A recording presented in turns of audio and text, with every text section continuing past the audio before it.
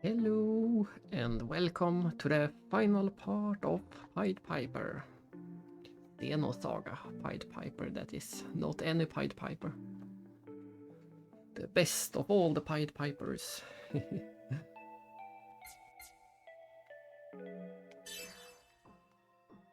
And we ended last time in the final dungeon, and we have learned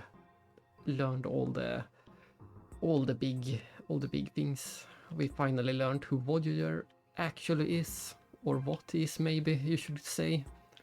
What and who he is.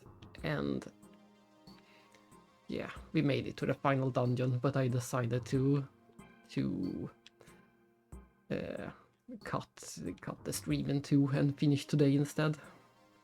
Since we need to get through this dungeon, we need to beat the final boss, and we need to clean up some optional treasures all around the game. So I think we have enough left of the game to make it into a full stream.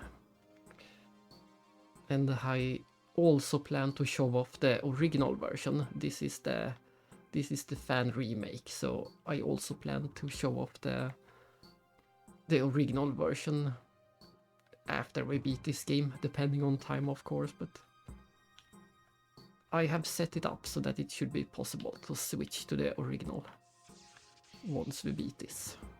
I'm not going to play all of the original, of course. I'm just going to compare them side by side so you can see the difference.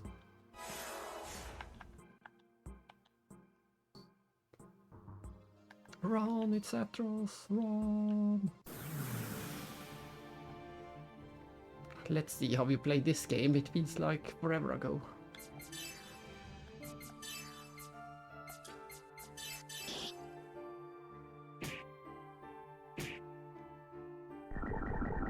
We finally got the higher tier of the magic spell, so we can win most battles in one attack by now. Once we get to Melis' turn. There it is, blizzard free. Instant win. No, not instant. We needed one more hit. But if we need more levels or money for some reason, then this is for sure the fastest way to get it. How is this not a hidden treasure? There's such a suspicious corner.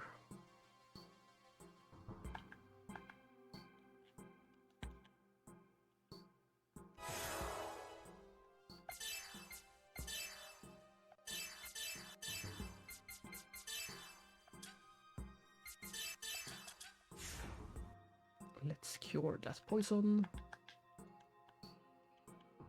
Ooh, that was close. I almost walked into the traps.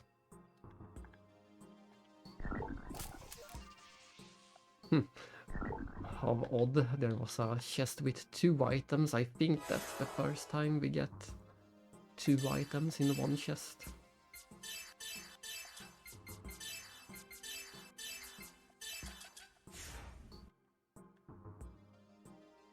Two for the price of 1. Buy it now.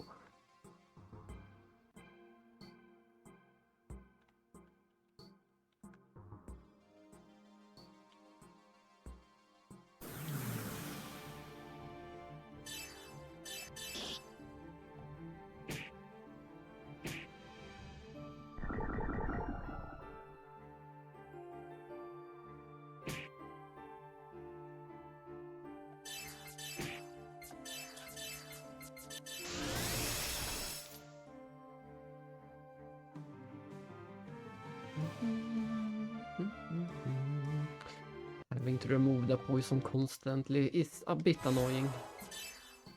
Just a bit.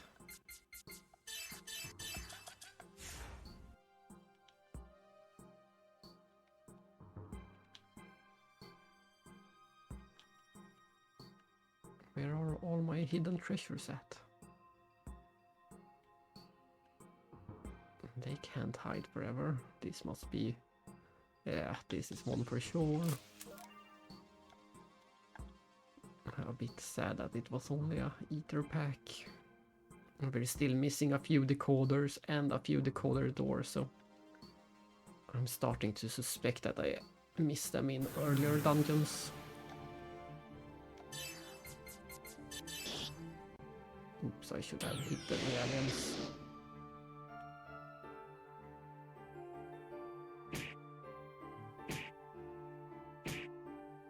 Schmack.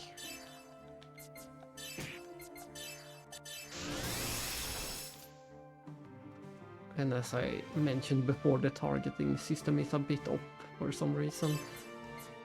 This is fine, but when it seems to happen when we have multiple different types of enemies. They are split into groups or something. And that makes it not great to target left and right.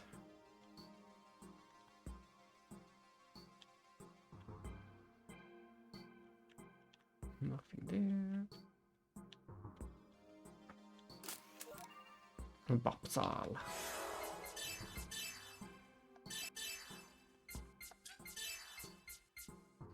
It's a worse equipment we already found better. And even this is worth... Yeah, I should probably use this instead. It's much better defense. We just lose a bit of strength. I think it's a worthwhile trade-off.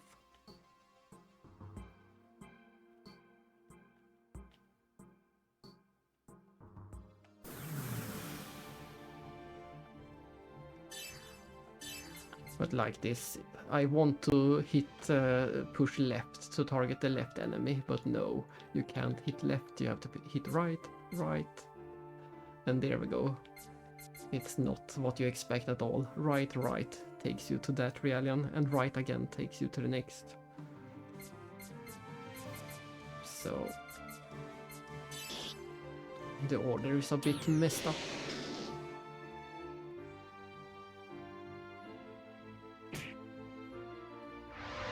But as always, we can blame RPG Maker being a tricky engine.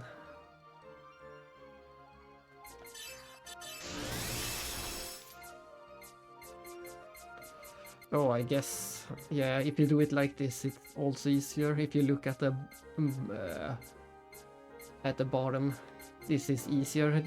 The bottom menu behaves like you expect it to, so if you know the names, you can do it like this much easier, because this works exactly like you expect it. And I can't believe everyone survived this time.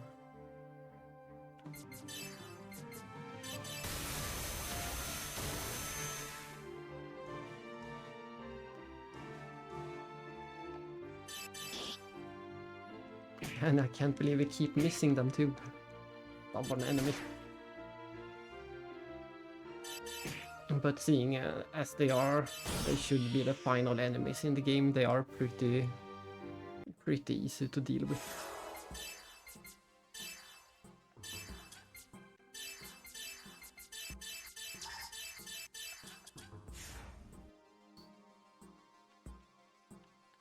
And I'm poisoned.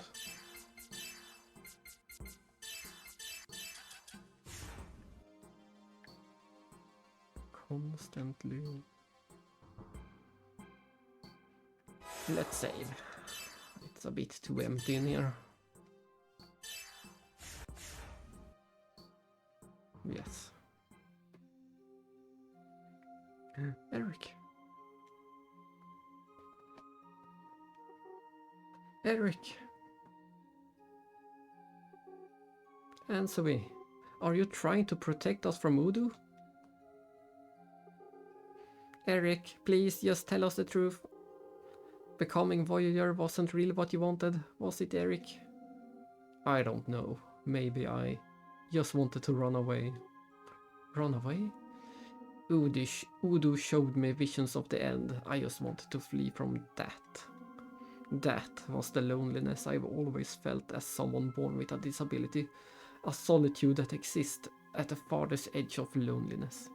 To escape from that, I chose to become Udo's terminal. That's it? I can't believe you'll go so far as to become Udo's terminal just for something like that. Heh, you're a gentle person. If I had met you 20 years earlier, I might even have chosen a different path.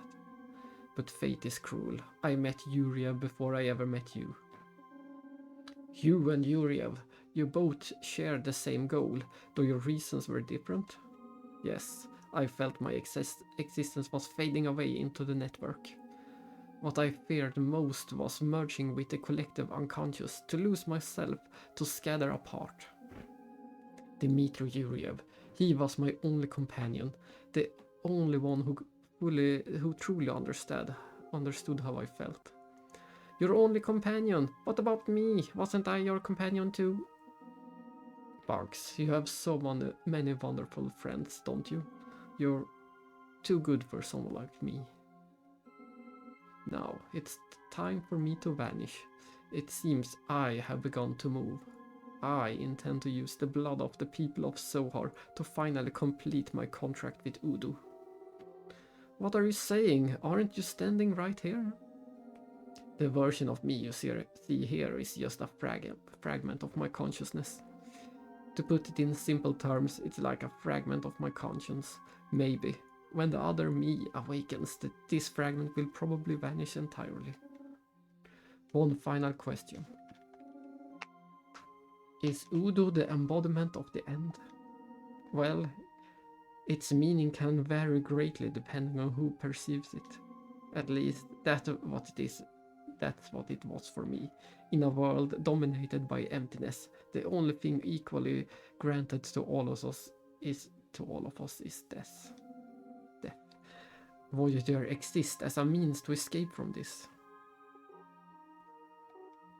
Eric, Bugs, Captain, the chief was like a father for you, wasn't he? Yes, he was. Family, it's something entirely absent from the concept of robots, but I think Eric was a father to me. Bugs, do you love Eric? Yes. Whether he's Voyager or anything else entirely, Eric will always be my Eric. Just like how Eric was always there to protect me when things went wrong, I need to protect him too. Protect Eric? What's wrong? Protect him. Who's speaking? What's happening? You can no longer stop Voyager. Lactis, protect Kanan with everything you have. Who? I don't know anything about a Kanan. Kanan is inside you. Lactis, what's wrong? Who are you talking to? Lactis? I'm sorry, Captain. Are you alright? Yes, maybe some kind of program has started interfering with my autonomic nervous system, but that's not the main issue. If what Eric said is true, then Voyager must have already started his next move. Yes, but where could it be? Based on Eric's words, I strongly suspect he's planning to use the power of the Zohar to finalize his contract with Udo and gain a far greater consciousness. He's likely searching for a location where a large number of people of Zohar are gathered and plotting to obtain a massive supply of the endorphins. The pilgrimage meeting! Damn it! What's wrong? Sharon and her colleagues are planning to attend the pilgrimage meeting. Dr. Rosas, why is she going there? Because she is one of the people of Zohar. We need to hurry and stop her. Dun dun.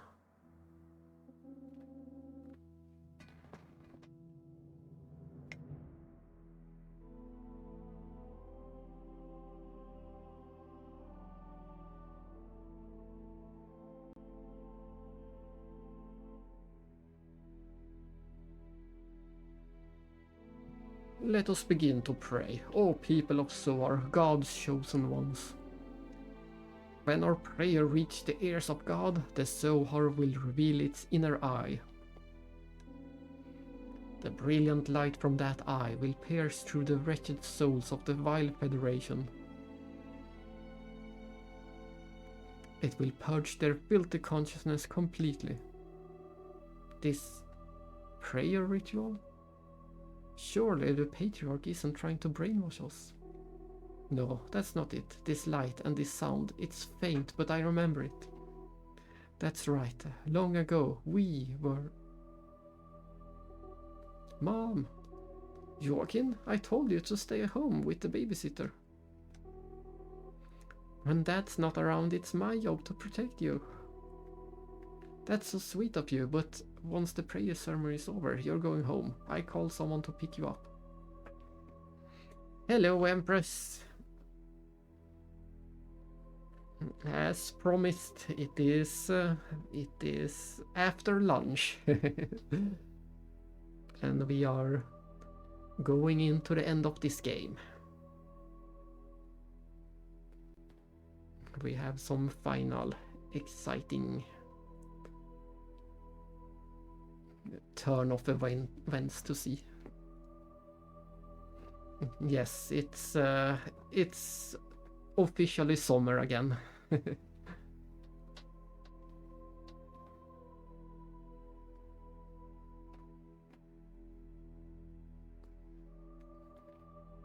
And I never got around to comment on your nice new Ouroboros pillowcase.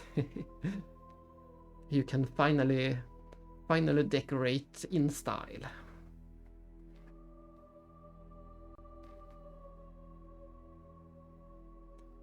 That's so sweet of you, but once the prayer sermon...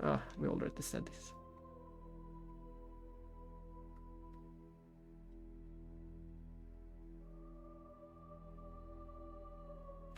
It is him! There he is. Who are you? You're just in time. There's a holo mail for you guys. I thought about opening, but, well, you know, the trust relationship and all that. Thanks for being thoughtful. A holo mail. But from who? Lactis, did you detect any viruses in it? None that I can detect. Shall I open it now? Go ahead. And Alexei, I need a private line. Do you have one available? Sure, use this one here. Are you calling Dr. Rosas? Yes, I am. I hope she replies. Damn it, no response at all.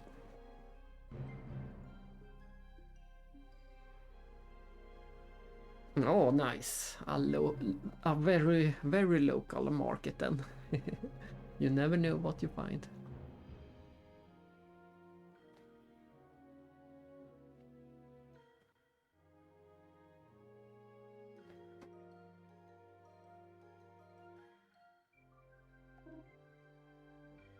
Captain, this mail.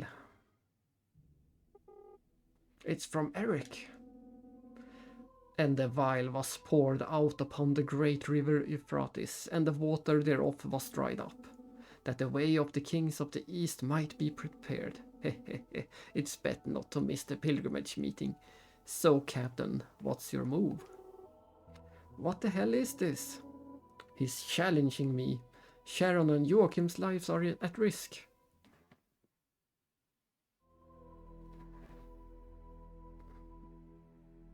Nice. I still need to find the final...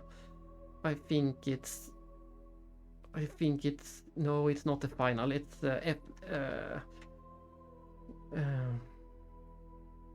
part 5... At least part 5 of the Rai Grottpojken I need to find on VOS or DVD. Either of them are fine. But I need to find Rai Grottpojken.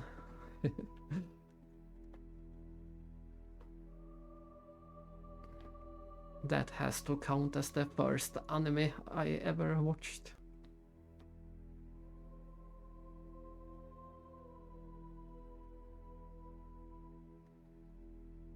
Just a little longer, just a bit more, and our long cherished wish will be fulfilled. The eye of the Zohar will open. The opened eyes will surely show us the path leading to God. At that moment, the Federation's Salvator allies will, and that man will... Your Grace, the Zohar. What? Ah, no!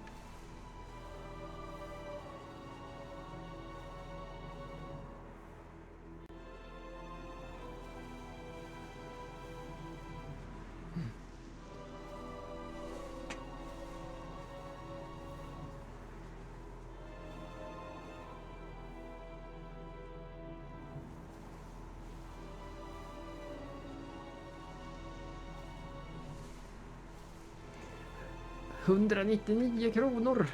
That's too much for me. I want to find it much cheaper than that. I found number 6 for 20 kronor on Retromania, and it was even sealed, so I'm not going to pay 10 times the price for number 5. I'm going to wait and hope for a better price than that. Your Grace, the people are vanishing. What's happening? Something like this? There's not a single word in the scripture about this. Is it Voyager? Did he seize control of the Zohar?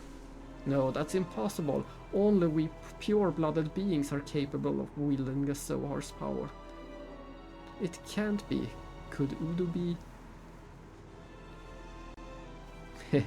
Yeah, right now I don't want it that much. There might come a day when I'm desperate enough, but that is not today.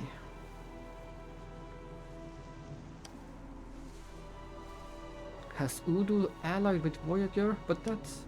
Your Grace, it's dangerous to stay here. Quickly, find shelter. Damn it, you Salvatore scum. Dmitry Yuriev. Is he really willing to go to such extremes to stop the path to Lost Jerusalem from opening?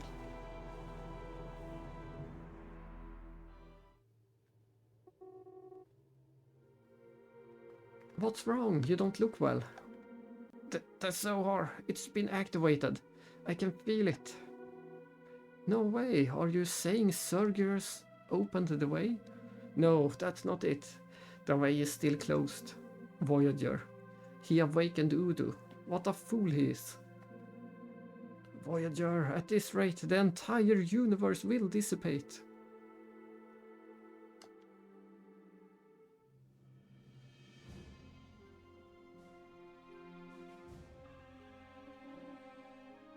Are we too late?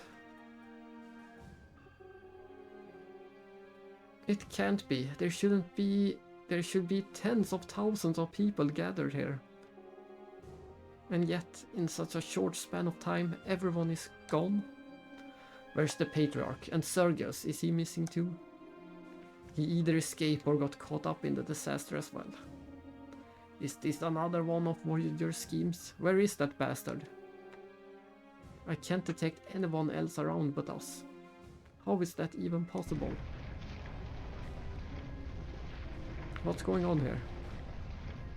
There's a localized paradigm shift happening right now. This space, normal space, can no longer maintain its structure in these conditions. What are you saying? You mean normal space is merging with virtual space? The entire cathedral? No, it's the Zohar responding to Udo.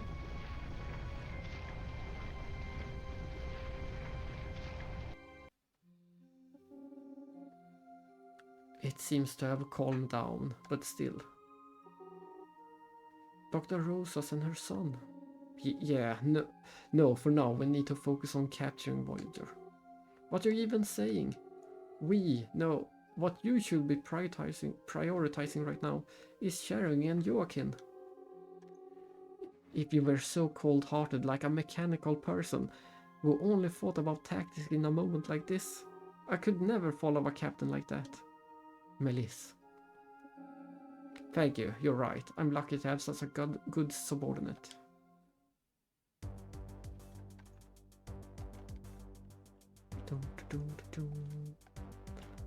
I don't remember if we actually get one more dungeon or if this is just the boss. Or we can go all the way back here. And we could open this door. Nice. Oh, we already did. Let's see. We need 1 key, 2 keys, 3, 4. Looks like we need 4 keys and 1 door.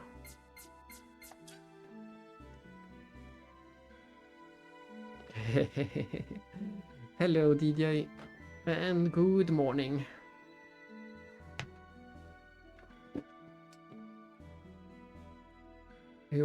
At least you're not too late for the finale.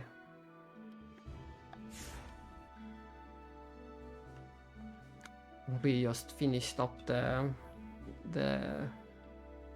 meat dungeon and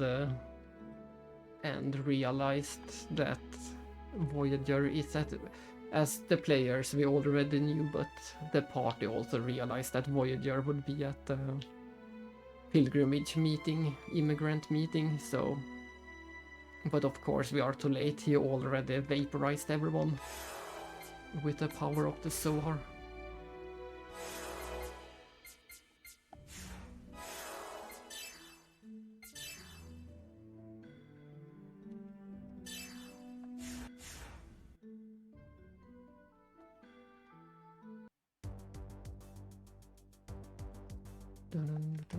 We'll see.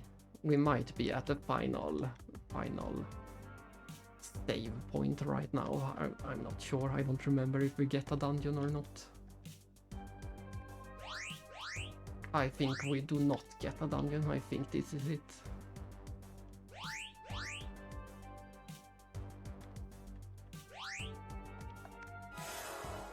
I think this is it.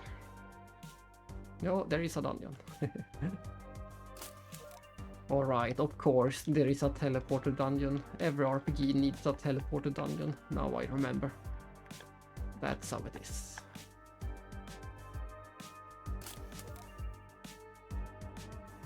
So then I also suspect that we get the final decoder door in here. I can't think of anywhere else I could have missed. A door.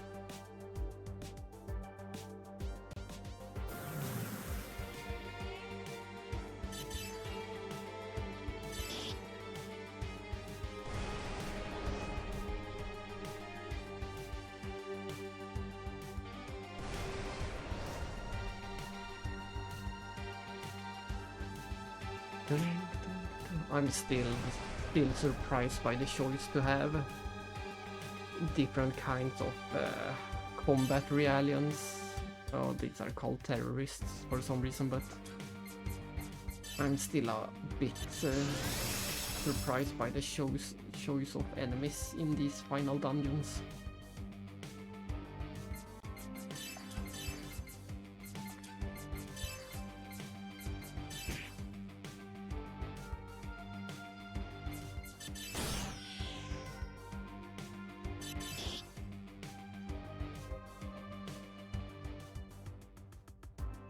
Level 30, and we learned something good.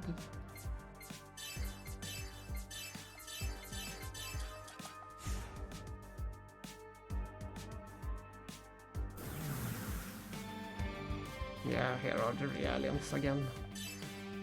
What are you guys doing in here?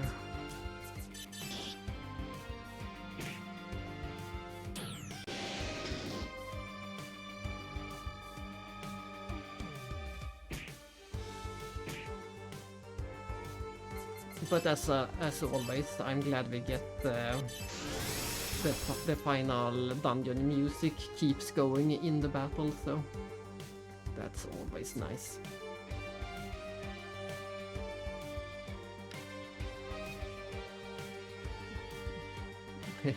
For me, it's an easy choice of Parasite Eve. It's the one RPG in the bunch.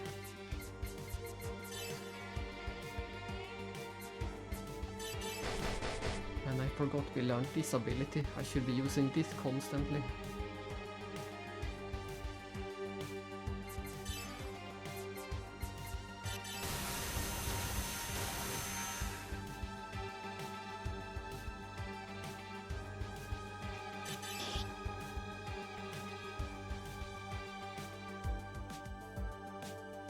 And since I didn't play Dino Crisis, it's easy to place it last. At least until I have played it.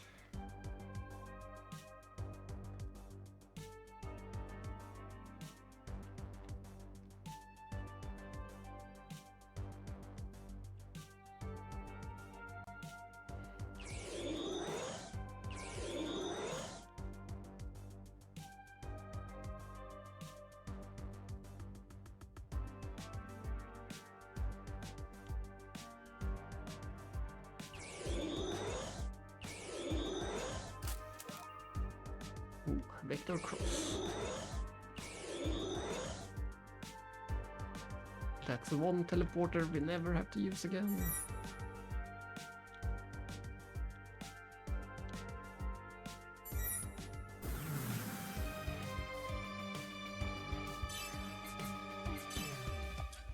Oh, oh nice, we have learned a new special attack finally. I was starting to think we will never get another special attack. Look at that.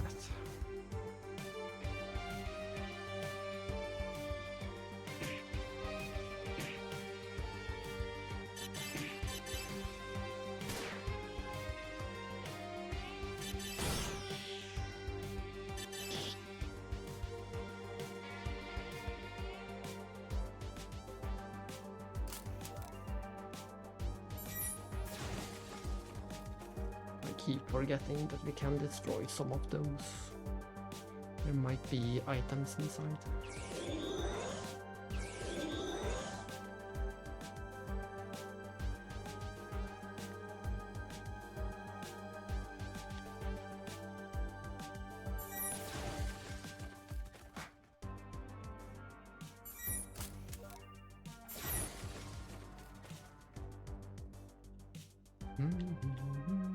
I'm surprised we're not finding any secret treasures.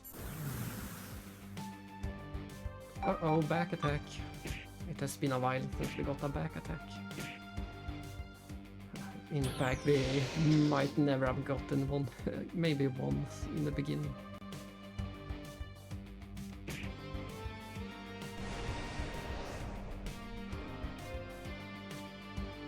They almost killed my entire party. That was not nice. This is what you get for getting a back attack.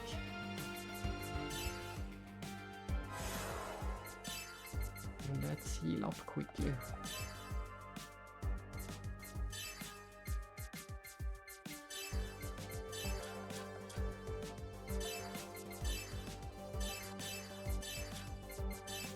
Oh, and we have gotten Medica M all. That's nice. We finally have some great healing. I'm not sure if you can hear it or not, but apparently someone decided to drill. I can hear the lovely sound of drilling from a neighbor.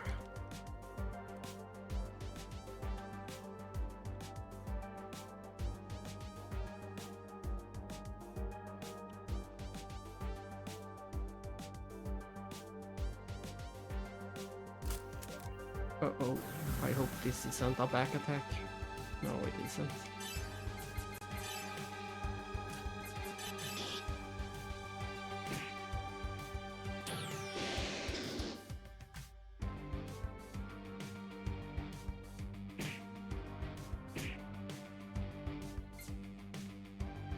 Yeah.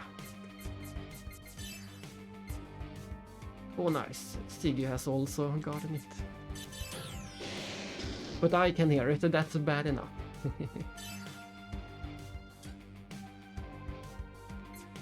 These two were immune to his attack.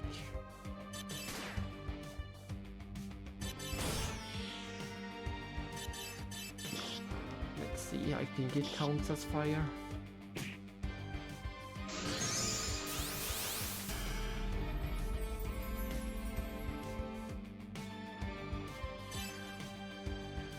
Yes, they are immune to fire.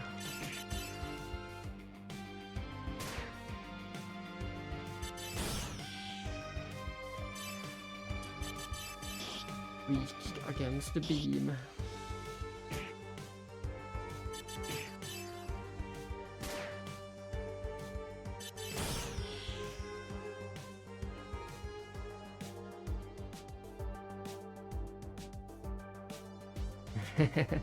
Unbelieving of the chest emptiness, Lackix peeks into the chest once more. It's empty. Wait, you were here before. Now shoosh. What is this? Is this Legend of Heroes? We got 3 different chest messages from a single chest. But now I wonder if we have missed any other treasure chest with the double content.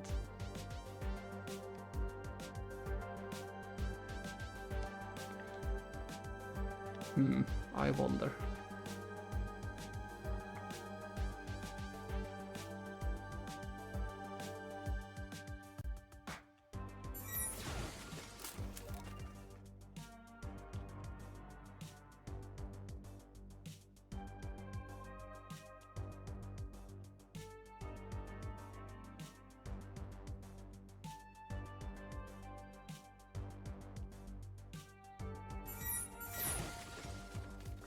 And as always, my exploring looks ineffective because I want to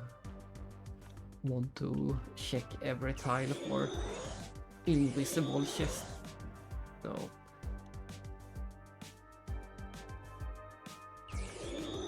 that's just the game.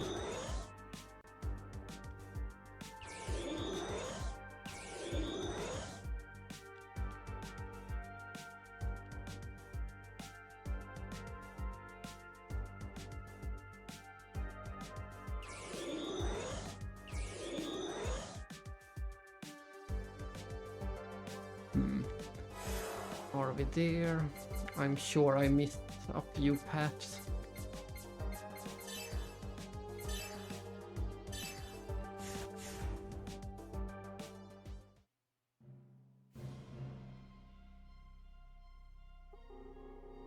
Captain, wait, I'm picking up massive macrophage activity below us.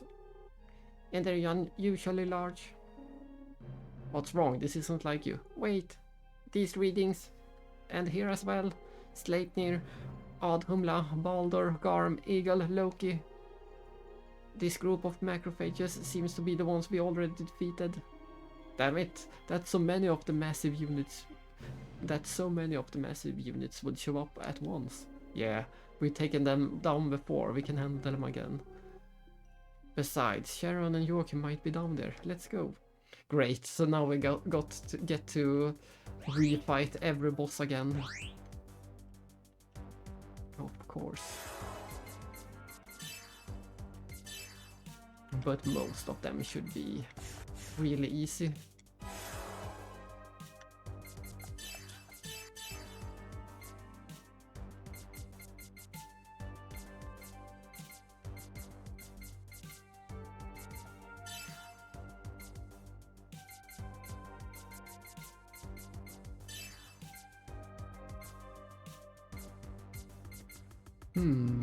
What should we do for Jan at this point?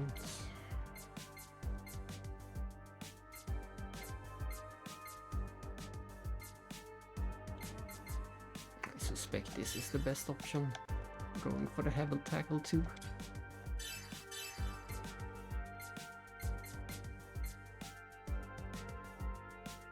I didn't. Yeah, she got the blizzard. I guess thunder would be the best, but she's pretty far ahead on the fire already, so...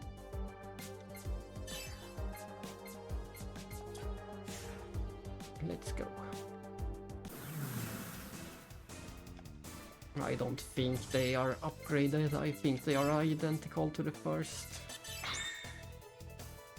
And it has nothing to confiscate.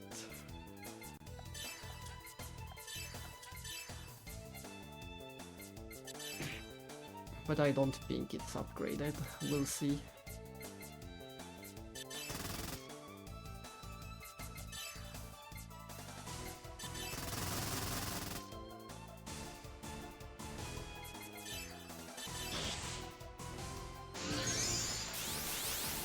Well, Satellite 3 should be a hint that it is upgraded.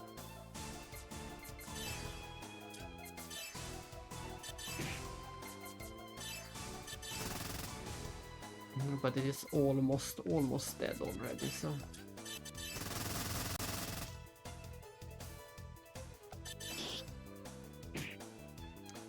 And since we have the save, we can go all out on any bells or...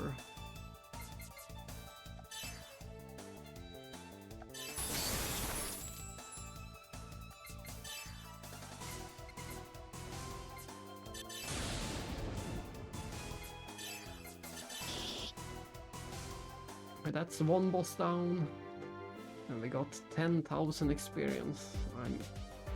I'm sure we didn't get that much last time.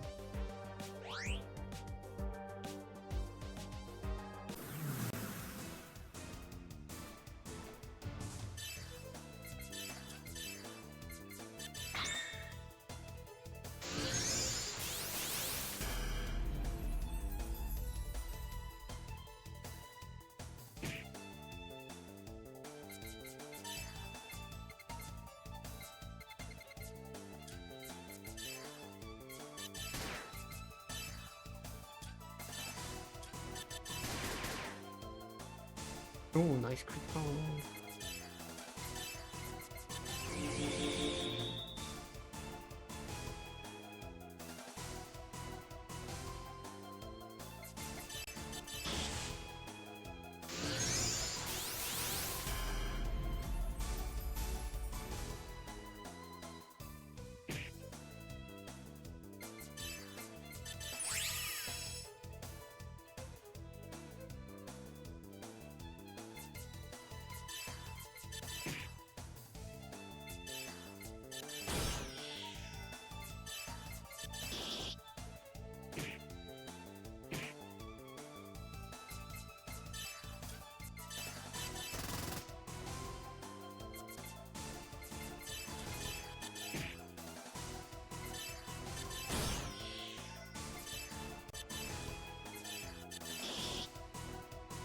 Yeah.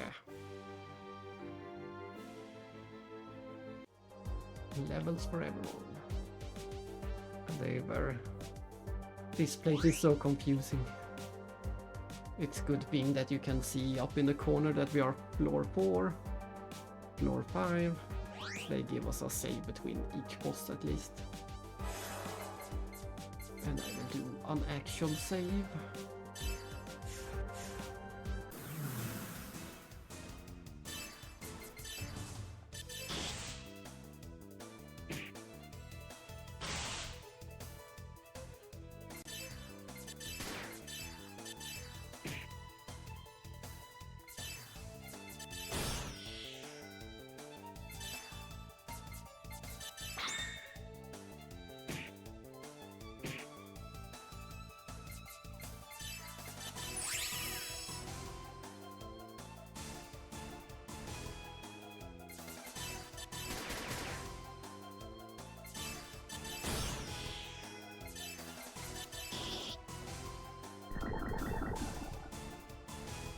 Back to the poison.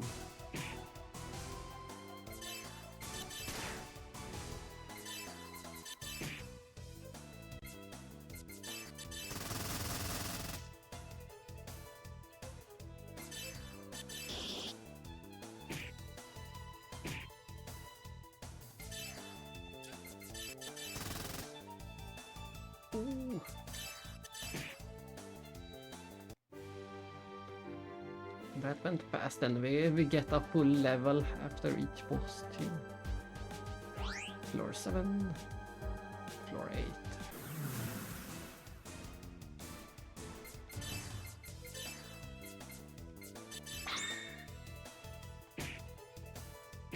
We're not, they don't have anything to steal it seems, but I'm still going to double check every time.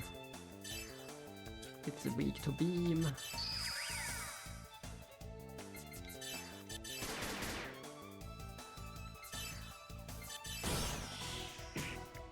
And strong against everything else.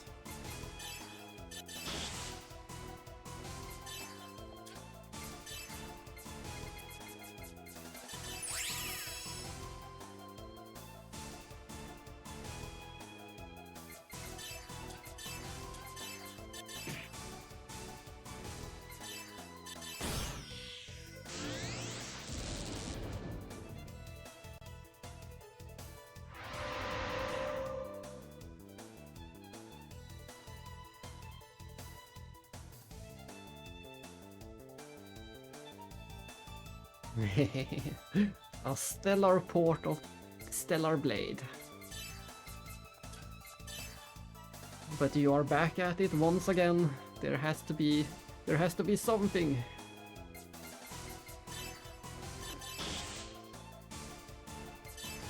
There has to be something to the game.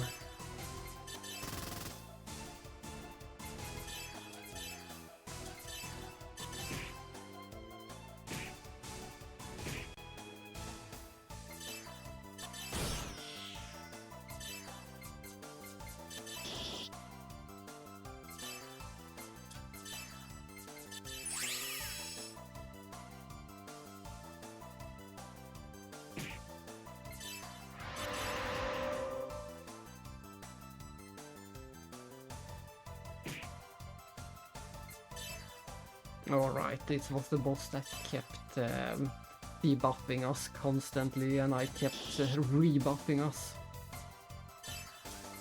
Let's give ourselves some extra offense. Our defense is already down, but I think we can handle it. Now that we have the Medica M all.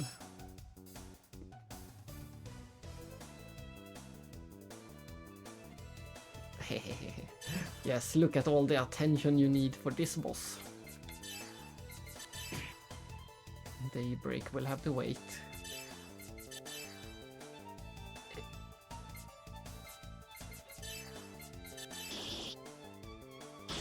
My sister also played a little bit more Daybreak yesterday. She should still be running around in the first section in Edith.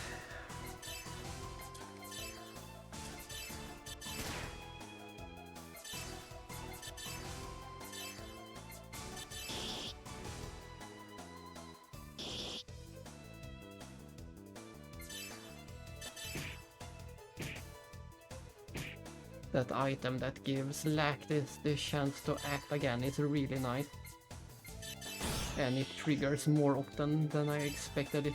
I think it's only 25% chance, but we have seen it a lot of times. There we go.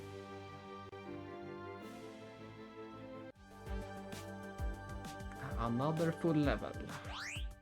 And I'm going to save. Oops.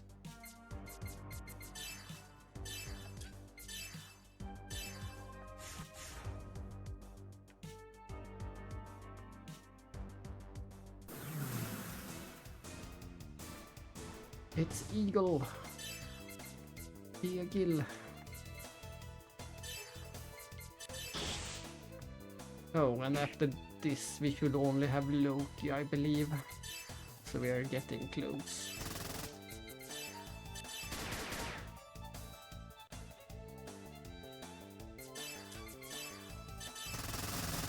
It feels, now that I see it, I had temporarily forgotten about this boss rush, but now that I see it again, it feels like yesterday I did this.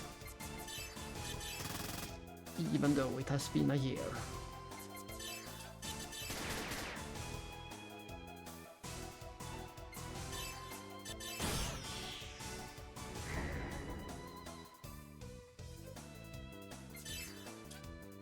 Why can't I use it? Oh, I'm silenced. Is this the first time we ever got silence in the game? I think this is the first time we see the silent status. About time.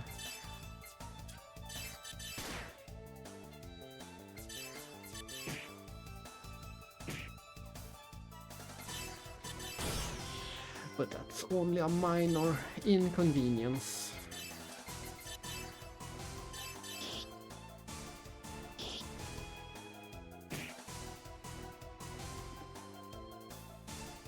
Yeah, I pointed that out in one of the streams too, that it's nice that they all have. They put a lot of effort into drawing these new portraits. And I'm looking forward to see the credits, if they spell out who did the music and who did the portraits, because I can't remember their actual names. I know some of their aliases, but they might use their actual names, we'll see.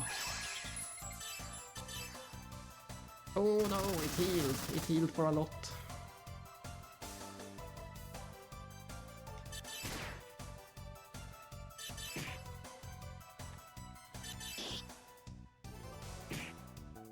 And Melissa, I don't know. Time to get serious. Silence hasn't worn off yet, and it just did. Just when I said it.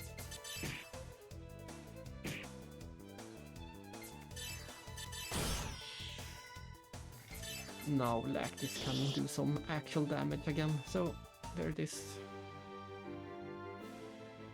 Bugs, yawn. Maybe yeah, looks like Melis didn't get any experience since she was dead. He has somehow fall 2 levels behind, because he is always the one to die if anyone dies. I didn't notice, but there is a shop here. Can we actually buy something new? And I can't believe how much money we have made in the last 2 dungeons. Look at that money. In the last stream, just an hour ago, in the in-game time, I was complaining that we will never get 20,000 money. And now we got 142. That's silly.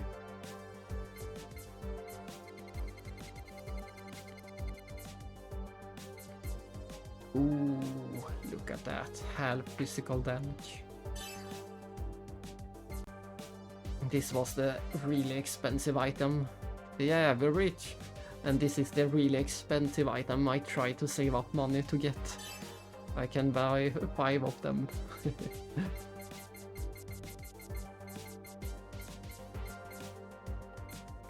I will be sure to buy 1 of each.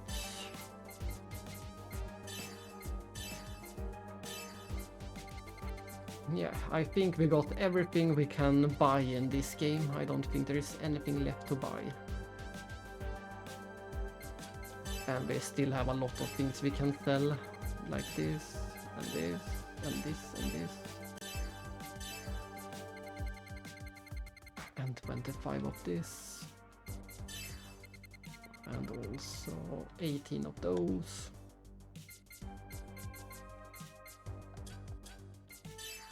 I'm not sure what the best investment is, if we're going to come up against physical or elemental attacks more in the end. I think I'm going to go with these.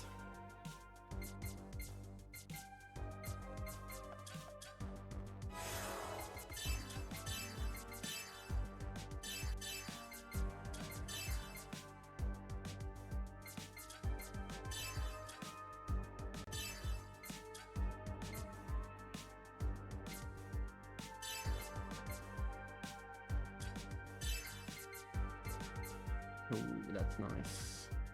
That's a big upgrade.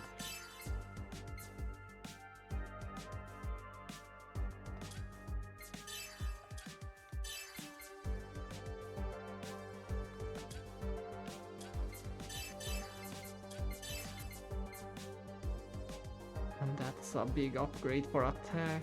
I have to choose between... Yeah, this should be the better option. We can't replace that. We will replace this.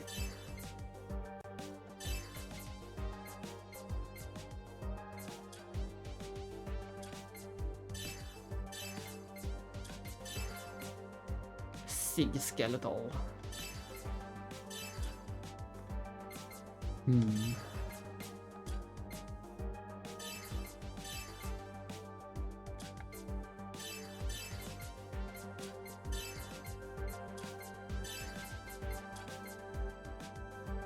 Oh, that's nice. I think he will keep that one.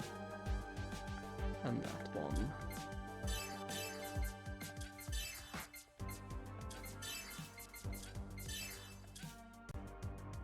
Oh, we made it full circle. That's it. We have done on the menu for now. But since we gained so many levels, we have already gotten some new skill points as well.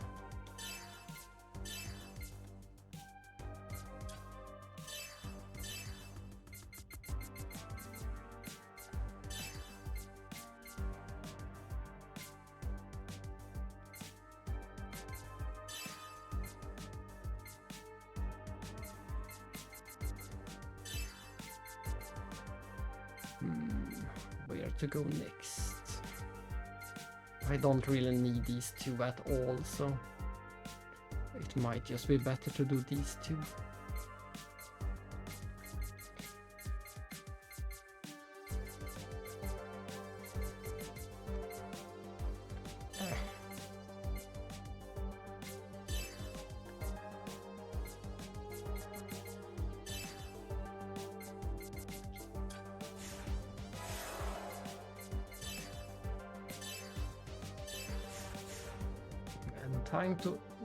Time to fight Loki again.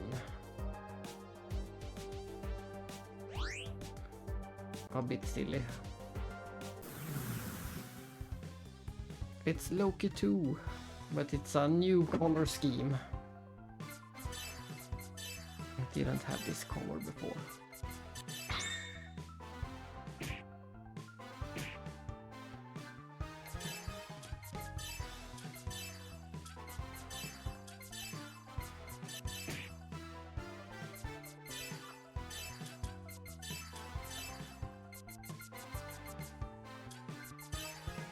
And it doesn't have any weaknesses.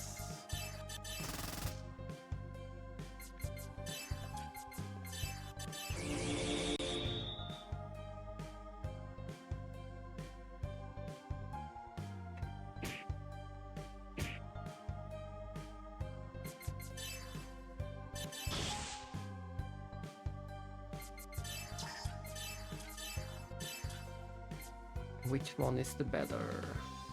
Oh, this one for sure. Heavy tackle 2. And it missed.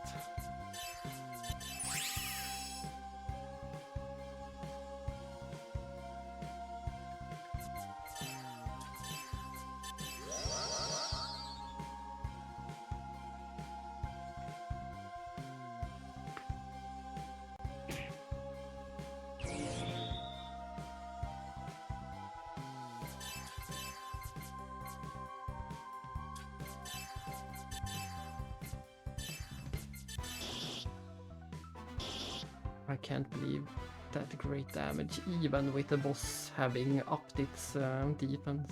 No, it only upped the attack. I thought it upped its defense, but it was attack.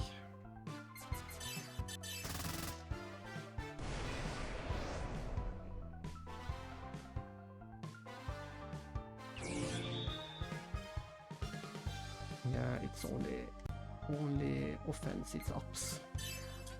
That's fine.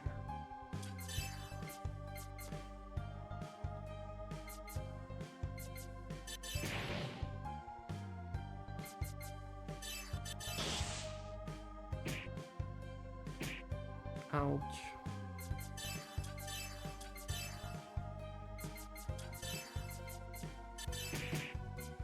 There we go. tackle too.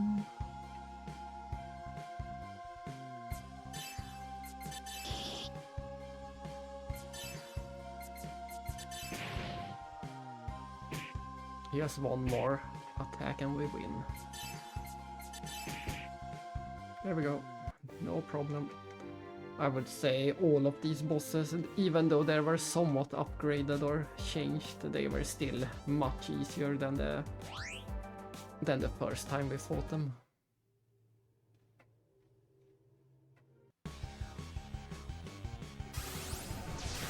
A spatial distortion. Uh-oh, that's a new boss. It looks like we have to get past this one first. It looks like that way. Let's go. They were nice enough to give us the option to save one final time before fighting that boss. Alkiones.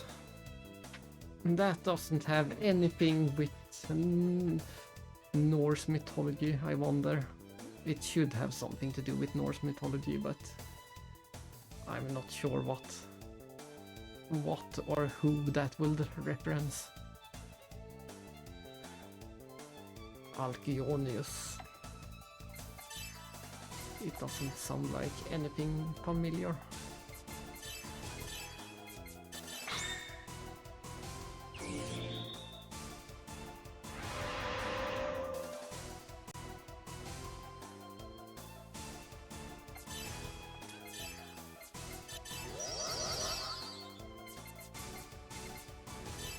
And it's strong against, or it even absorbs, I think.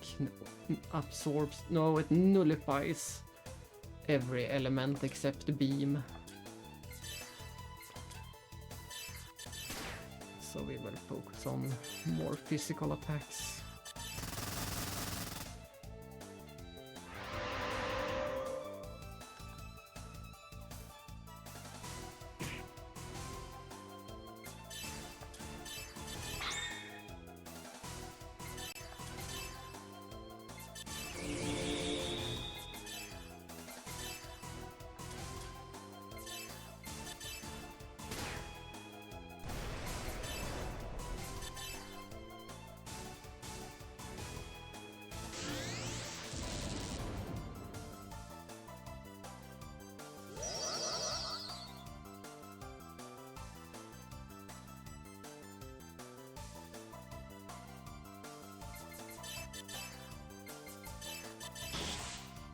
Smack, smack. We need to remove that buff from the boss if we want to do any damage.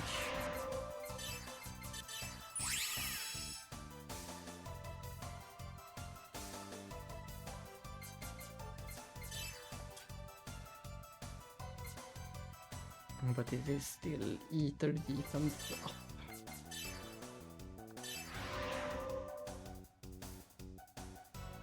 Yeah, we're finally ready to deal some damage.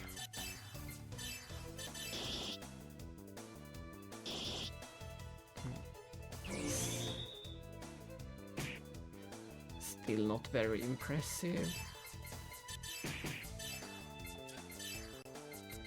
Let's see, did we have any beam? Yeah, beam bolt.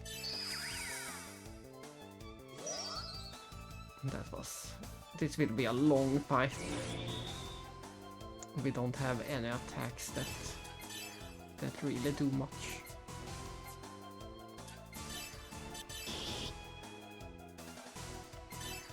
Our only hope is to get some critical.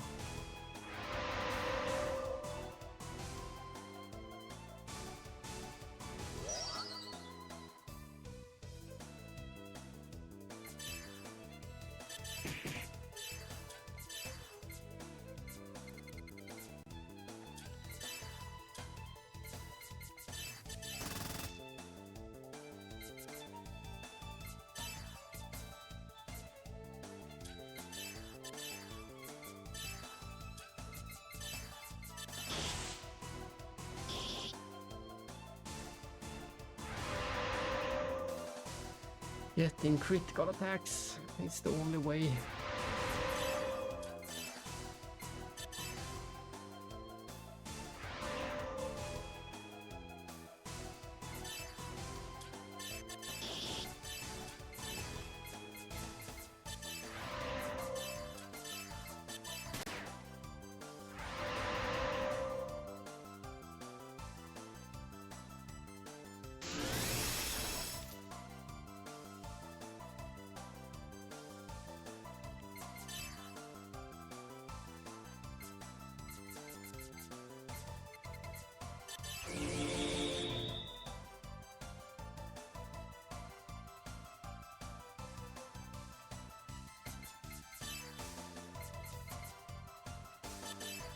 Let's try quick. We never use the quick spell. Increases agility for everyone. Not sure what that even means in this game. It should mean the usual, we get more turns.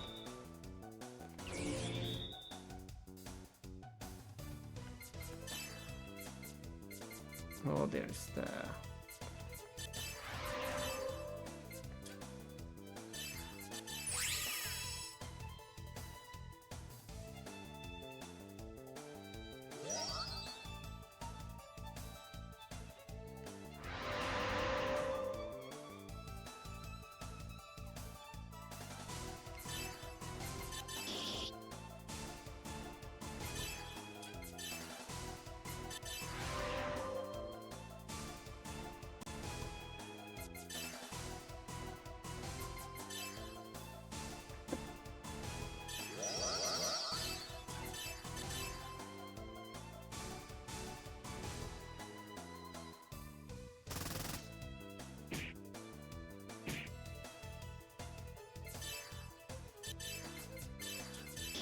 Oops, I didn't mean to guard.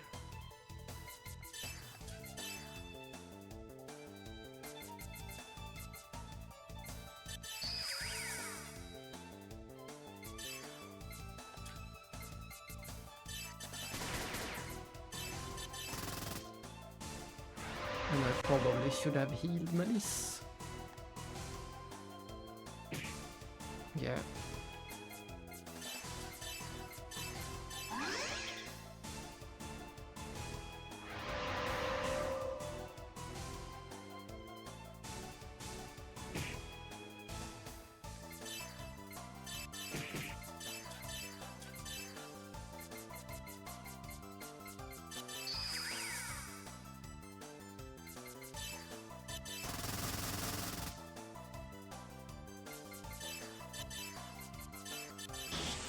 Let's see if that works.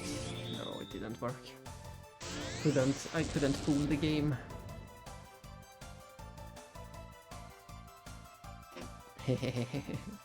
Bloodborne grinding. Time to kill some pigs with too many eyes.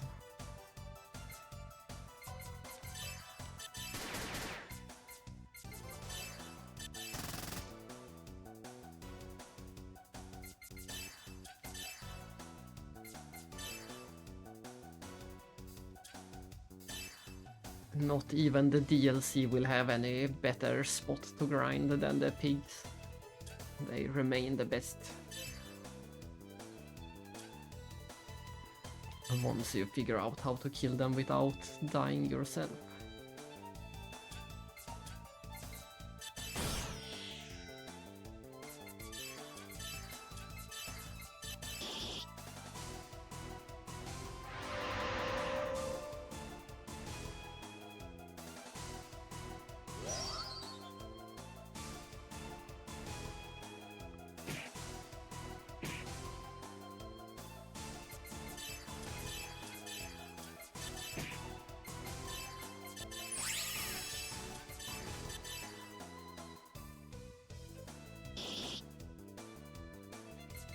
We are so close. Oops, I didn't mean to use that.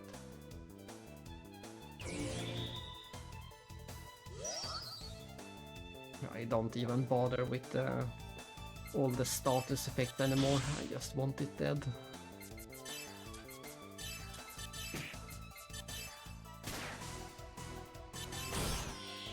There we go. A pretty lengthy boss.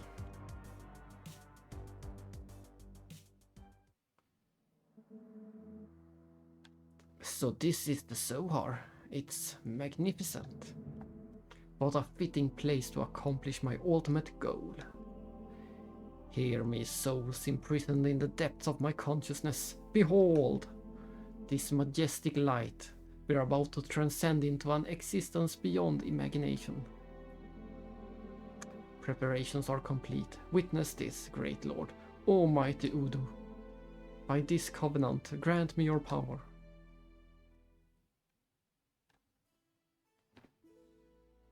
The depths of his consciousness indeed. That is the Voyager's thing. The people he hijacked in the UMN, he trapped their consciousness within himself. That's how he operated.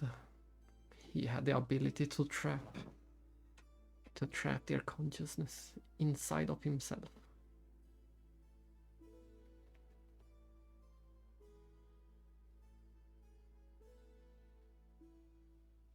The depths of your foolishness! Yeah, that was the final boss. It should be the final boss who said something about the depth of our foolishness. Or are we just thinking about Midra at this point?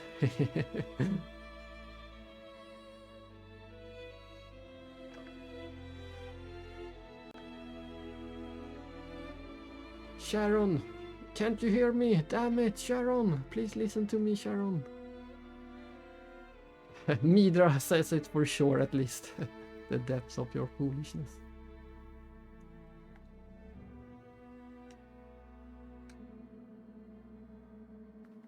And the vial was poured out upon the great river Euphrates, and the waters thereof were dried up, making way for the king of the east to march onward. Are you ready to pave the way for the coming of God? Yes. If it is to weave eternity, if it is to fulfill the destiny we, the people of the Zohar, were born to realize, then we shall spare no blood. Still, speak your mind. In exchange for our lives, is it true you bring peace to those we hold dear? I promise you. Sharon, he's controlling you. This is one of Voyager's mind hacks. Mom, now we can finally be with Dad forever, right? Yes, we truly can. We'll never lose him again. I'm so glad, Mom. I'm really happy. Joachim, please save Sharon. Sharon, are you going to let Joachim die? That dream is nothing but a lie. You never find happiness that way. Then let us proceed. Now no one will ever have to suffer again.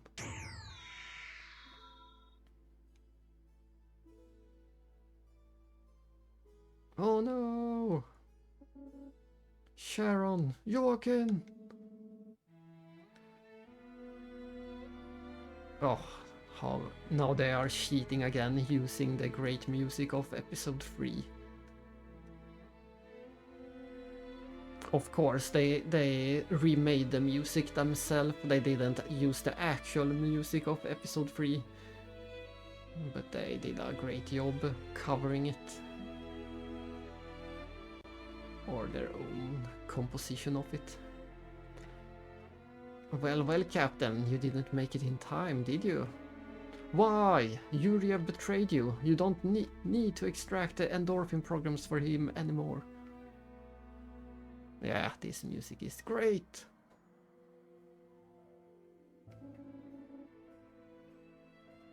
And I'm pretty sure this track wasn't here when I played last. I could be wrong, but the soundtrack wasn't fully finished when I played. Some of it was just placeholders. Why do you keep doing this pointless nonsense? Yuriev, he means nothing to me now. As long as I fulfill my covenant with Udu, I have nothing left to fear, that's why. You too shall know, giving me your powers. What? With your soul I shall achieve my ultimate ambition. A lonely, noble soul like yours is the perfect end to my offering. Voyager! Captain, watch out! The wave barrier is still active. Damn it. So, you're not planning to be so kind as to simply hand it over? I understand.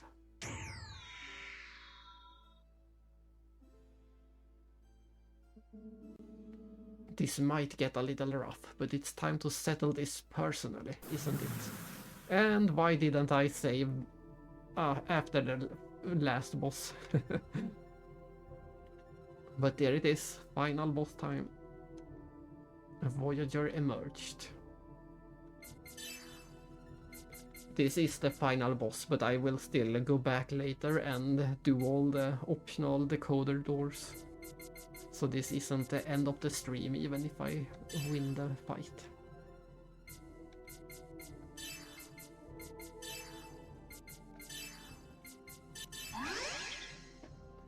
Once and for all.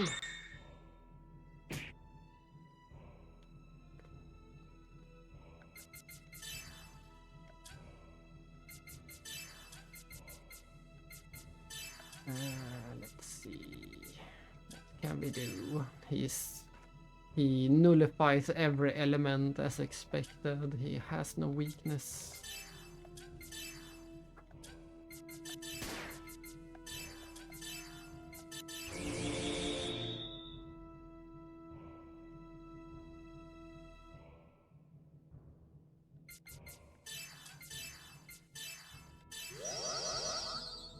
We will put up all the buffs.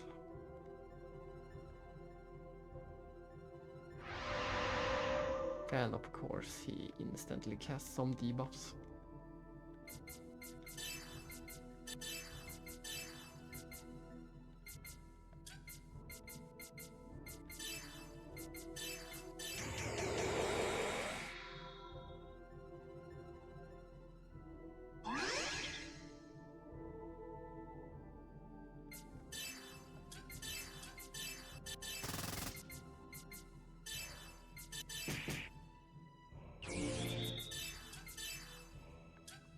Do we have them all?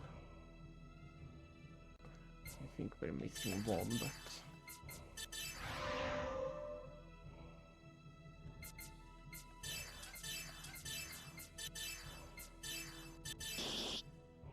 Nice, nice.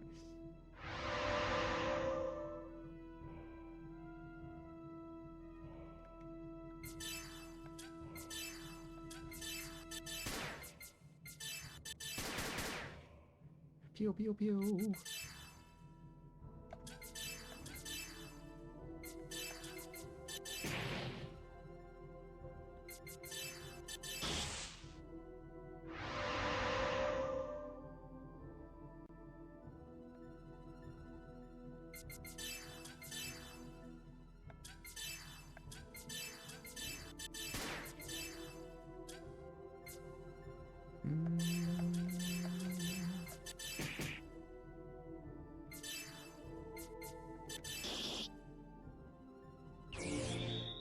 So far, this boss doesn't seem any worse than the last boss we just fought. They seem to have about the same amount of health.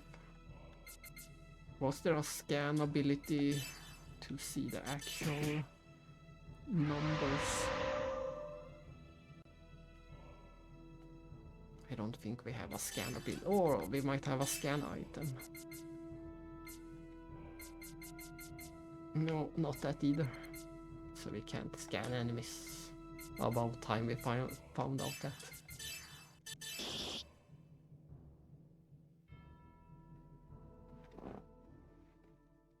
And of course it was just a fake battle.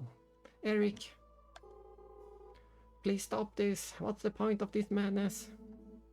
I haven't sunk so low that I need moral lecture from a robot. Step aside. If you move now, I might still forgive you. Forgive? You've taught me so much over the years. What's right? What's wrong? But right now, I know this. What you're doing is wrong. Bugs, are you really willing to be scrapped? That's enough, Bugs. Seeing this distorted, unrecognizable Eric? No, Voyager, I'd rather be scrapped than witness this. But I'm not going down without a fight. When I die, Eric, you're coming with me. Oh, you think you can kill me? Are you seriously thinking you can pull it off? Fine then, go ahead and try. I'll make you remember forever that you're just a mere machine.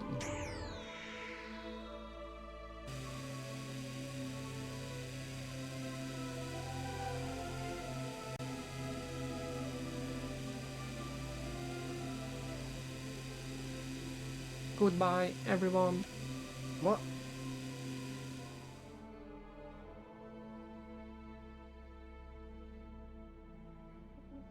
Bugs!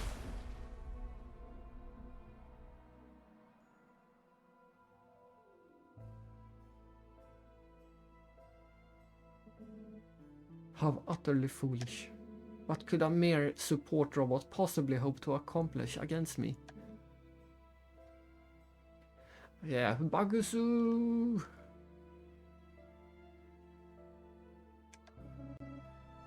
Voyager, whoever dares to stand in my way will never be forgiven, no matter who it is. Especially you, Jan Sauer. And once again we have to fight him, but without bugs. Oh no.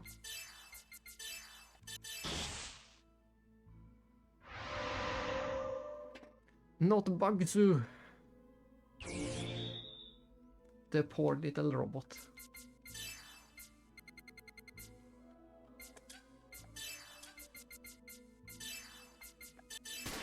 He blew himself up and it didn't even help at all.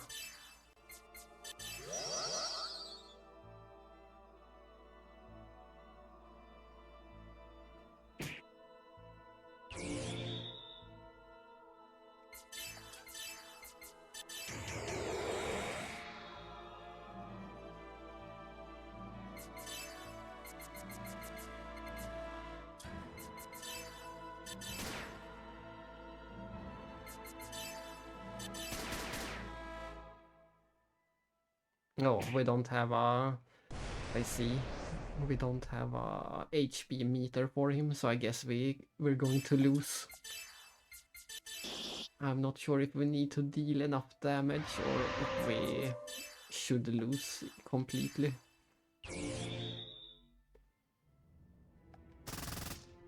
But we can't see his health, so that's not a good sign.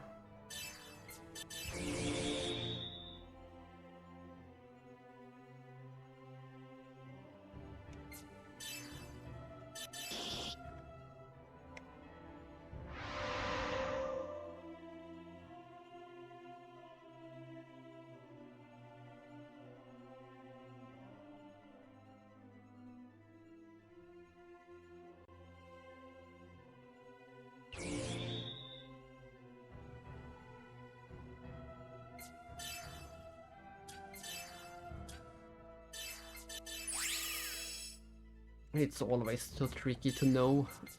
Should I keep healing myself and try to win, or should I just give up and be defeated? That's always a tricky thing.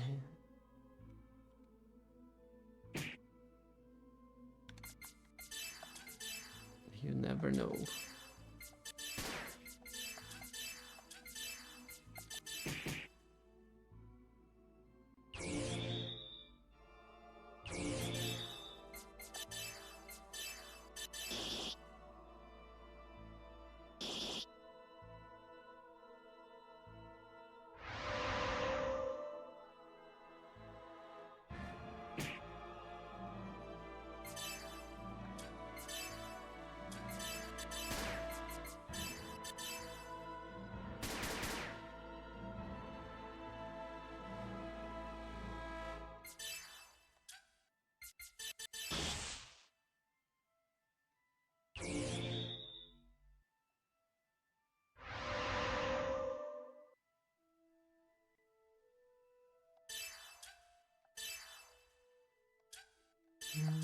We don't even get to see which elements he is strong or weak against. It sure looks like a fight you are supposed to lose.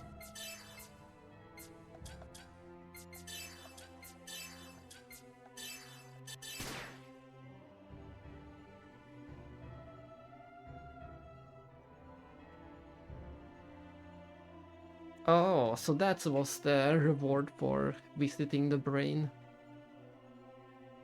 Then it might be worth it. I'm still not sure if you are just supposed to drop down that one same hole as the brain dropped down to, or if you need to find a separate way, but it shouldn't be that tricky. It shouldn't be super tricky to get there.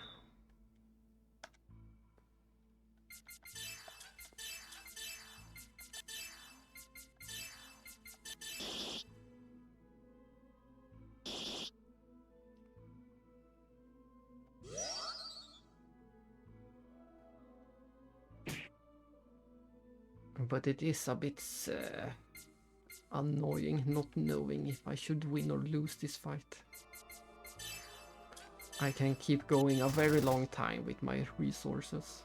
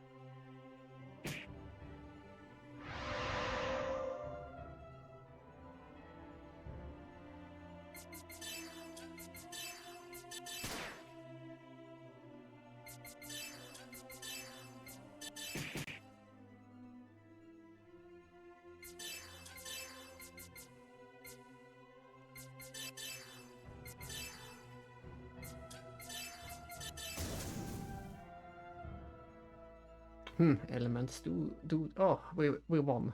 Good thing. I was just getting a bit annoyed.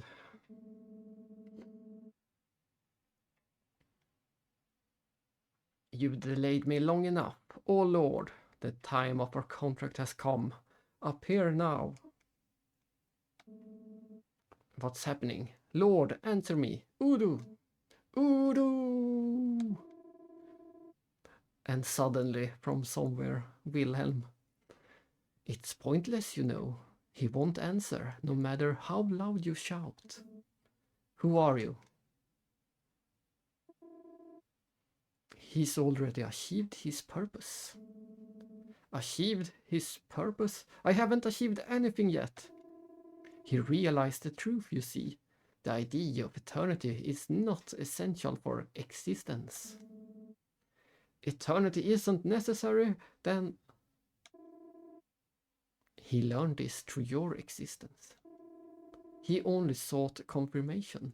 In other words, your contract was always doomed to fail. Who are you? I'm your new partner. If you accept that, it will be a pleasure for me. I don't need a partner. I will sail the vast sea of the human and as I see fit. Isn't that just bravado?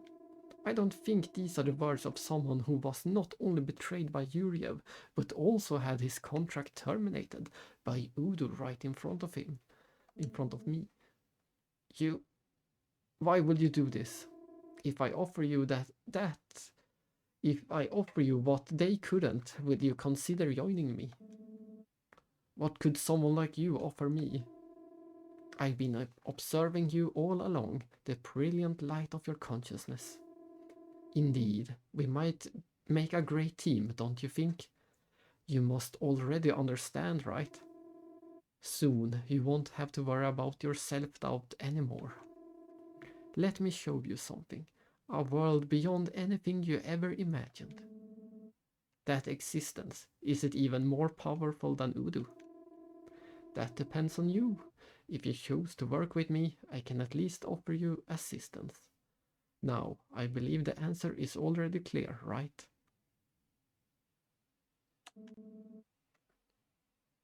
There's no real choice, is there? I'm pleased to have your cooperation.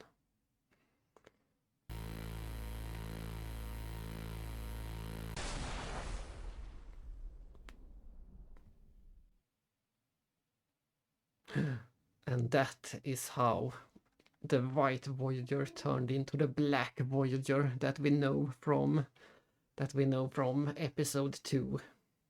We finally know how he came to be what he is. Now, what should we do next? Look at that. We get the art based on how he looks in episode 2 as well. Now there is not a single doubt about him. Shall we bring him here as well? I wonder. I leave that decision to you.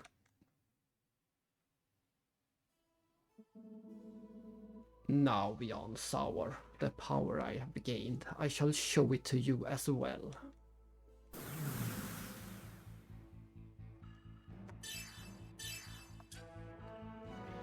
And once again, I'm not sure if we should win or lose this fight. It's such a tricky final boss. We know we have no chance. We have seen his power already in episode 2. We know he is utterly and completely undefeatable.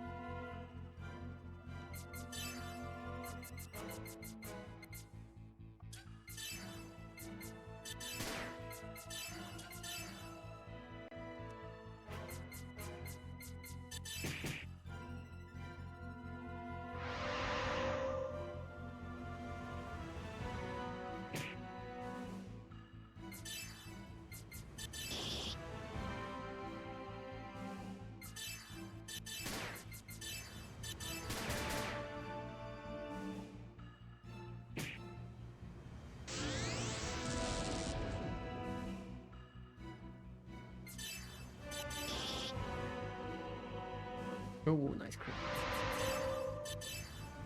And just like the last fight, we don't get an HP bar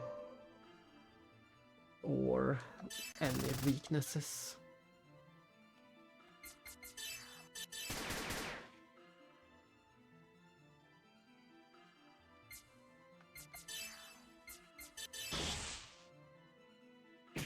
At least we're doing decent damage.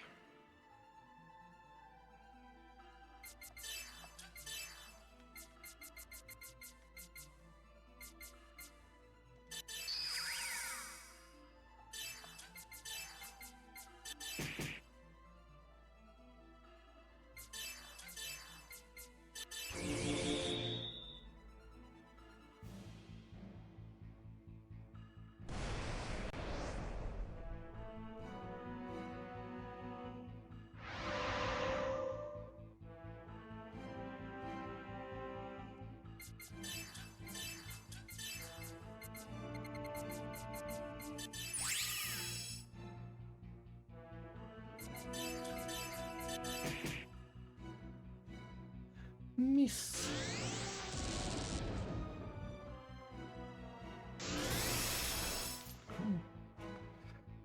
Well, I guess this confirms that we should have equipped the what were they called? The elemental, the item that had the elemental damage for everyone.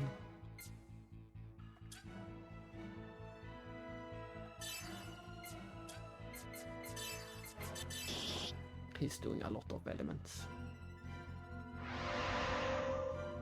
Not many physical attacks.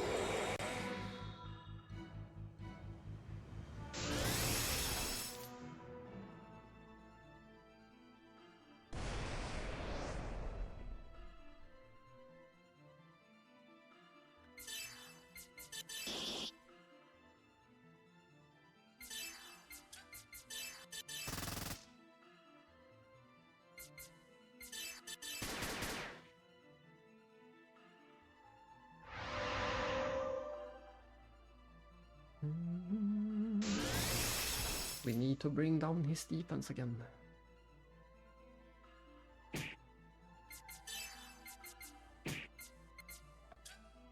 Uh-oh, Melissa is down.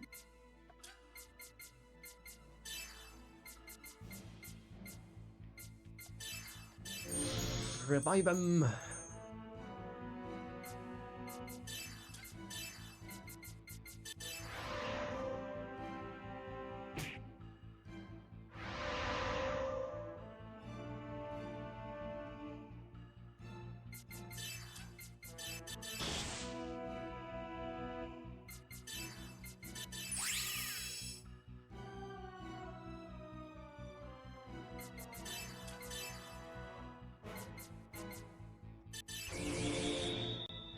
That might have been unnecessary, maybe. And he instantly counters it with... Oh well.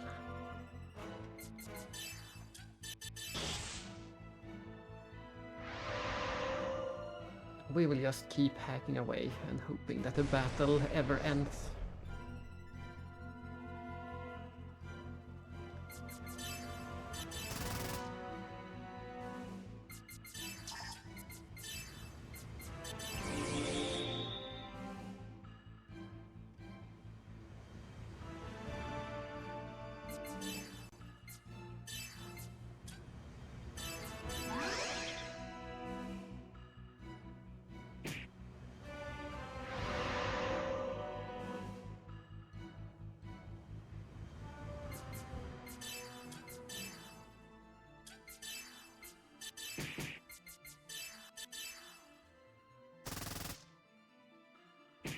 Finally, one decent attack in from me.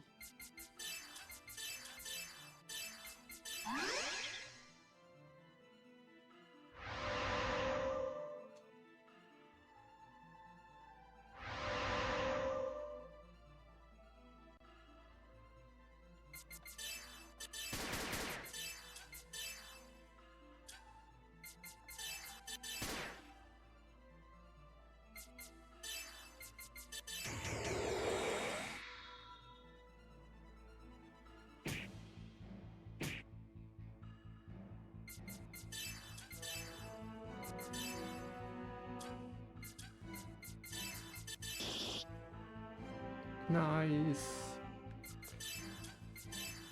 Can we get a few more of those? Poor brain. But at least you got what you came for.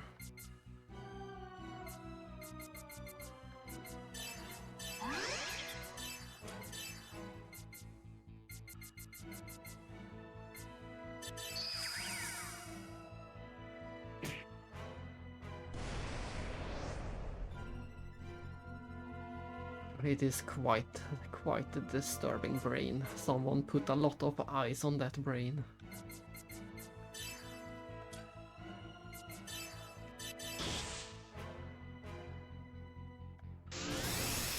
Uh-oh, looks like Melissa's gone again.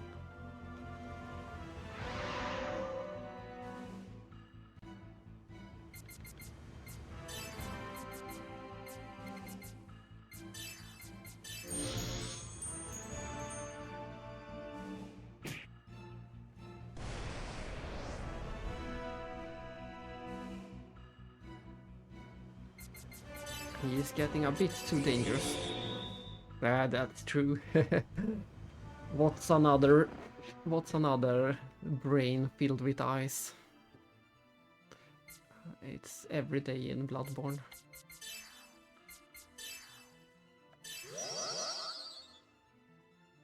Let's hope Melissa can save this situation with some healing.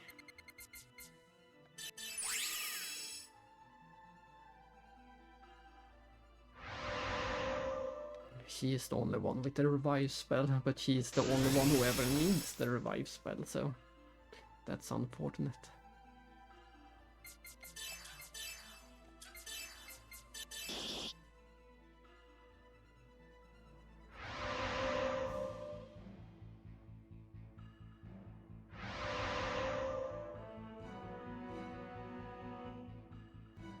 You finally remember Lovecraft.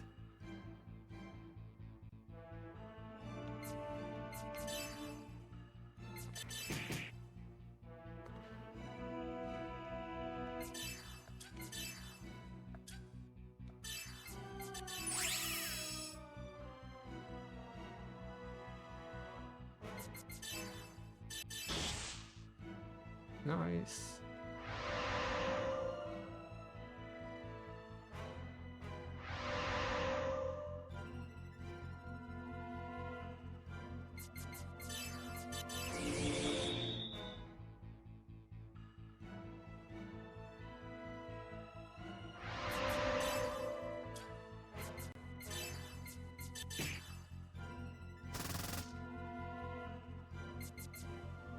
Oh, there we go, finally.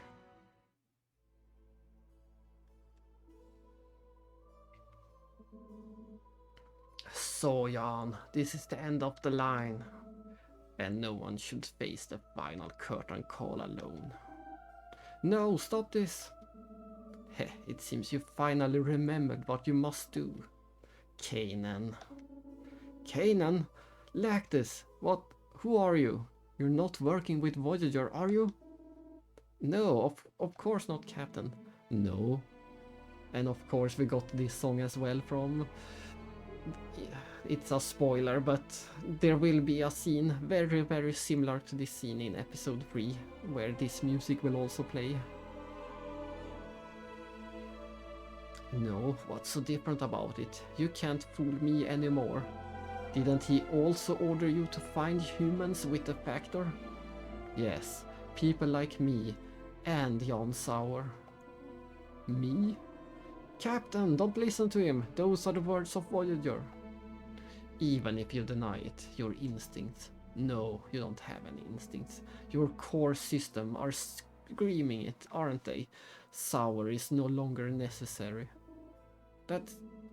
Then the seventh angel poured out his vial into the air, and there came a great voice out of the temple of heaven, from the throne, saying, "It is done."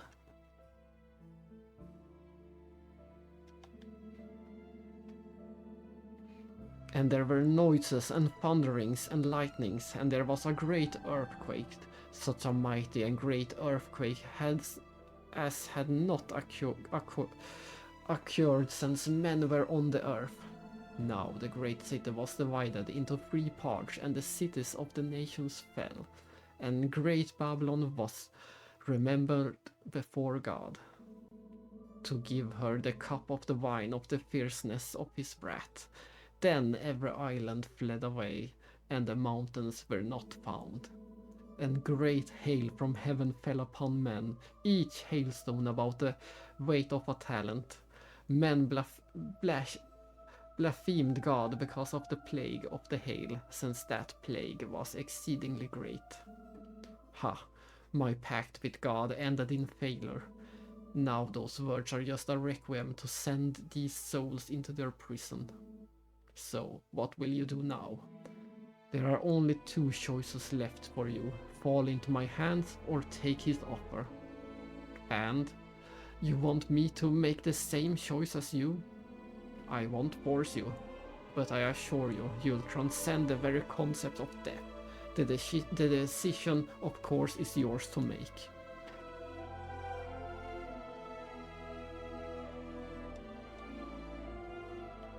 You're saying eternity is promised. Captain! In a world without Sharon or Yorkin. Don't listen, his words are a trap. Living is where the real potential lies. Is that so? If you refuse his offer, then you will be killed by me.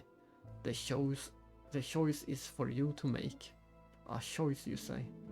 Come now, there's nothing to mourn over. The lingering emotion of those who died by my hand are with me. Inside me, their hearts will never fade. You might even call it an eternal paradise. Join us, and you could spend eternity with the ones you love. At the very least, it will grant some form of salvation. It's a false existence. Fragments of memory aren't life. Where do you draw the line between truth and lies? Will you wallow in sorrow in a world you call reality, or seek peace in the afterlife of consciousness? The choice is simple. Your consciousness is already leaning toward the answer. What do you hope to accomplish with that gun? You and I exist in a realm beyond all laws. Do you really think you can fight me with something so mundane? You deceived Sharon and Joaquin. You exploited their deepest grief to promise them a false salvation, and you played with the fear of others to cover up your own fear. No one can resist the promise of eternal peace. Stop toying with my mind. Give up your futile resistance. Come, embrace my side. Never. Captain, please, no. Stop.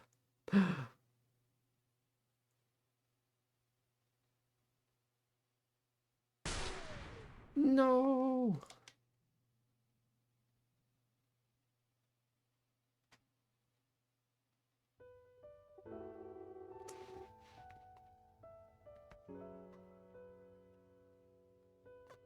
TC 4767. I can still recall that fateful day as if it were only yesterday.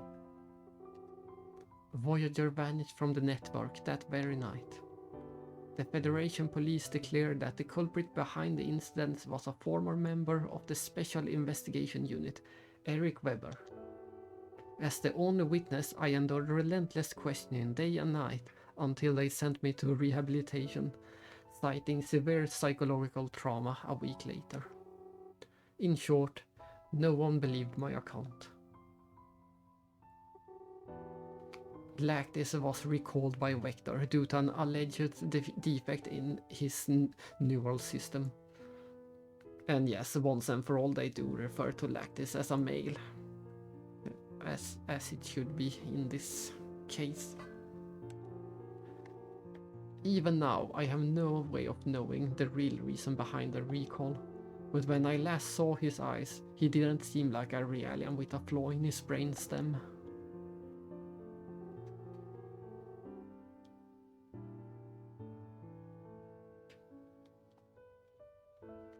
As for the captain, the fact that I failed to stop John Sauer's suicide haunts me to this day. Still, not once did I feel that his actions were unjustified. Perhaps they were hoping that he would prove Eric's wrongs better than any of us, rather than us, the survivors. Yes. He only had two options, but he chose a third option in the end. He could join with Wilhelm, or he could be killed by Voyager and trapped in Voyager's mind. The captain's body was quickly recovered. Because he was listed in the body bank, the biomedical corporation Ziggurat Industries claimed him for recycling. News of the Zohar's activation swept through the star system, igniting a race to claim it, leading to action against the sacred land of Abraxas. The Federation Salvator faction launched an armed intervention in these affairs.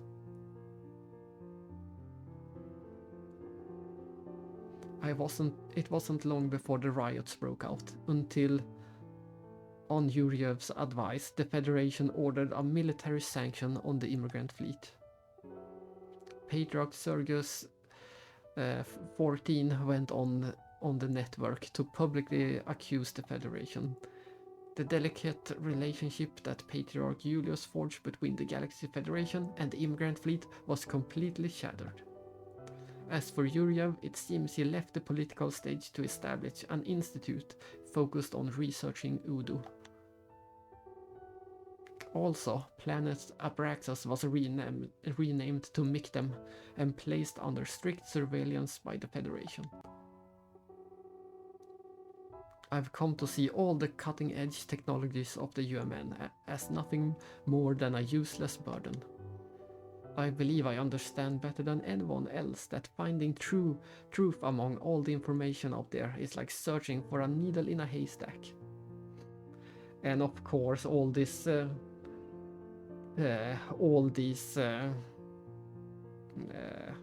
this entire game and the focus on the UMN and the information searching and the information as a focus point was even more relevant when the game released 21 years ago, when internet was still in the pretty early stages. We still didn't know what shape the internet would take back then.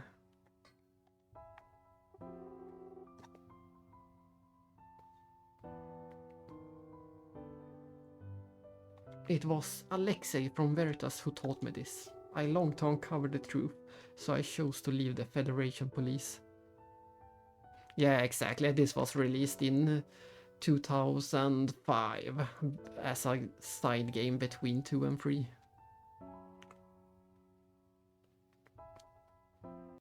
Most of this content was probably supposed to be in the main games, but there was so much development issues, so I don't think it was ever the plan for this to be a mobile game from the beginning. I think all of this was supposed to be in the main games. I longed to uncover the truth, so I chose to leave the Federation Police and seek refuge under Alexei's guidance. Before I realized it, I found myself taking on the role of organizing Veritas. Eventually, I managed to unify all anti-human resistance as one full-fledged organization.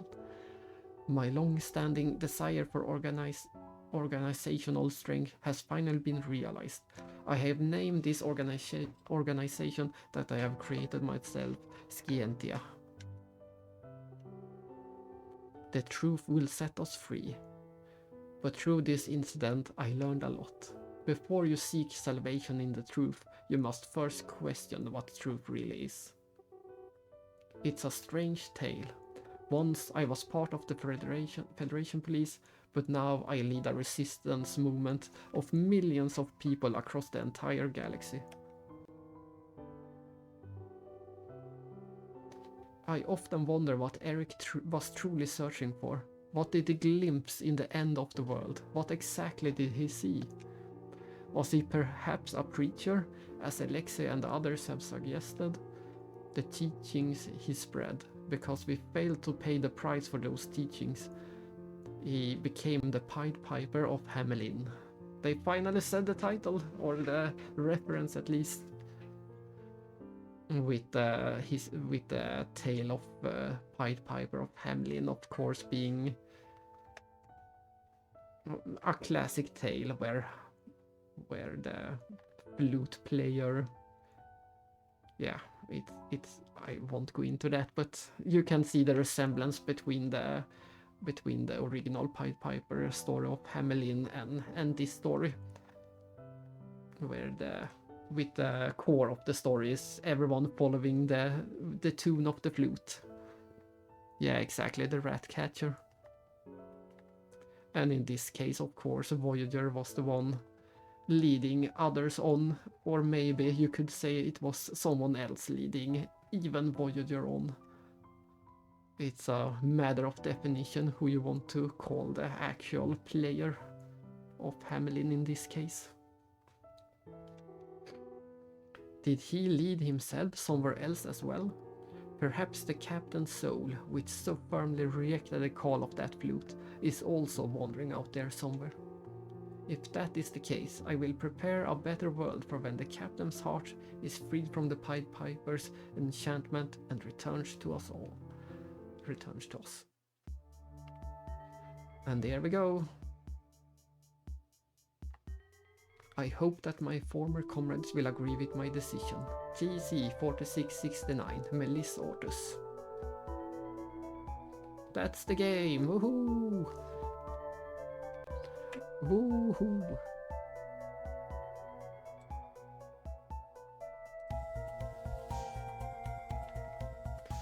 Let's see, yeah, the one doing the character illustration just calls themselves a forest, and the music artist is wow wow wow. And some additional graphics by Beardmo. and MacDengar Noodle and Vote and Cowboy and Corianders.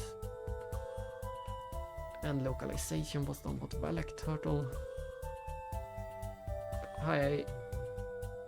I know at least half of these people from past Xenosaga conversation, and some of them are also fellow collectors, and of course all of them are Xenosaga fans in some capacity.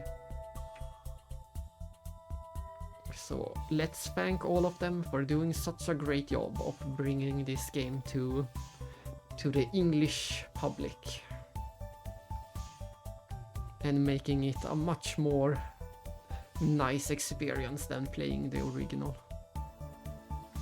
The soundtrack is great, the combat works great, doing the decoder quest is also really fun, so a lot of upgrades from the original version.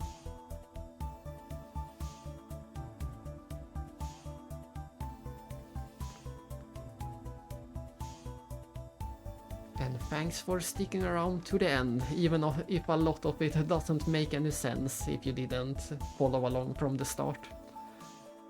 You don't need that much context from the main trilogy to enjoy this game, but you do need to... Yes, thanks everyone involved, but you can enjoy this.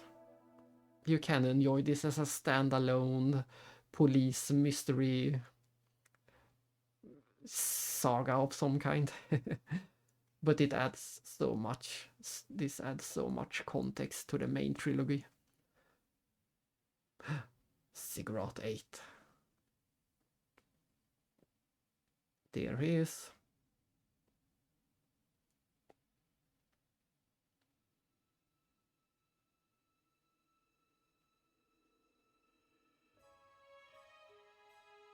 The end. Ziggurat 8 is activated. That's the final line. So now we finally know what happened to Ziggy 100 years ago, and what his relationship to Voyager was. In the end, it was quite a tragic tale. We first, aside from losing a lot of NPCs and bystanders, we also lost... we first lost the police captain, and then Michael went crazy, and then Bugs sacrificed himself. And of course, Eric, the original Eric, disappeared into the role of Voyager and lost himself in the net. And in the end, we also lost Sharon and Joaquin.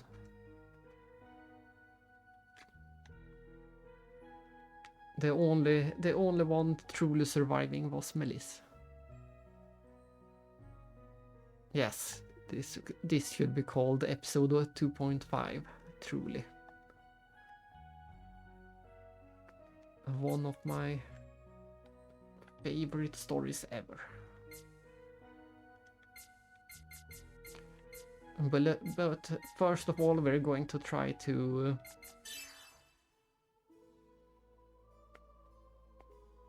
Oh, so this just puts us... this wasn't good. No.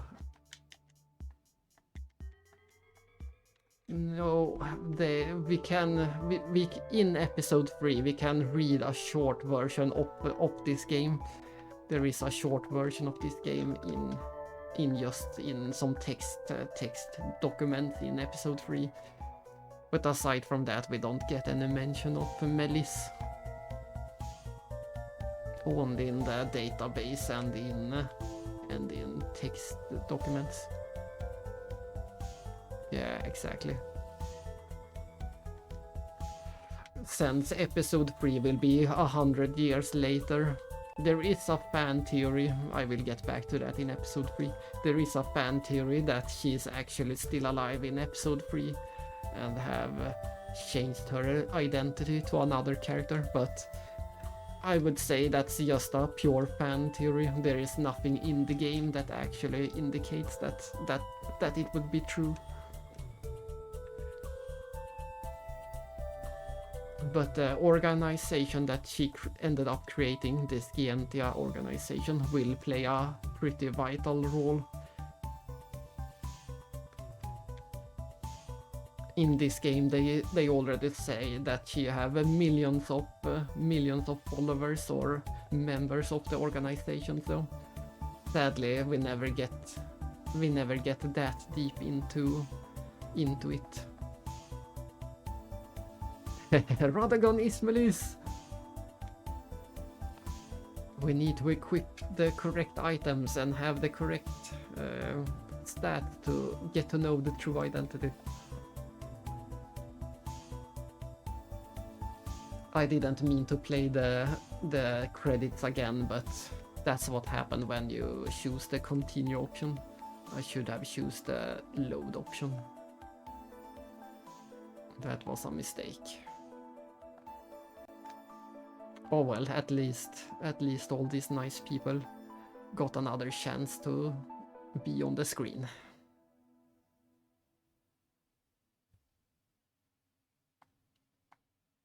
This time we will load the save file and try to find everything that we missed.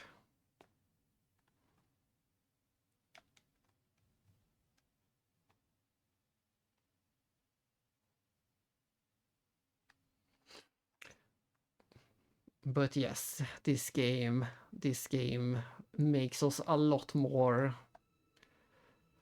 We know a lot more about Udo, we know a lot more about Yuriev, we know a lot more about Voyager, of course, and Siggy, of course. And just understanding how the universe works in general. We have a lot of more hints.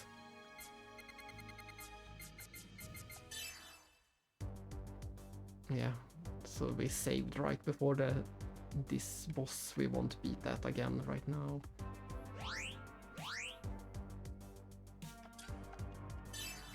We will backtrack out of the dungeon.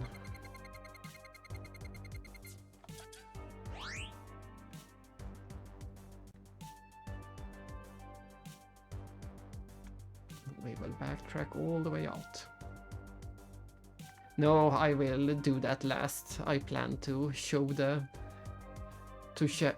original version, or at least the Steam version, how the game is supposed to look and how the game is supposed to sound, and also what the battles look like. I will probably try to do the first dungeon. That should be enough to get an ID. So we still have that left as well.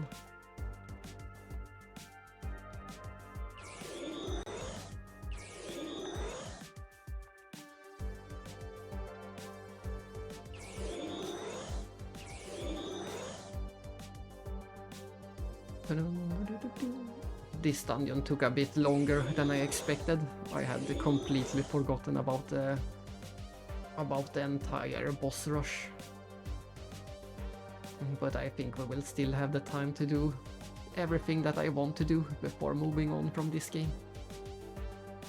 Hopefully.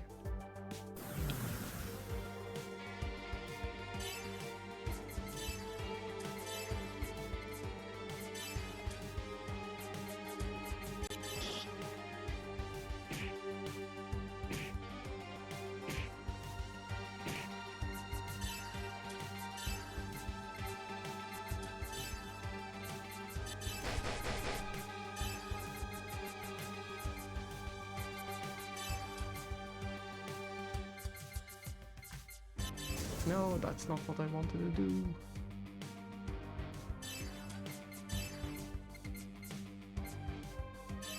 Ah, so bugs have learned satellite free, that's nice. But it wasn't as impressive as I had hoped.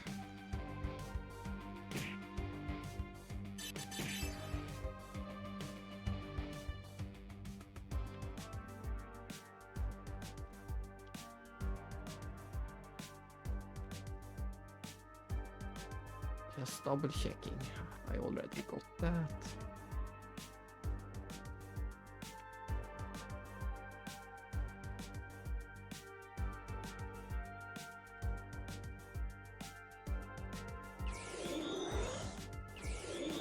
Yeah, there you go. There's the big moon from Bloodborne. Oh, it disappeared. Always too late. But it was the big moon.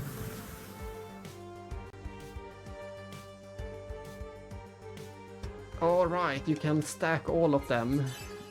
That's really nice experience.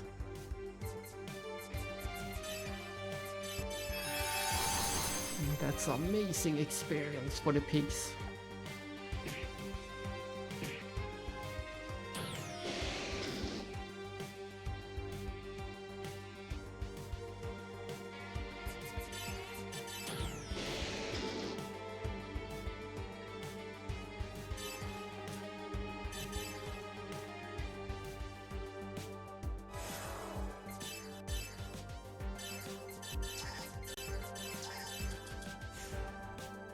Let's see, I think we already did this one and said we never need to go here again. But there are some areas and spots I haven't gone to yet. There has to be at least one decoder somewhere in here. It has to be. Never went this way, I think. Yes, we clearly did. But we never went down. We never went over here. There's an unopened chest down there, so that's a hint. This was pointless.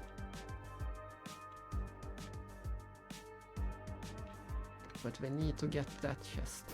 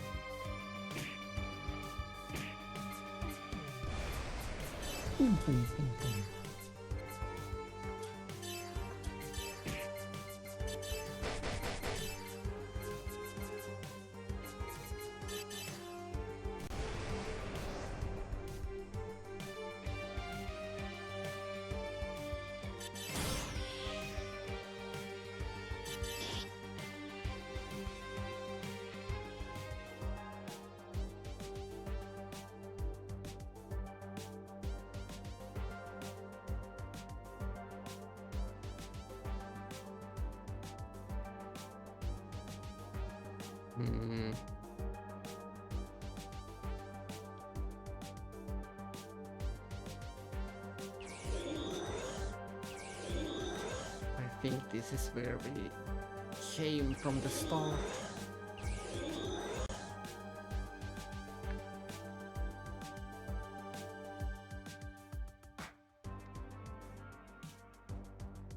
So what's over here? Ah, there's the final door. Nice. This is the last door we need to find. And we had a decoder. Evangelist.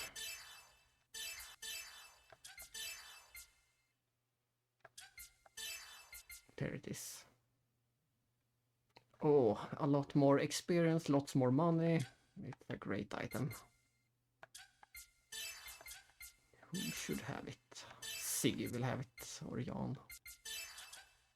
Nice. So now we just need to backtrack and somewhere find... No, there's still one door missing. How is that possible? How can there be a door missing? This was number 13.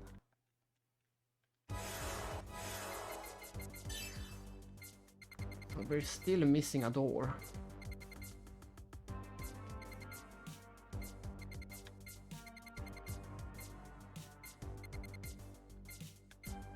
One door and 5 keys. I'm surprised that we still have that much left. I have no idea where to start looking for those. We already went through everything, I thought. But apparently not.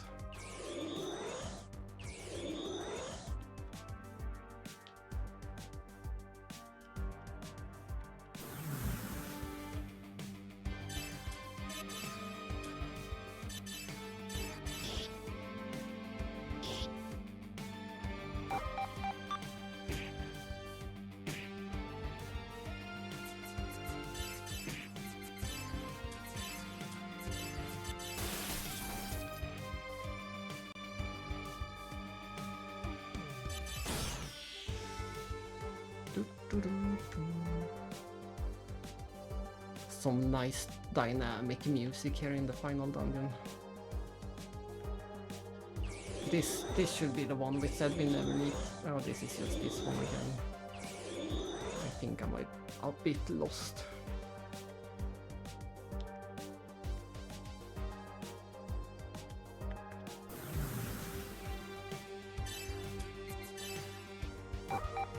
Ah, and I failed to escape.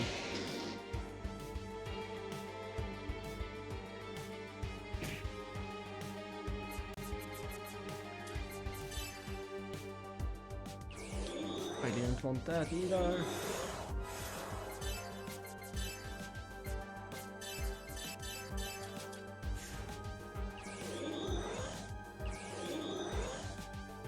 Where is... She should be the one who... No. They say her ability is to sneak past enemies, but it doesn't seem to work.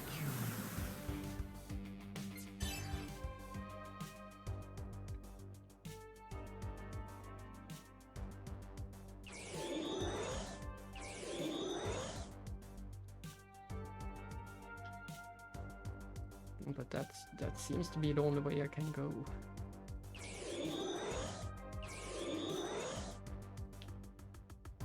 Ah.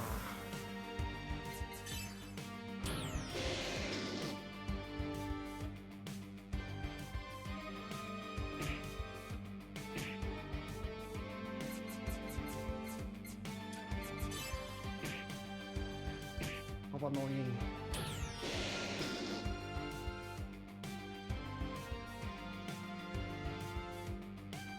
I'm not sure if it is a bug or if it's just...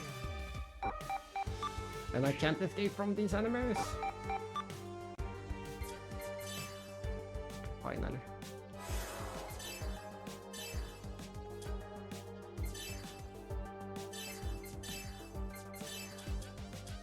I'm not sure if there is a bug or if these enemies are just too great at detecting me. But her ability is supposed to be sneaking past enemies. I will just have to kill them.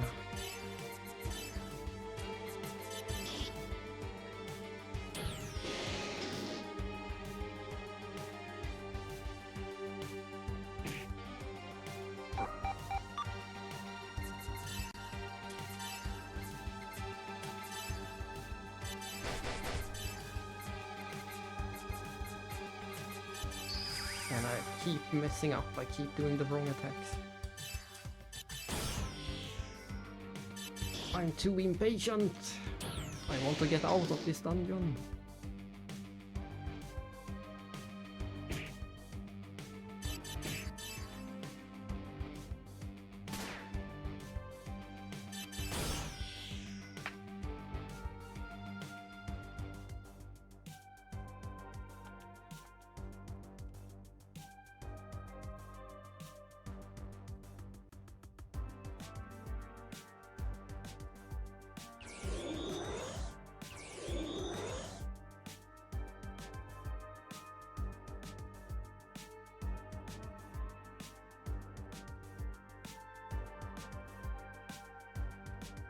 But I think this is where we came from already. I don't see the way how to get back out of the dungeon.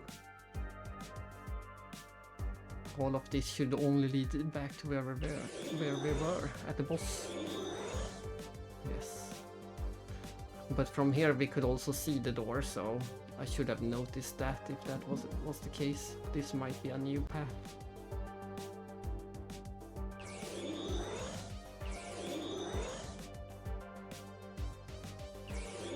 We do know that there is at least one treasure we haven't gotten. Yeah, this is just the boss. This is the completely wrong direction.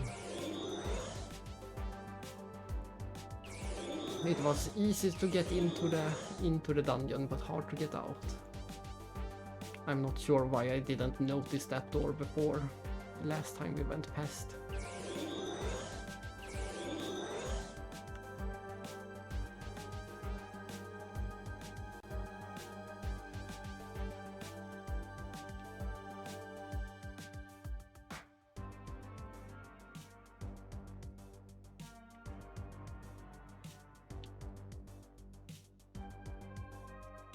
Ding, dong, dong.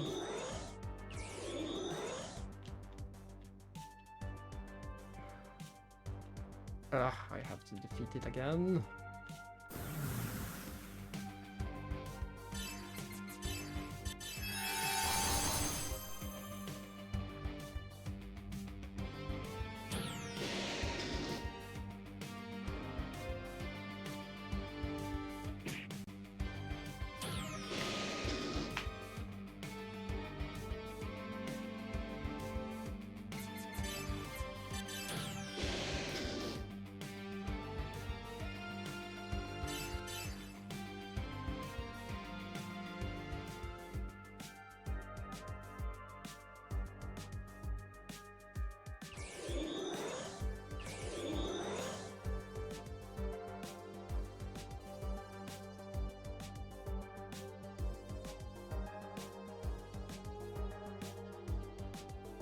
Was this the one that took us to the door?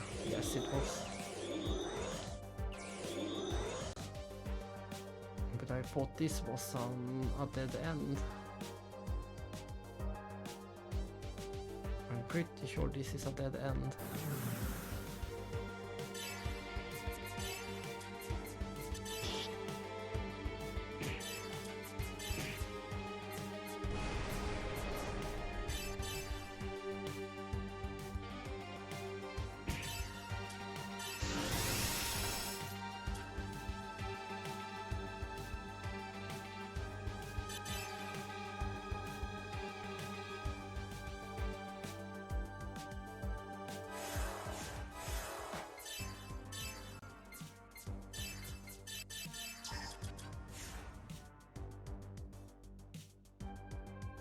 Pretty sure we are going into a dead end.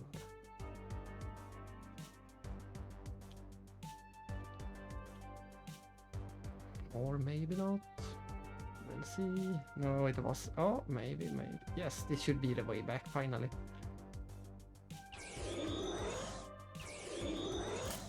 There's one of the treasures.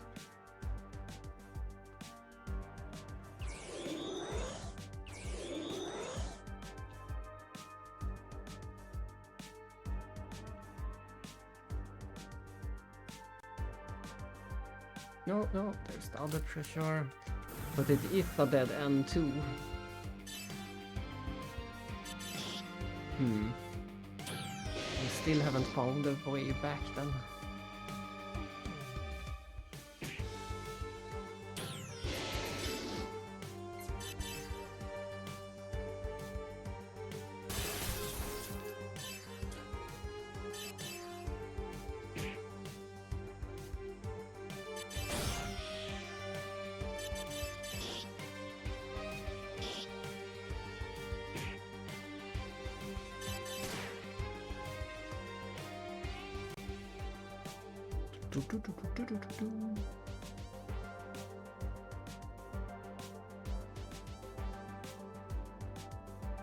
Let's see. Yes, this is the way out. This is the way out.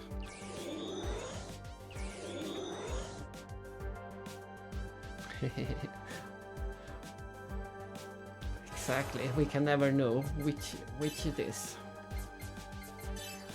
There is a bugs for sure. There is a bugs.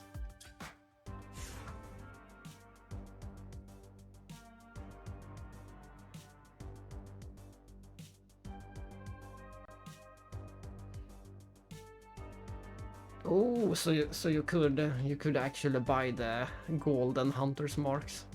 Yeah, that will speed things up a lot then. I have never done enough grinding to use that strategy.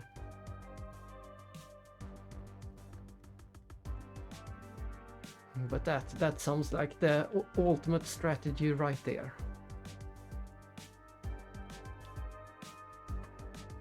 And of course, it is the faster lamp, not having to use the elevators.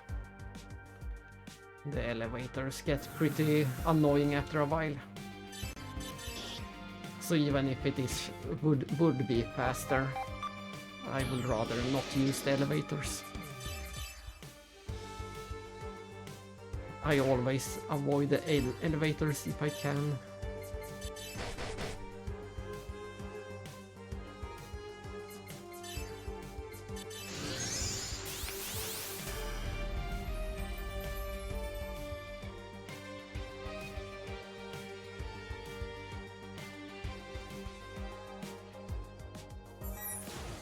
And there's finally, I think we have every treasure chest in this dungeon. But where does that teleporter take us then? This is the way back. I need to double check that one teleporter.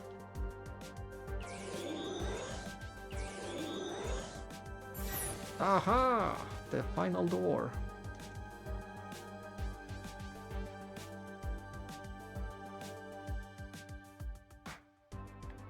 Yeah, that's almost... You almost get it for free, considering the amount of experience you get.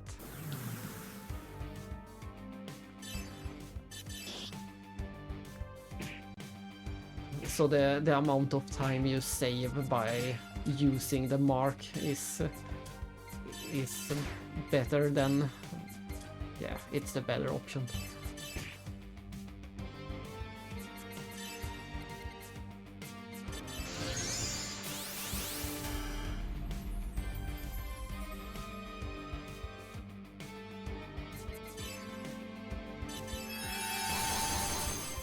Now we just need to run around the entire game and try to figure out where the last 5 keys are.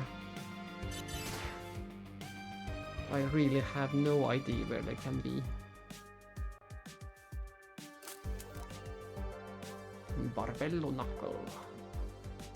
I have no idea where they are. We need 1, 2, 3, 4, 5. Oh, that's right. They can... some of them could be inside of the doors, so if we just get one of them, things might get rolling. So if we can only find one of them, we might be on the right track then. We need to check all this space. It could be anywhere.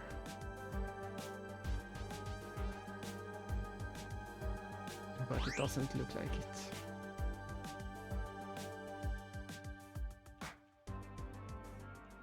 Doesn't look like anything. This would be a pretty nice spot to hide a treasure. With all this empty space. But the rule still applies. They are mostly in dead ends and in corners. That rule should apply.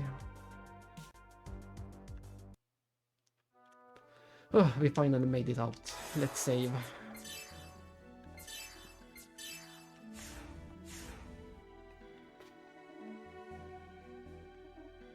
Alright, we did get a decoder from an NPC once.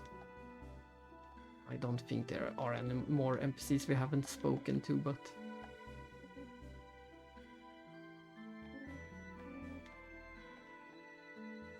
I guess we just go in chronological order from top to bottom in the simulator.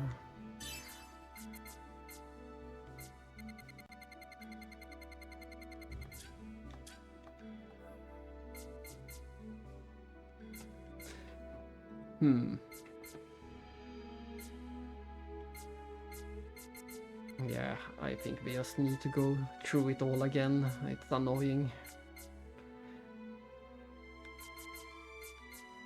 It's annoying, but I don't see another option.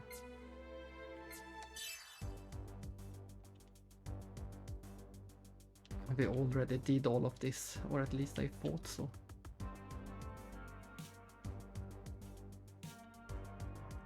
But it can't be helped.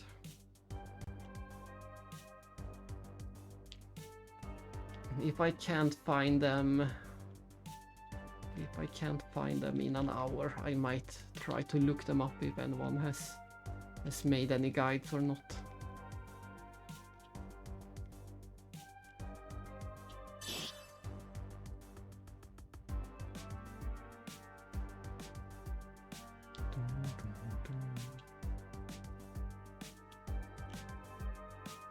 We need to check every corner and then every nook and all the crannies.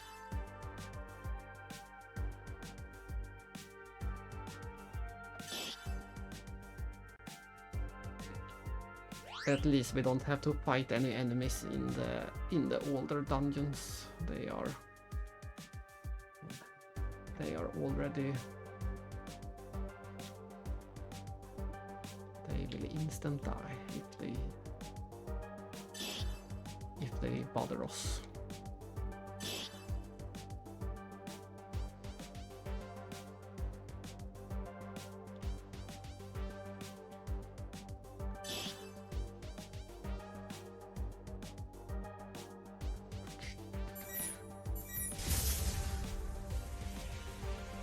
And of course we already got that one.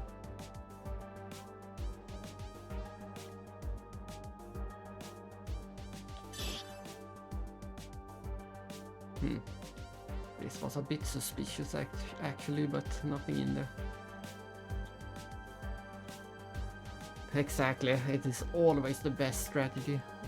Killing everything in one hit.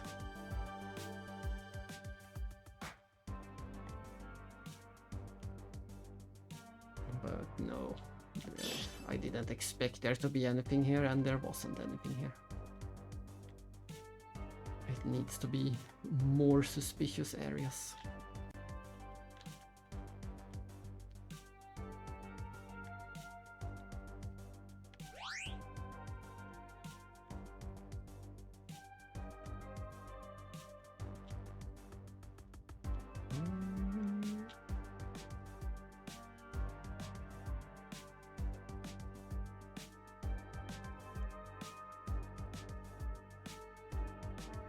It's hard to tell, but I do. There is a radius ahead of me.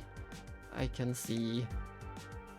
There is one of them. I can see 3 tiles ahead of me in a 3x3 square. So in total, I can see 9 squares. I can stand right here and see it, and I can stand right here and see it. So there is a square, a 9 tiles big square that I can see in front of me. And there it is, decoder 10. Then we instantly go back and try to see if we can remember the way to get there. We also need to return here. We don't have number 3. I will just check the rest of the dungeon before we go and grab door number 3. Oh, I mean door number 10. And this takes us to the second half of the dungeon. I'm pretty sure we never went back in here. We'll see. There might be a hidden chest in here.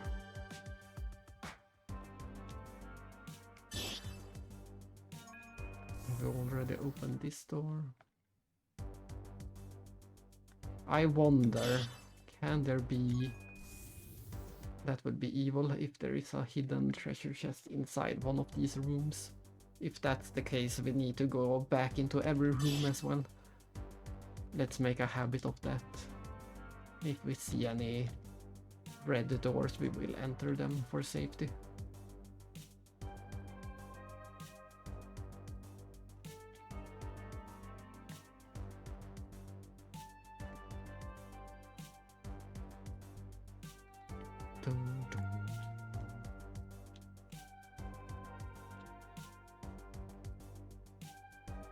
Of course.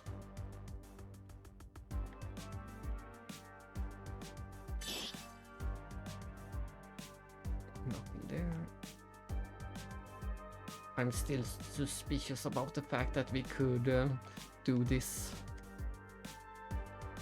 Just the fact that we can speak to the treasure chests more than once leaves me suspicious that one of them might actually contain more than one item.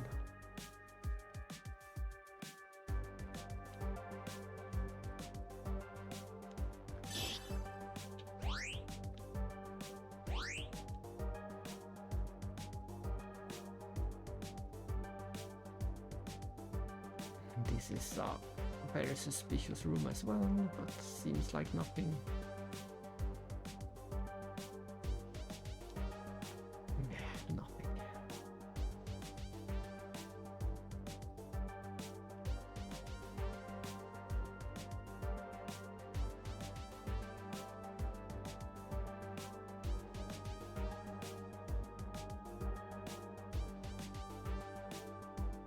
Oh, this was an obvious spot at the very end of the dungeon.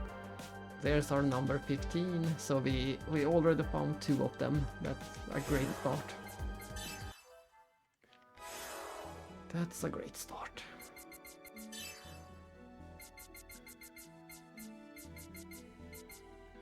So one of them is in Klaus's mind,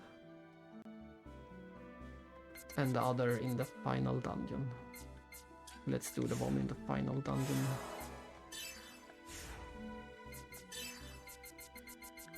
Number 10.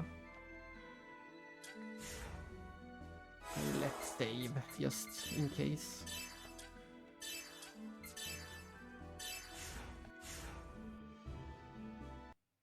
Oops. Have to go back into this stupid teleporter dungeon.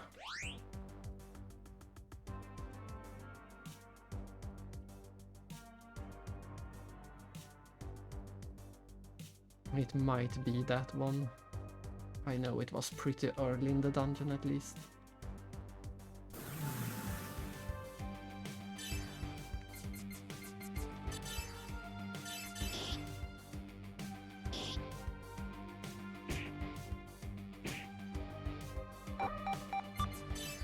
Bleep, bleep, bleep, bleep, blop.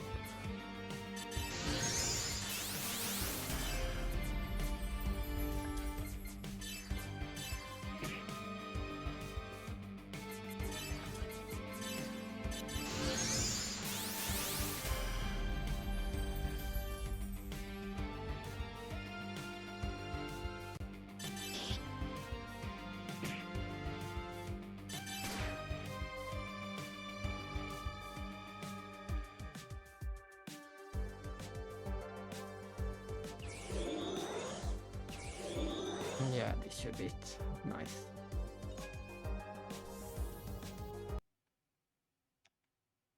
And we got a shock absorbent suit. Just what we needed. Maybe not, but we got it. That's one thing they could have added. There are no super boss or no optional boss as far as I know in this version. I was hoping they were going to add that. Maybe some fun reference to one of the other games. But as far as I know, there is sadly none. Hello, I'm Plexis. It is a good day. We already beat the game and we're just doing some cleanup. I'm just trying to find the final treasures. But story-wise, we already beat the game.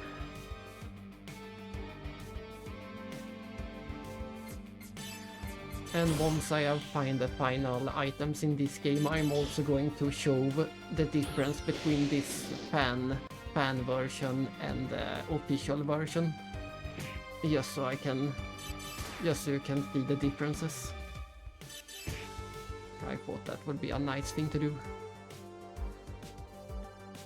This is the better version to play for sure, but...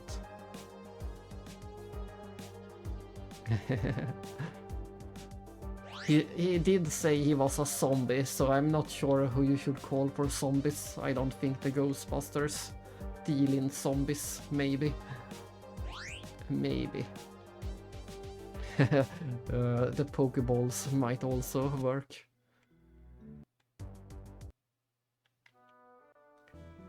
Pokeballs might work.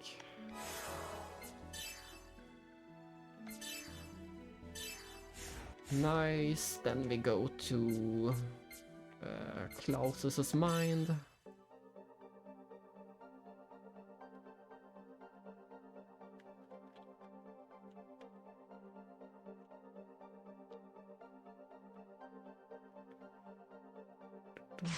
I won't even care about the traps, I will just go straight ahead.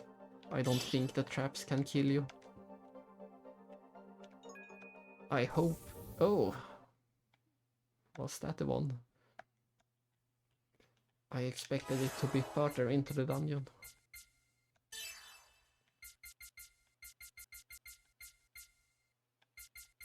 Yes, that was the one.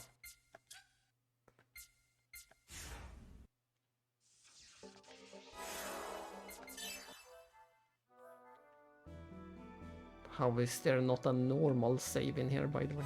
A yellow one. I guess the blue one just replaces the yellow one. Because I still got my HP back.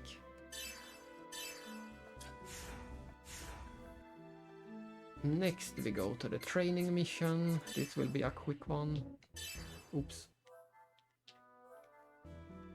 I would be very, very surprised if we find anything in here. But it's best to double check.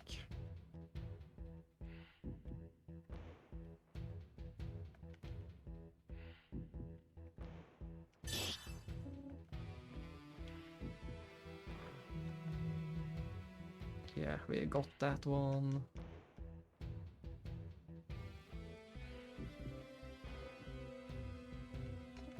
And I will make sure to speak to the NPCs because they could. We got that one. They could be giving us the decoder.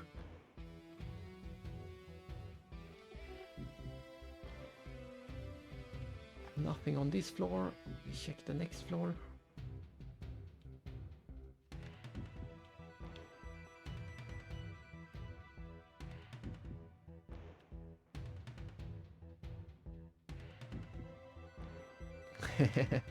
What perfect timing for the update. Complain about a few more things and they might happen tomorrow.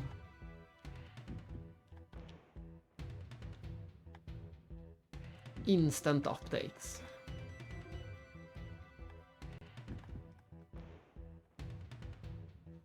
Nothing in here.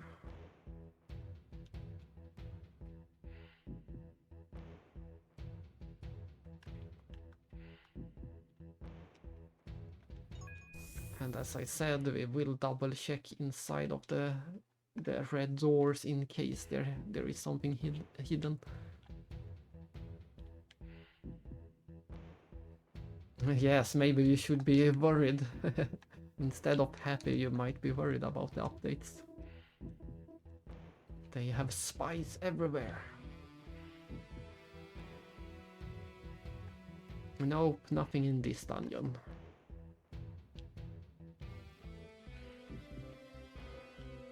Nothing in this dungeon. We go to the next.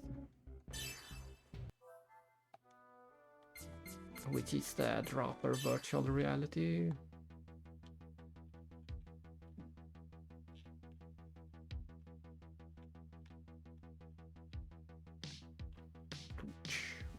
These places are pretty easy. It's easy to miss things in here. It's pretty labyrinthine. And the graphics are a bit confusing as well, so I wouldn't be surprised if we missed something in here.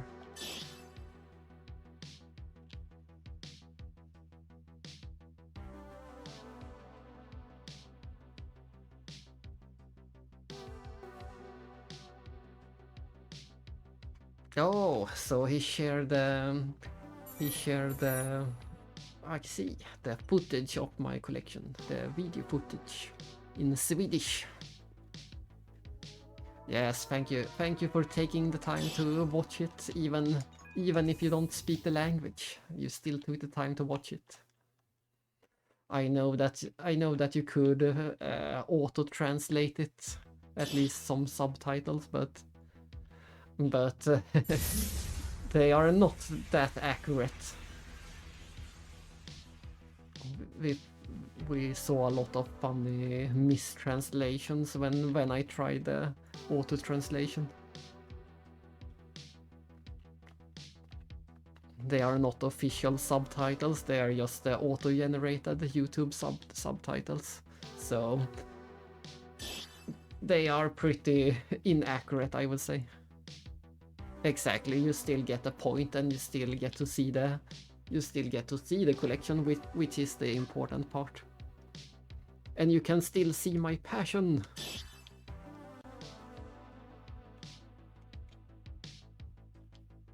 So thanks for watching that. If you didn't notice, there are actually two parts. In the first part is the actual collection, and in the second part they film some of the Lego and some of the not RPGs. So there is a second part if you didn't see that.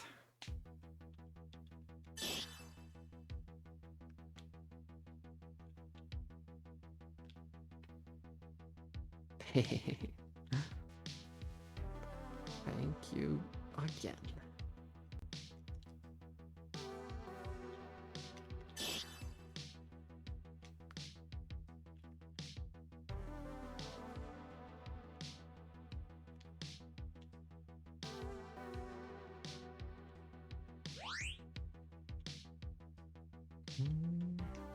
Did I check inside that door?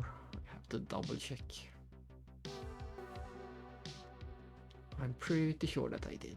I started thinking about the collection instead.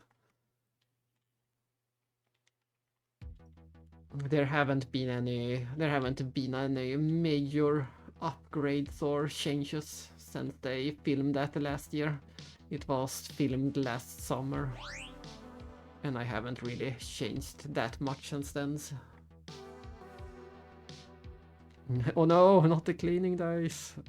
I'd rather not think about it.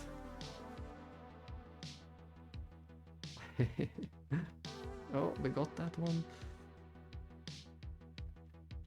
I don't have any planned cleaning day at the moment, but probably in a week or two.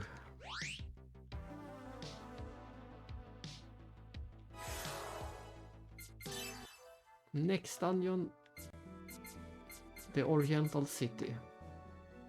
There shouldn't be anything in the Oriental City because yeah, I have no idea where the final ones are, because from now on we already had the ability to see the chest, so.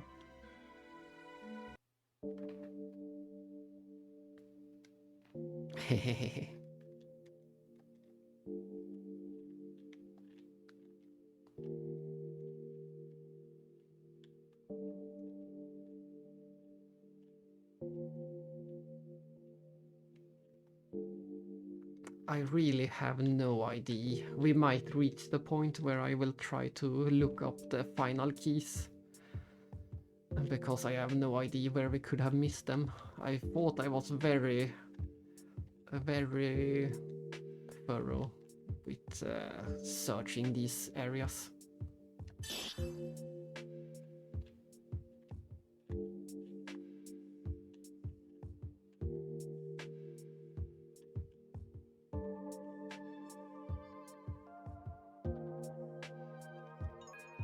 My one theory is that it's hiding inside one of the red doors.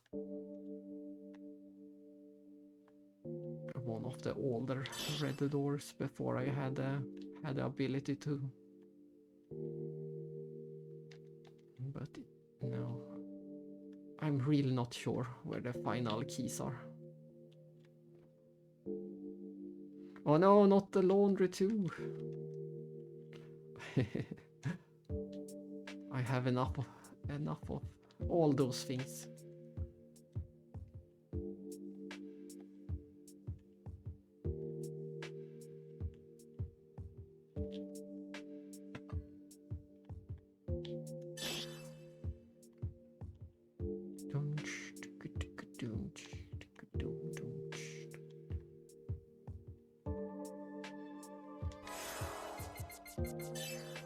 Where could I be?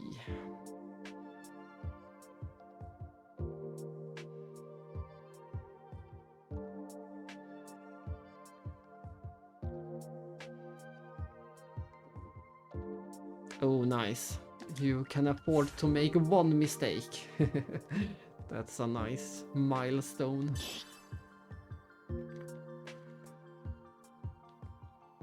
We already got that one. You are going to crush whatever his name is once we get back to the DLC later today.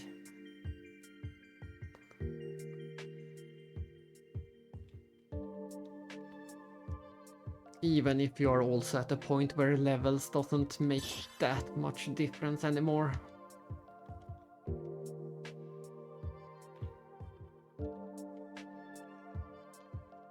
Ten extra levels will make a difference, I suppose, but 1 or 2 levels won't make any difference.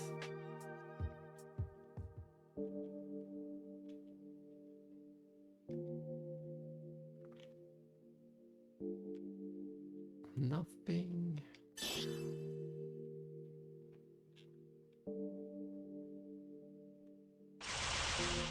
And I will ignore the traps, I don't care about them.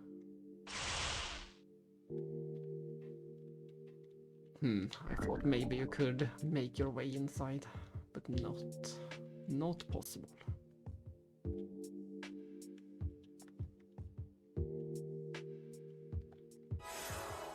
Let's just save for safety. Oh.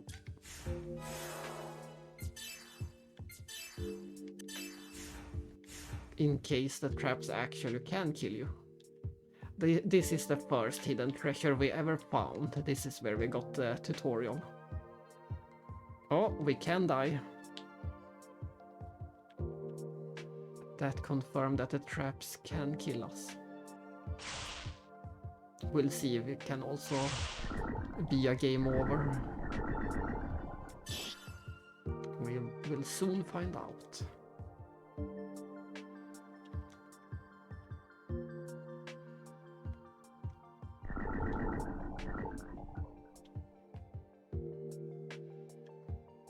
Bloodborne!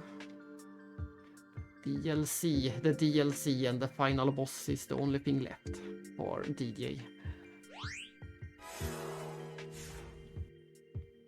So he's getting pretty close.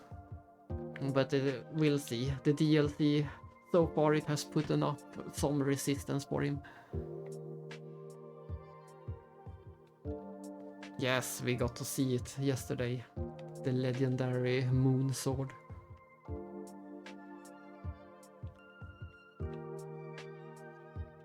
It can't be a From Software game without it. Yes, there is one in the DLC. You finally get to see it.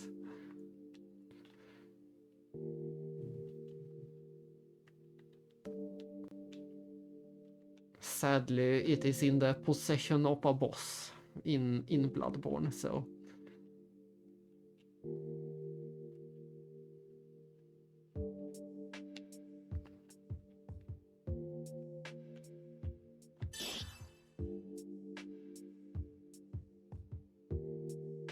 And we are back here.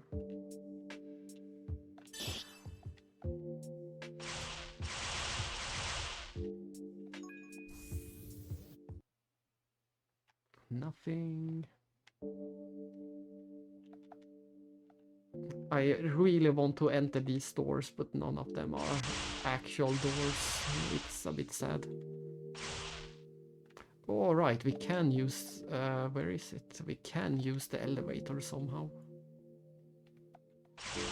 We did unlock the elevator, so... it should be possible to use it as a shortcut.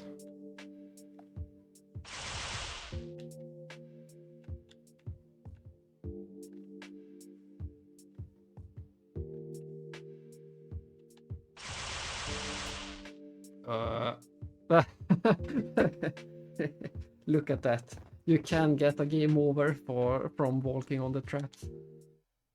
That confirms that at least. That's funny.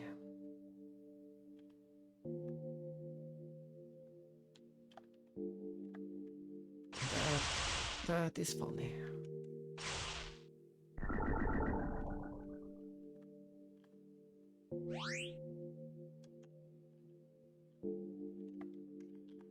So let's... Haha, perfect timing. I didn't expect to see the game over screen any more times in this game, but we got to see it.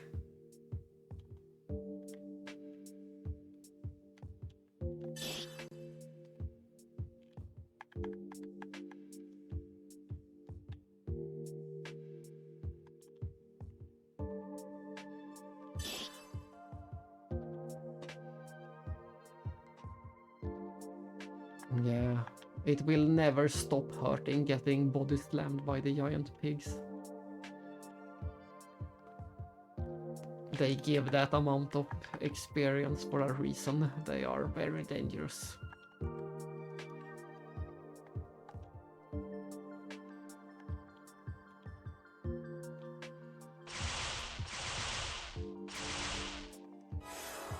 Let's heal up.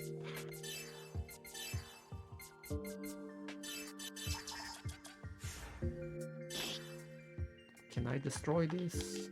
Nope. I cannot.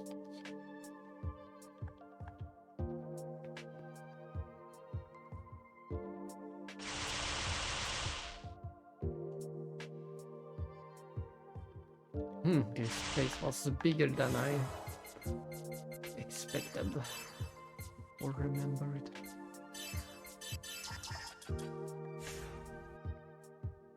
But also, as expected, I already got all the hidden treasures, so...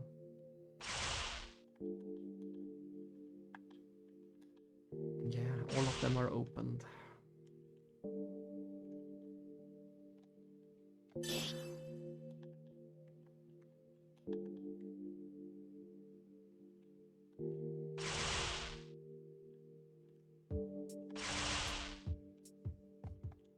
It's empty, it's empty.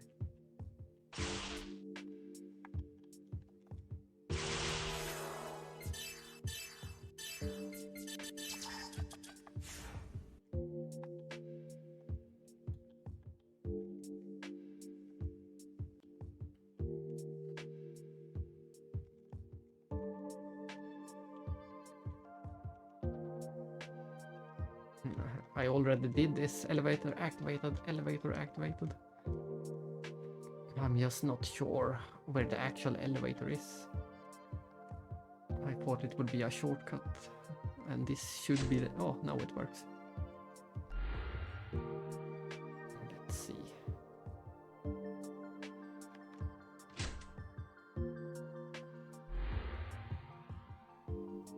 I finally got to ride the elevator. Not that it...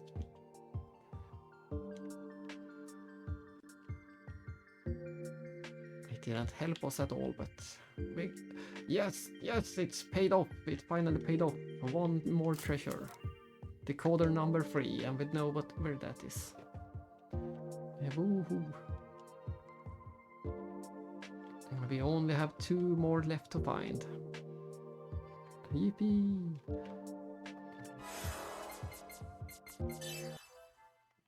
Then we go... Where was it? Was it in the cathedral? Yes, I think it was in the cathedral. Number 3 in the cathedral. I'm still hoping that we will find one of the keys inside of a red door. But we'll see.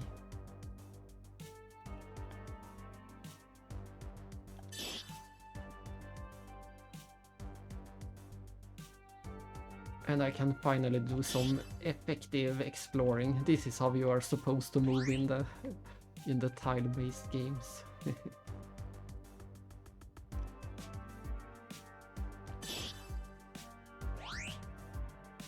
Not having to check every corner, going straight for the gold. Come on, show us another decoder. No, just an Emperor's bracelet.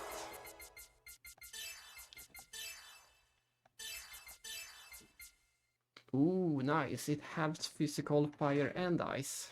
I'm surprised that it doesn't do all of the elements, but still one of the best items.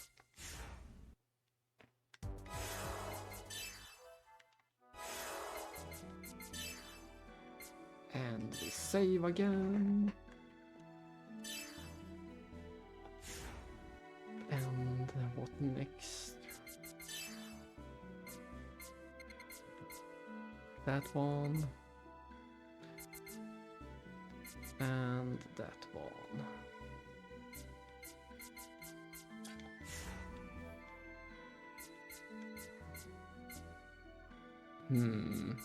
So we did the Oriental City. We have Klaus's Mind, Prison, and Archon Outskirts left. I'm feeling the most suspicious about Archon Outskirts right now, but I think I will do the Prison. We have been to Klaus's Mind so many times, it shouldn't be in there.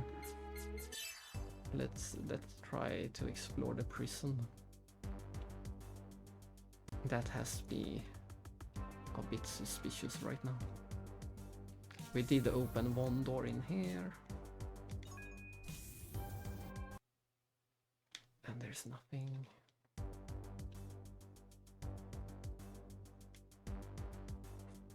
And we can also confirm if they fixed the bugged cutscene with the sheep or not. We'll see. This dungeon isn't very big. Oh, but it has traps.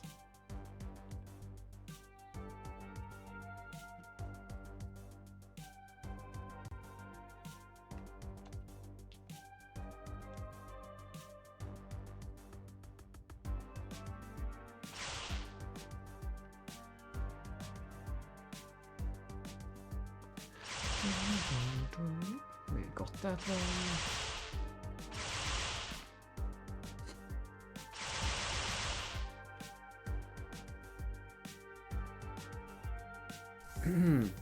Let's see. Yeah, they fixed it. Back when I played this last time, if you return to this room, you would get the entire cutscene again with the police chief dying. So that was pretty annoying and odd.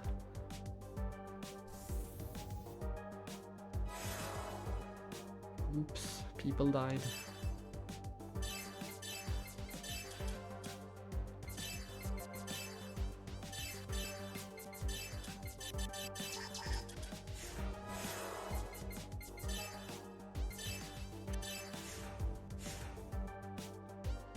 Oh, we haven't destroyed this rubble. That's a good sign.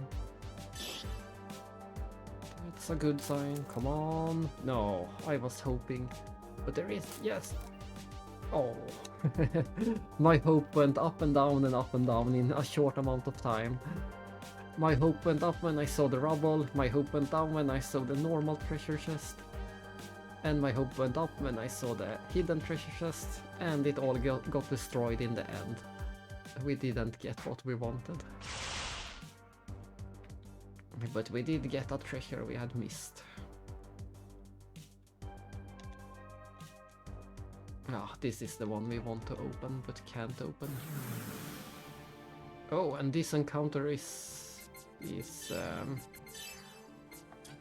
dangerous enough that we can't instant kill it.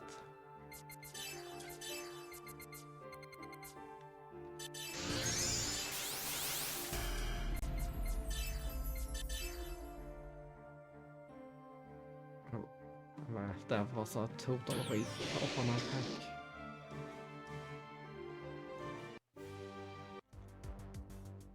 Oh well.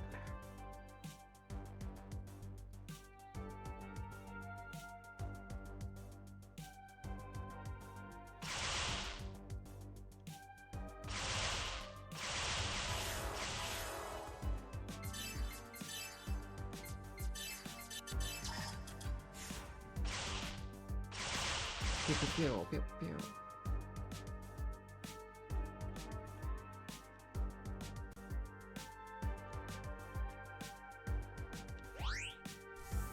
Let's see. we're not out of the prison just yet. Ah, there it is! Haha! Haha, decoder 12! Nice! And that is the one in the last room. We just need to backtrack a room.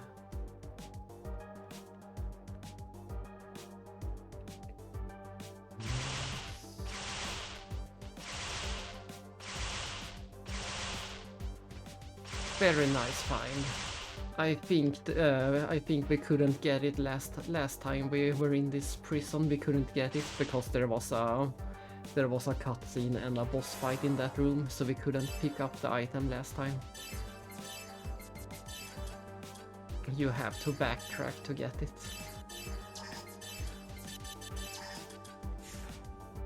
So that's... And the reward is... But well, it will probably be oh, it is the best armor for bugs, but he loses a lot of attack power. Oh well. We only need one more. There's only one left. We need to figure out where the decoder is for door number 9. That's the final one left.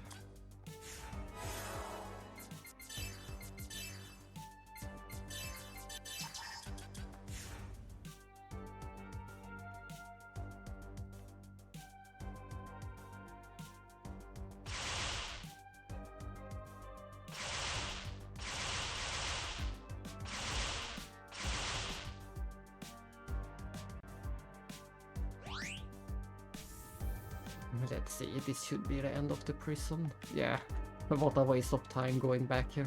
Oh well. We exit the prison.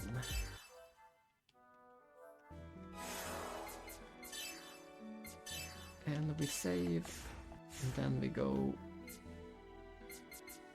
We only have the Archon outskirts, Eric's mind and Klaus's mind left.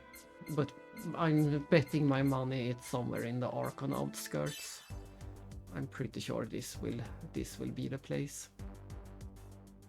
These have the best chances.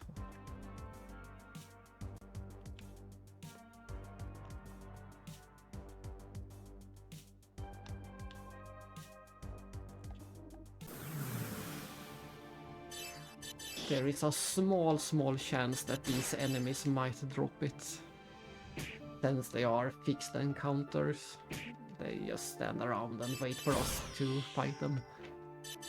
They might drop something special. I don't think so, but we can't rule it out either.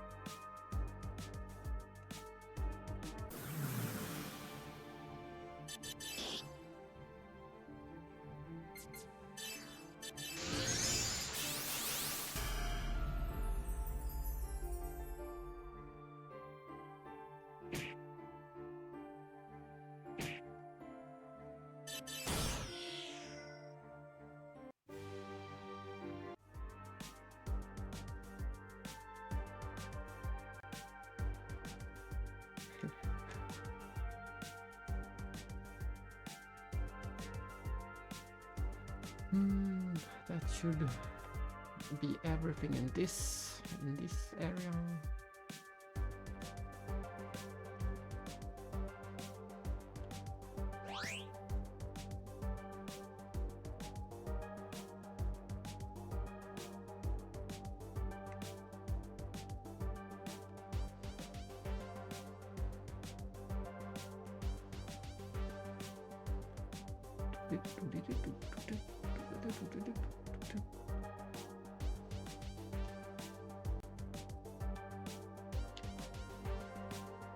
is that the final door? I think that's the final door we want to open. Yes. We only need to find the key for this one. And then we are done. But usually the key, it was true in the prison, but usually the key isn't in the same area as the door, so that speaks against it being in this area. We'll see.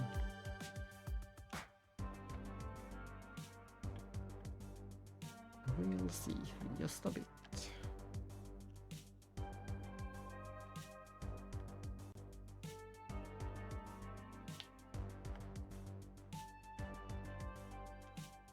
Oh, is that the end of the area?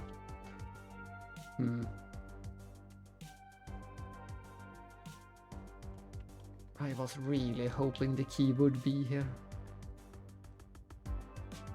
But no, we need to go to one of the more dangerous dungeons where the enemies won't die instantly. I guess I can do a final check in Klaus's mind as well, just because.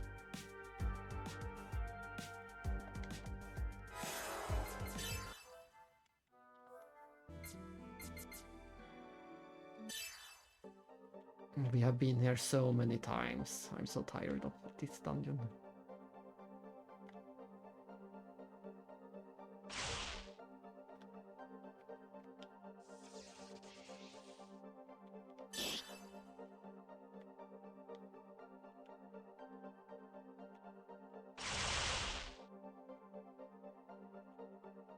But that's also why it might be here as a mockery.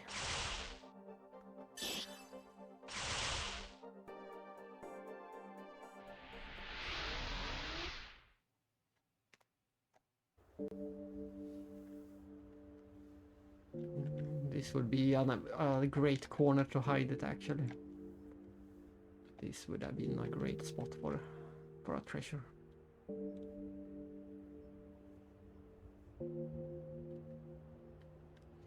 But we went through this so many times.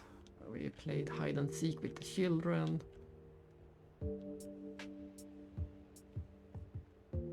I just don't see it being in here. Which leaves us with either in Eric's mind or in the final dungeon. One or the two. We have been back to every other place.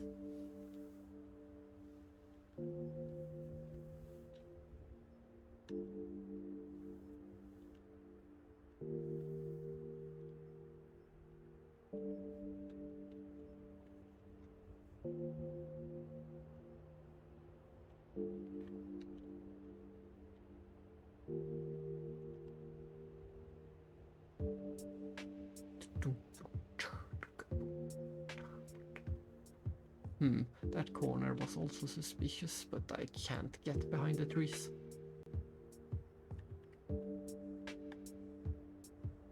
And this will also be a great place. So many great hiding spots for treasures. But none of them are correct. And we already found the one that's inside this place. There is one in here, but we already got it. There it is.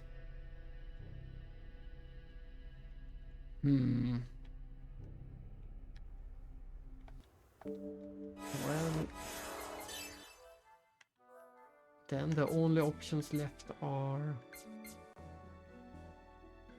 let's see, I think it's number 9. Number 9 is the only one missing.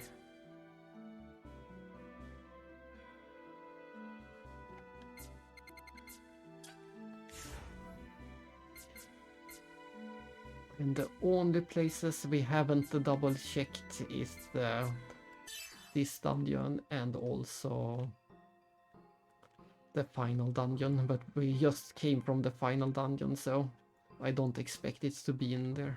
I think we checked everywhere in the final dungeon.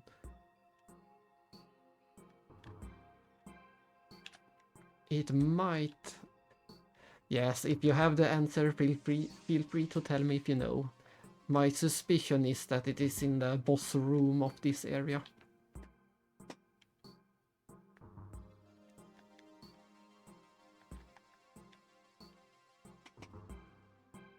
I suspect it will be in the boss area of this dungeon.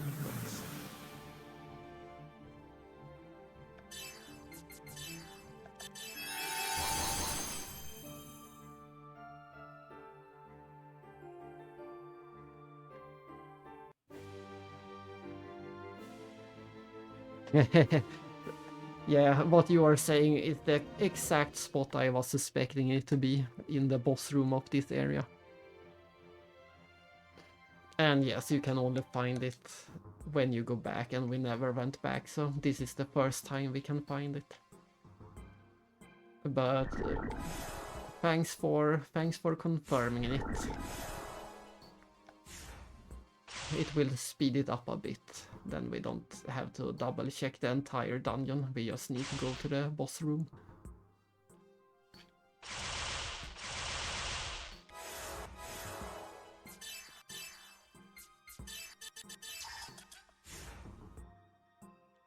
We just need to go to the boss room.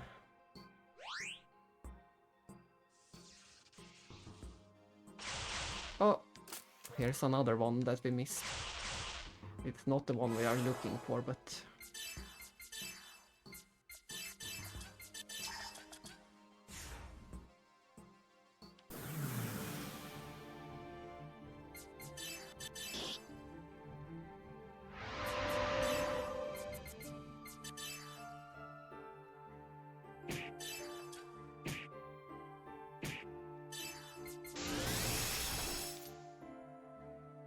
Goodbye, goodbye, goodbye, goodbye.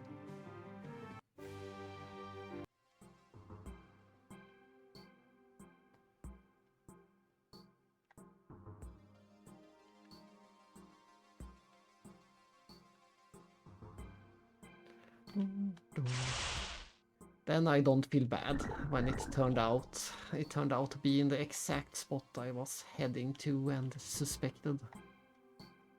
I didn't miss anything in any dungeon.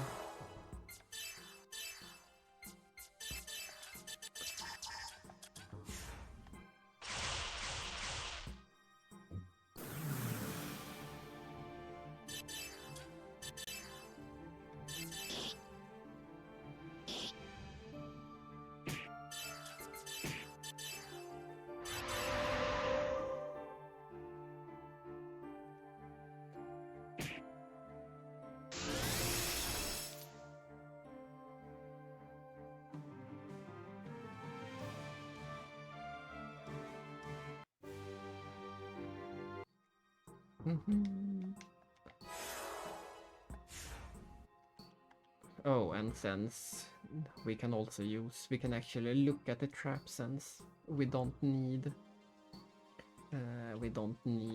Lactis to do the job. We can just run around as Jan again. Why won't you? Ah, made it.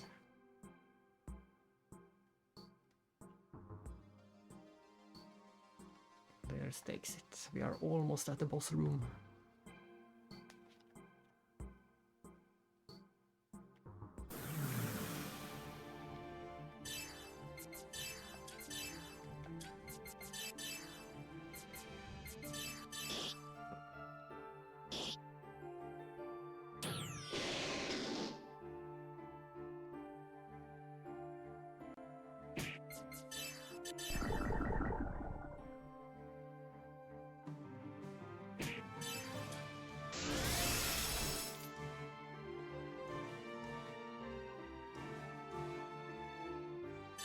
Ice wasn't good at all against these.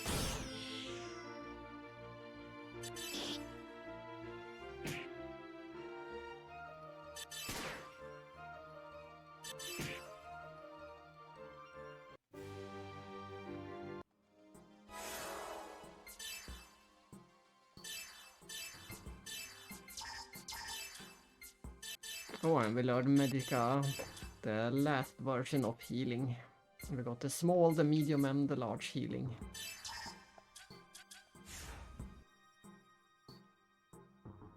Here it is. Ta-da! The hidden treasure. Decoder number 9. And now we go back to the outskirts and open the door.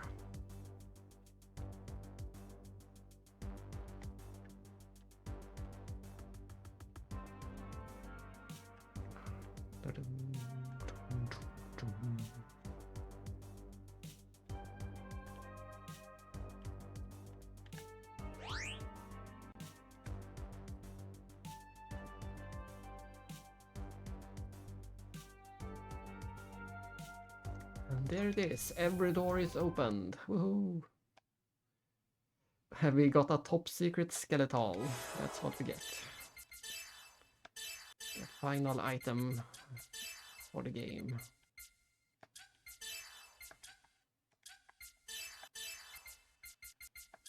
Everyone, yes, thank you. We did it. We did everything we can do in this game. We want to be going for level 99 or whatever max level there is in this game. There might only be 50 levels, I'm not sure. But either way, we won't do it this time.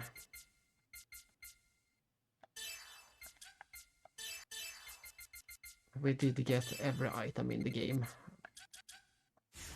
And we beat the game. There is nothing of value left to do. So that is that game. I think it is a great remake. Any remake that is better than the original is always a great remake. That should be the goal of a remake as well. What's the point of remaking it if you're making a worse version?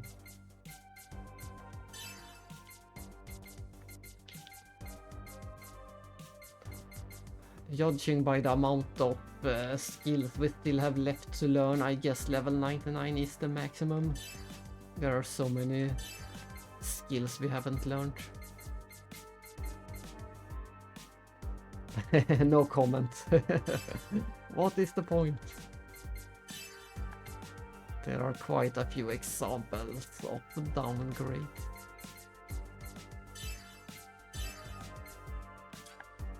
But there it is.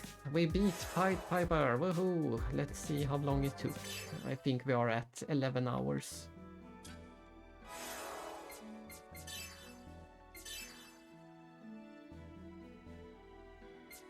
There it is. Our final time was 11 hours and 27 minutes. When I did this offline by myself, it took me 7 hours. So streaming in the game and reading all the dialogue added another 4 hours to the game. So that's a pretty big increase, about 50%, or more than 50% even. We are almost at Xenosaga 3. I will just the rest of this stream I will just start the original version of this game. Yes, that is a substantial increase in time. But I will show you right now, if the technology works, I will show the original version of this game. And then some other day, I'm not sure which day, I will plan to stream the Missing Year. The Missing Year is a short video story. It's just a video. So I will stream a video where we get to know what happens between episode 2 and episode 3. So that we will have the context of what happened between episode 2 and 3. There is a 1 year gap between the games, so we will learn what happened in between. That is the next thing I will stream before episode 3.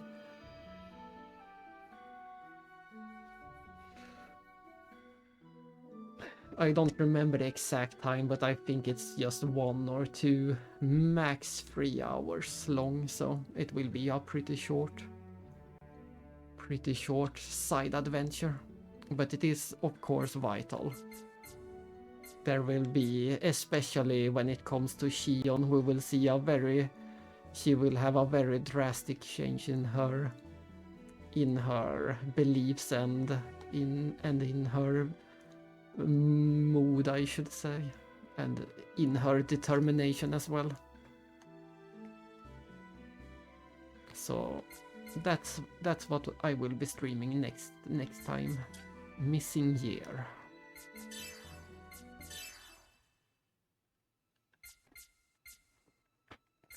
And that is that. I will mute myself and switch game. Exactly, that's the main reason why we will do Missing Year, because it has one of the best ending songs ever. Just because of that, that's reason enough to stream Missing Year.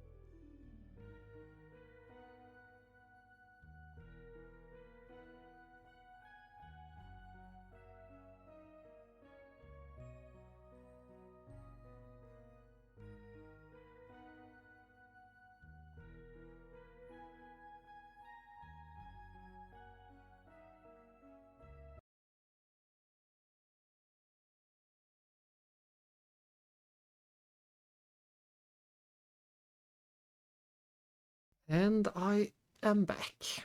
It looks like we at least managed to get the screen, the picture working. I need to switch controller. Let me know if there is also sound and if the balance is bad once we get some sound. Yes, it was just a short break. I prepared the game beforehand and it seems to work, so hopefully nothing breaks. I have no idea, I haven't played this exact version, so this is the Steam version. Ah, nice, so you hear some sound from the menus at least. That's a good sign. But I haven't had the time to play this version, so this is the Steam version that released a few weeks ago. So you can buy this at any time. Sadly, you can only play it in Japanese for now. Or well, there was I just saw it. There was a topic on the Steam forum saying that you can play this game in Korean, and the fact that you can play it in Korean means that it should be very easy to enter the English script. It should only be a short matter of time before you can play this in English now, because they already figured out how to get the Korean script into the game. And if you can get that into the game, you can get any language into the game. So that's good news. You should soon be able to play this in English with a mod.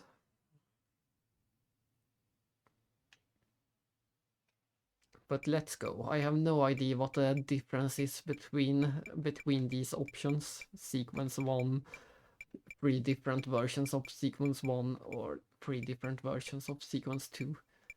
I assume you can start the game at the original version of this game was split into different parts. You downloaded them in sections, the original version. So I assume that is what this is, but I'm not sure. Either way, we start with Sequence 1. And this is kinda cute. They even emulated the phone interface.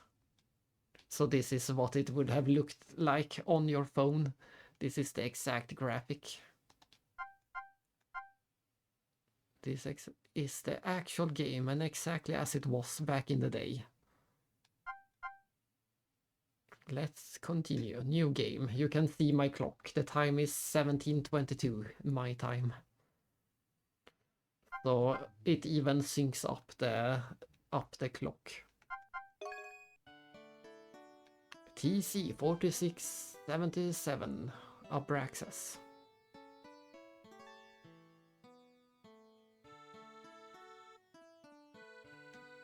We have the scene with Sharon and Joachim. Yeah, that's true. This game has a better clock than my PS2.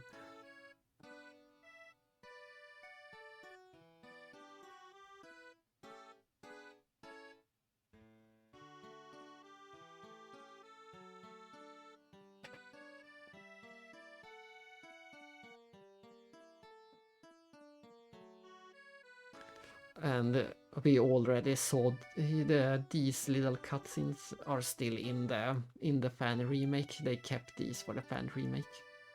But we can finally have them in pixel perfect quality. I'm not sure if my stream is set to pixel perfect quality, but they seem to look good enough for me at least on the stream.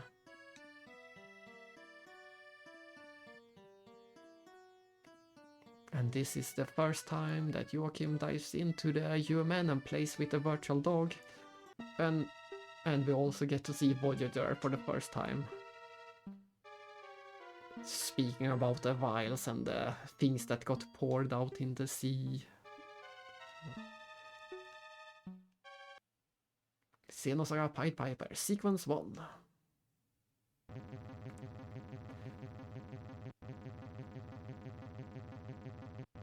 But here you go, the amazing graphics and sounds of the original.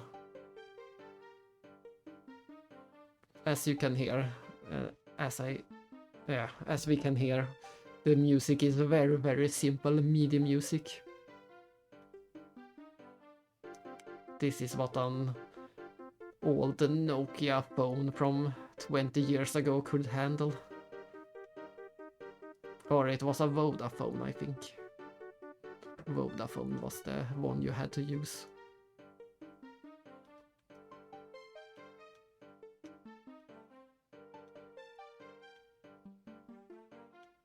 Let's head to the point at 2200 hours.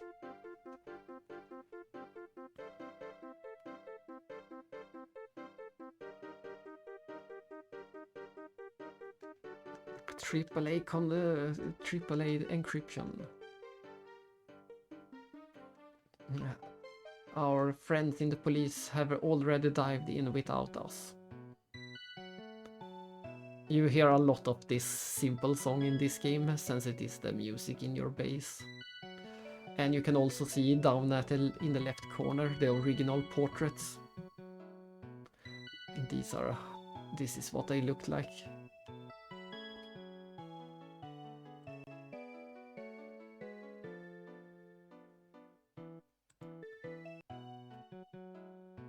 And that's the original portrait of Mikhail.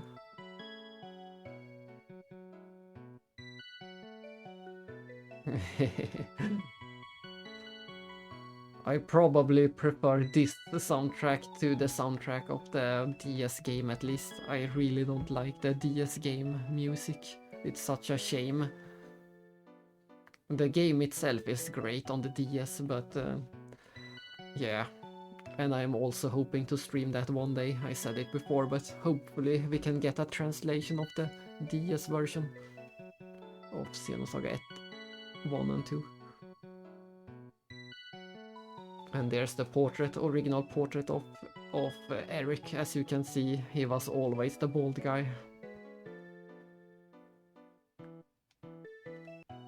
So this is the... And he's explaining everything that's happening.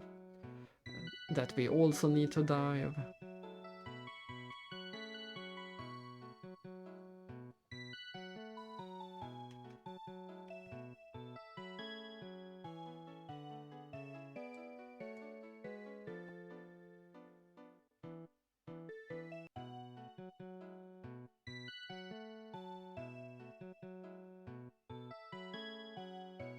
I'm not sure why, but I had to accept the message from Empress.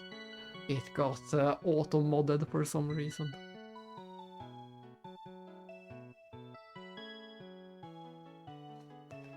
You can't talk about Sweden. That's against the rules.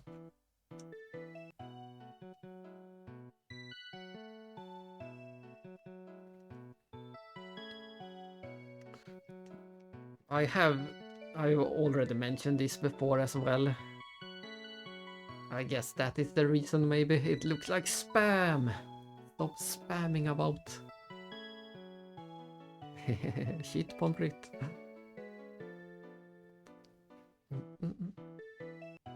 Let me know once you visit, and I will give you the museum tour.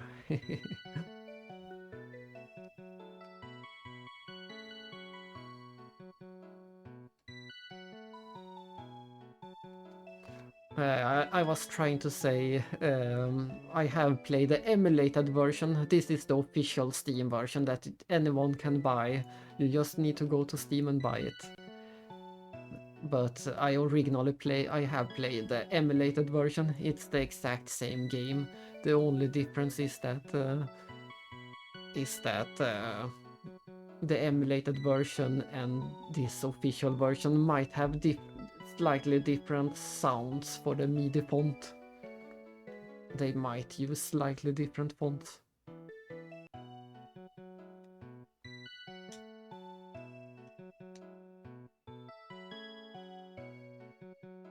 So that's the only real difference between this official version and if you choose to emulate it. Look at that, we can move around, and we have this menu is much simpler than the one we had in the remake. This is the eater skills,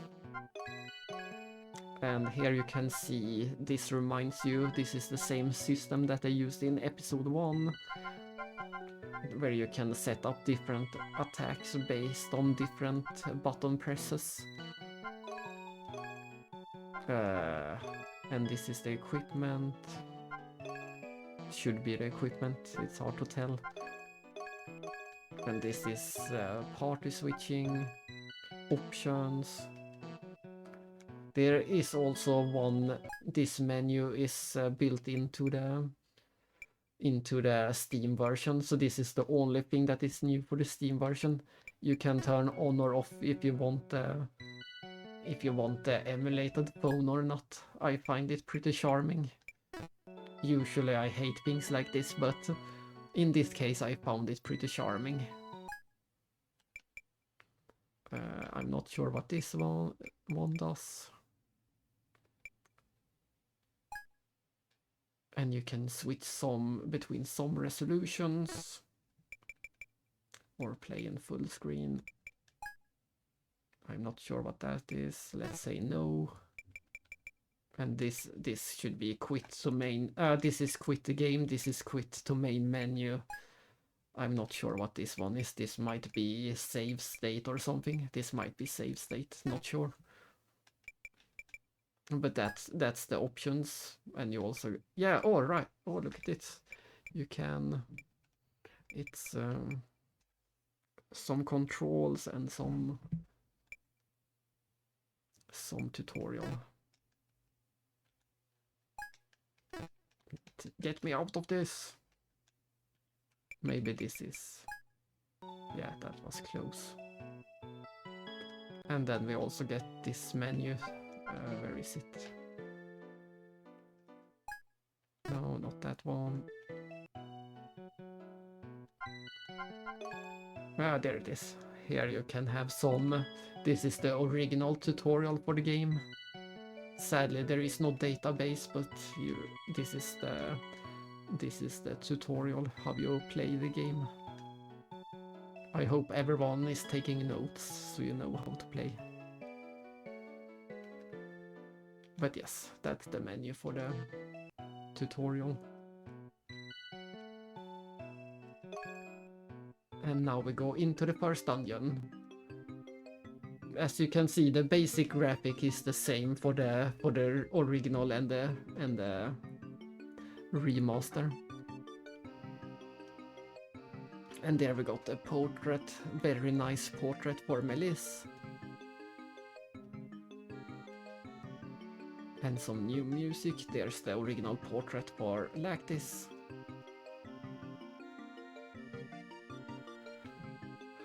For me, the obvious travel options would be Japan, of course. All of it, all of Japan.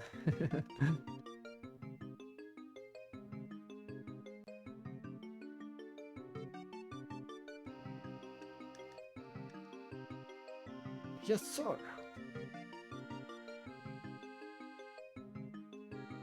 And there's the original portrait for Bugs, or Bagusu.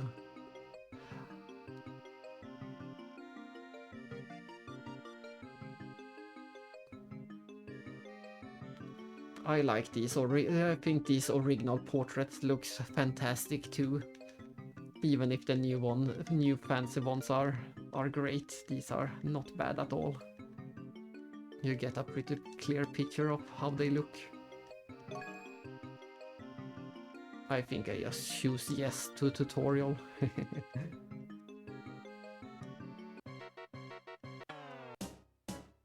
But yes, welcome to the battle music. This is the battle music and it gets really annoying really fast. It is not a great battle song.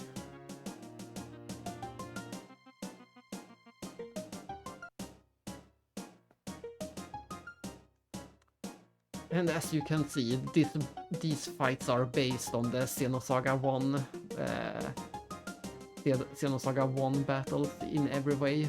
You even got the roulette turn slot, you get the turn order at the bottom, you get the 2 different attacks you can use, long or short range. Guessed it right on the first try. Yeah, it is a really bad fighting song. And of course you have to emulate it by playing it through a phone speaker as well. At least there was someone liking it. We see if you like it after 200 battles, once you see the encounter rate. But yes, it's more or less completely based on the Xenosaga 1 battle system. You even have the AP that you can save up, and you have got the EP and the HP and the boost gauge. So yeah, it's really based on episode 1 combat.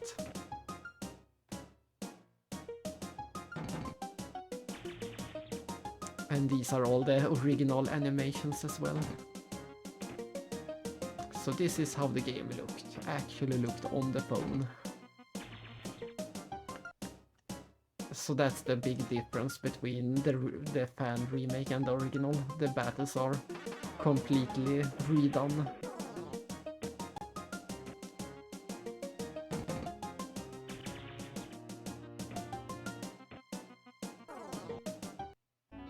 And even this menu, it's straight out of Xenosaga 1. They just copied everything. They looked at episode 1 and copied everything.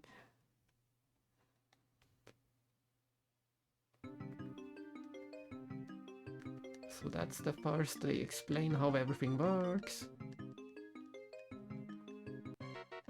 And we got another fight. I think they want us to use... let's see if I can use the boost with any button.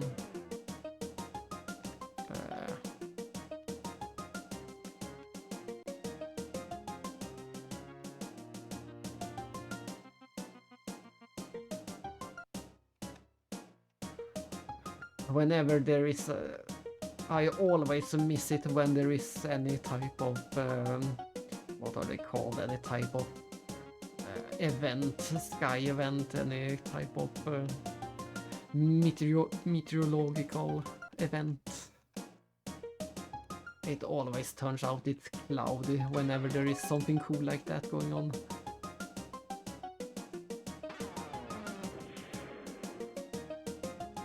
It is cursed. Shining shot.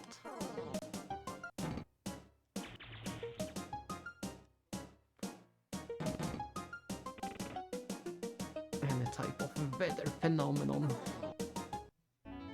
Levels for all. And we also get skill points in this game, so it really is Xenosaga 1 combat.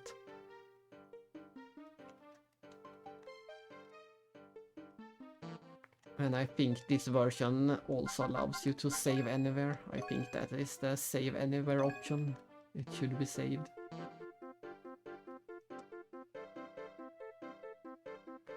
Level 120. Yes, that should make a difference. You should probably beat the boss pretty quickly today. I think you got it. And those 20 extra levels will help a lot.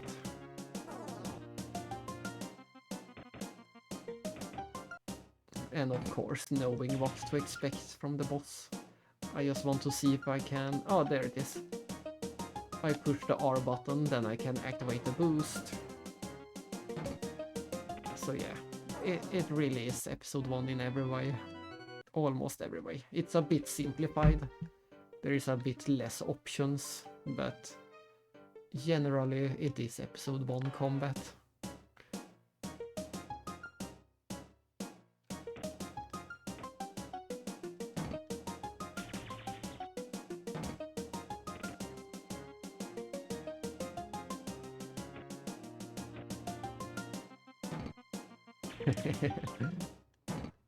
Anything but that.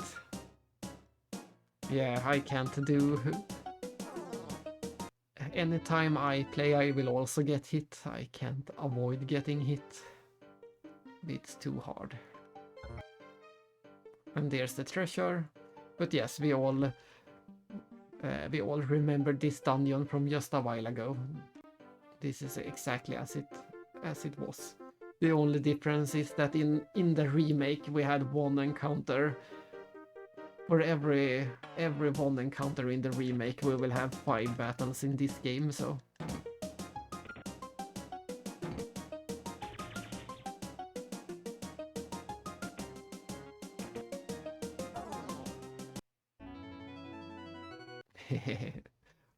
If you're doing level 1, it's basically it's no hit to begin with. If you have level 1, you can't get hit.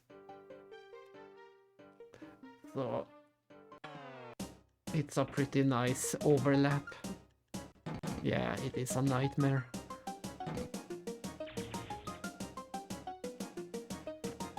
I can do...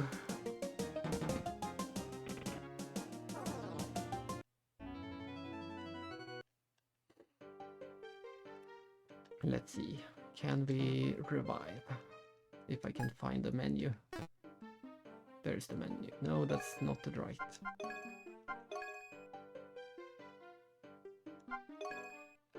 Some healing for everyone. But as you can see, the encounter rate is... It's not extreme, but it is pretty high. So this version contains about 5 times more enemies.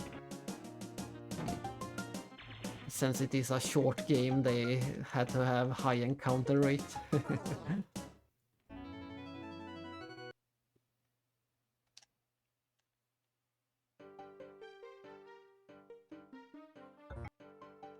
Throat.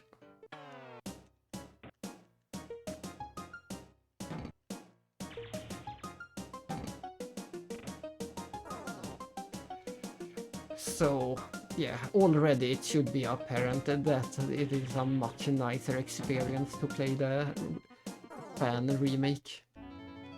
It should already be apparent.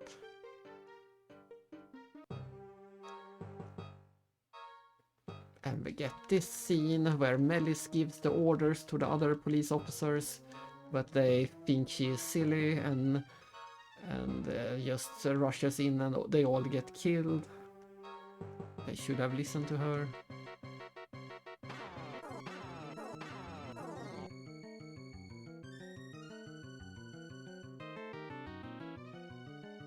Smack, Lactic smacks her and says he will complete the mission no matter what. And she needs to get it together. And this area should be familiar.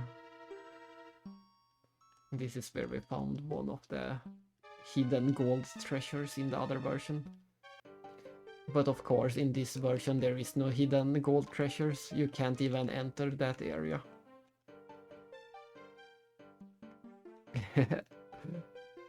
I would never. Grinding, what silliness.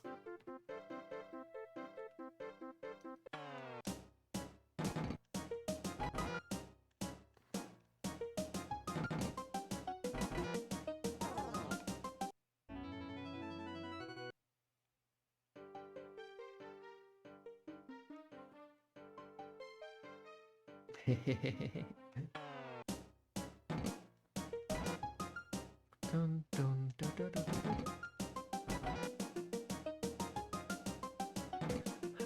dun. But what is the plan for you? Will you start the stream soon or will it be later? At this point,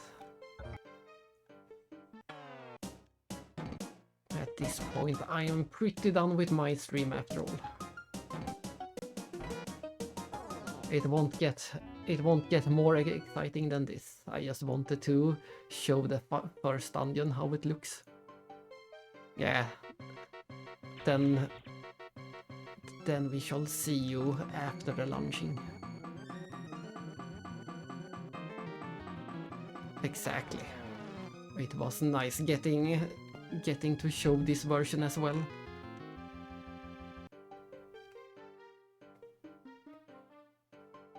Wasn't there? Oh no, there wasn't a save in this version. This version is much more evil. In the remake we get a save point right here, so we can...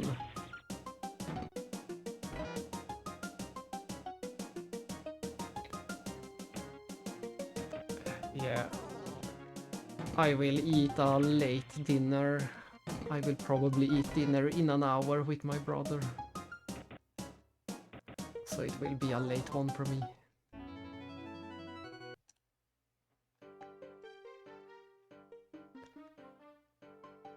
But we did get the party back together. Oops, wrong menu. Or is it the right menu? Yeah, we got the full party, all 4 characters.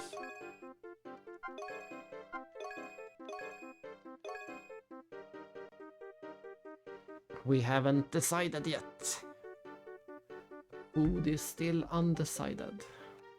Hopefully something good. It's always something good.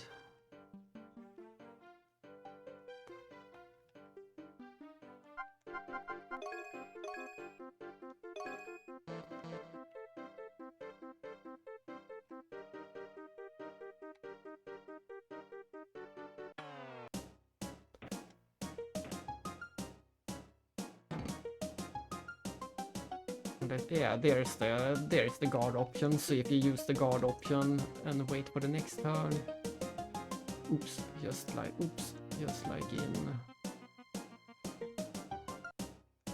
Xenosaga 1, now we got the 6 AP, and with the 6 AP we can unleash a bigger attack. Yeah, look at this, we can unleash a bigger attack and we got this. Ta-da! So, just like in episode 1, you save up the AP to use bigger attacks.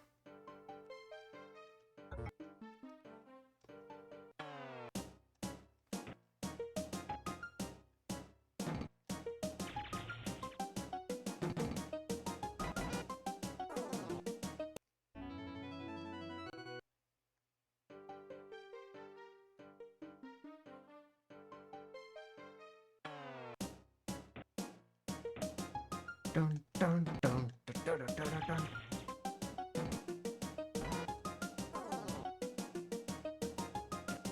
Let's go and see if the boss have a, I don't remember. Let's see if the boss have a unique song or if they reuse the same song for the boss. Boiled noodles. My brother said he wanted to do something with noodles, so you never know. But no, it will likely be something else today. Something fast.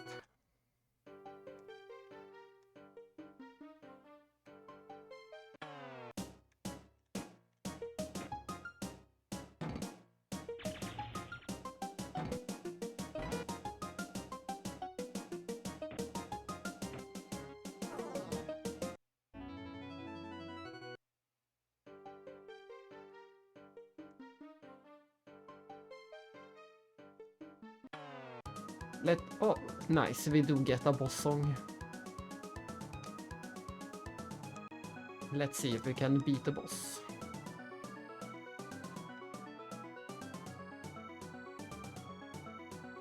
We start with guarding, and then we go for the special attacks with everyone.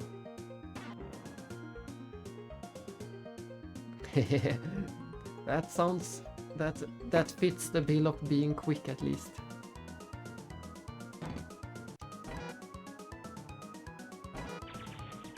Oh, that was some nice critical damage.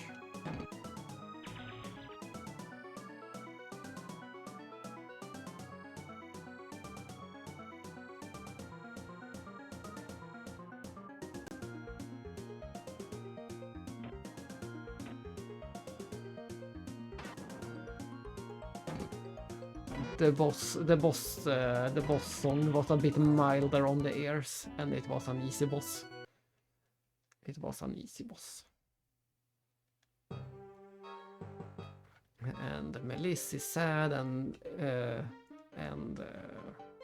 apologizes about her inabilities and recklessness and all that.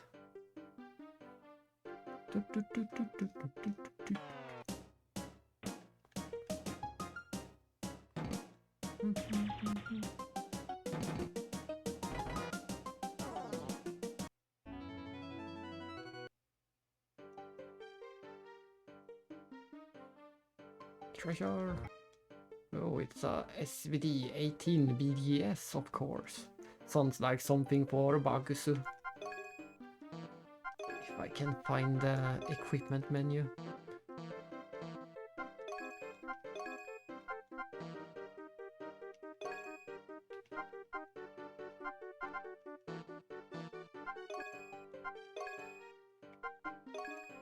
Yes, it was a weapon for Bagusu.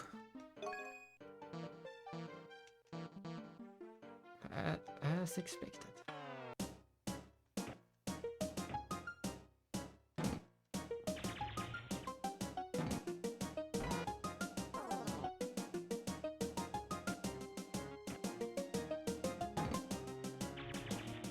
Let's listen to it.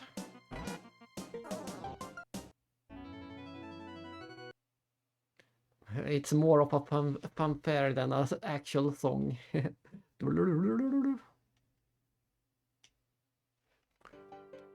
I'm not sure. I'm not sure if it reminds me of anything specific.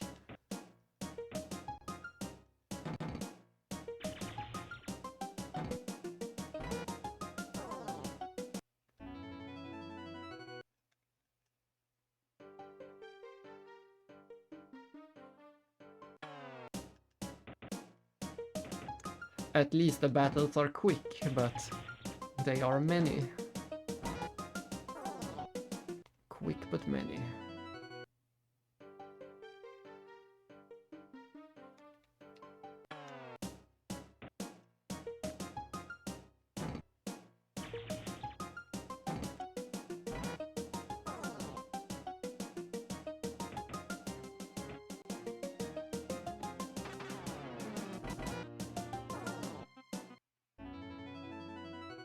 And this is where the dungeon transforms.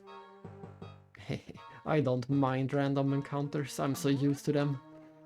I have played every translated SNES RPG after all. There have been a lot of random encounters.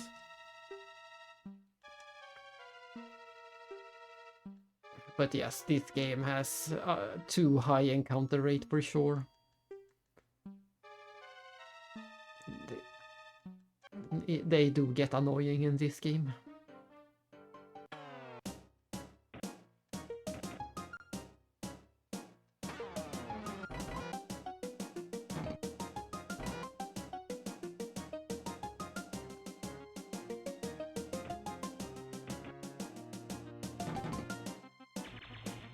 And if I can choose between random encounters and not random encounters, I will almost always choose the not random encounters.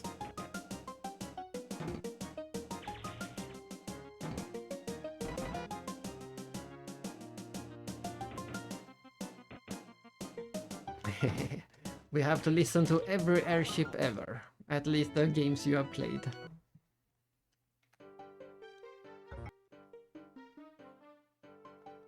And that treasure sound is also quite strange. It sounds like something went wrong instead of a positive sound.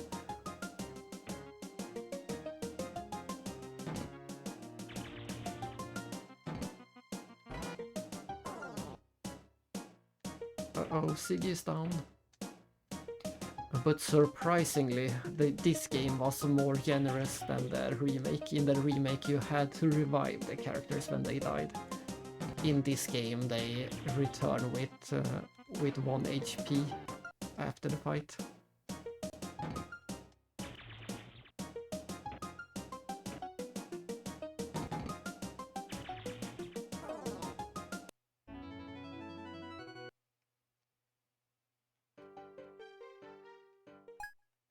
Brown menu.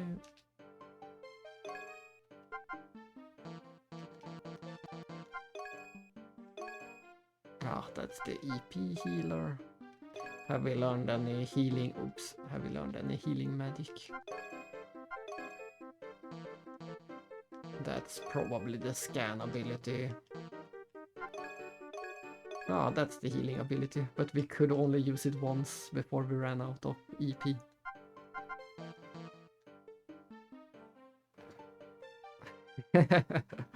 Of all the things.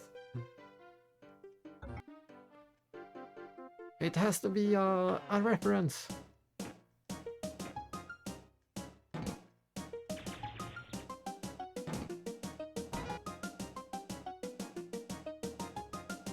I will listen to it later.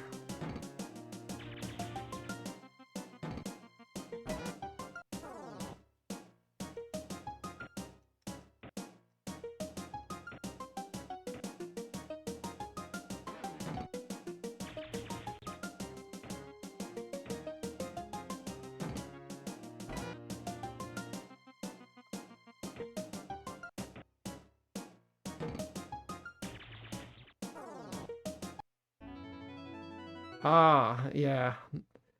Yeah, I finally hear it. I finally hear it.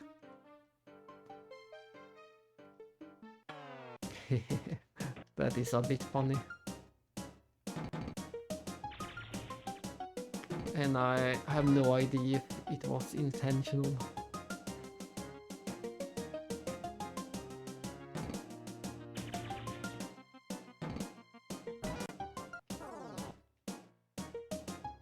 Just like the DS game, this soundtrack was just made by one of the Namco in-house composers.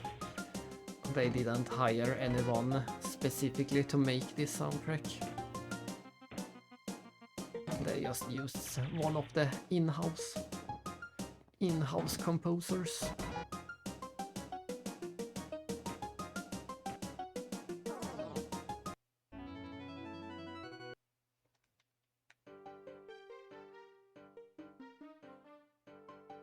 But yeah, look at this, it takes forever to get through. In the remake we would have fought about 3 or 4 enemies in this entire area. But in this version we have to fight 20 enemies in the same area. It's a big difference. Exactly, how can a tree fly? It doesn't make any sense. You have to play Xenogears to find out.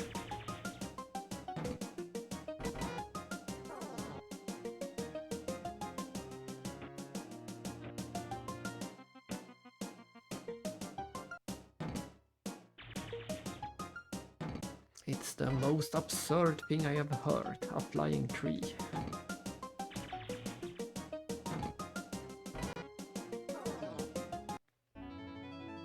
Oh, you don't get any experience if you're dead. How reasonable.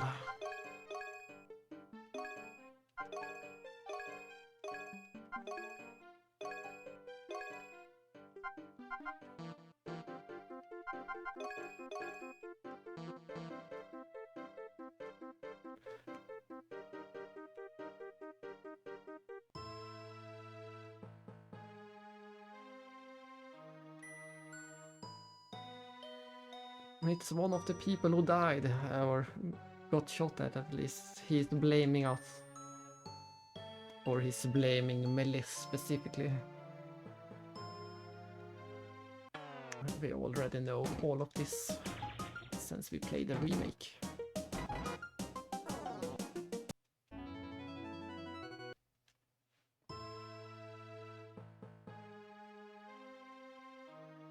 And they do have a few expressions. If you check the portraits, they do have a few different expressions.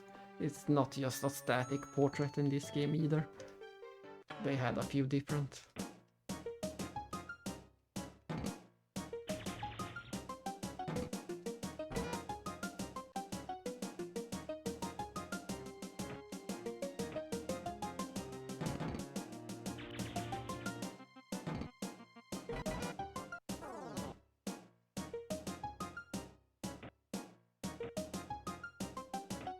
Yeah, in you might have missed it, but in Xenosaga 2 we did fight Nagelfar, and in Xenosaga 2 it was a ship. The Nagelfar ship.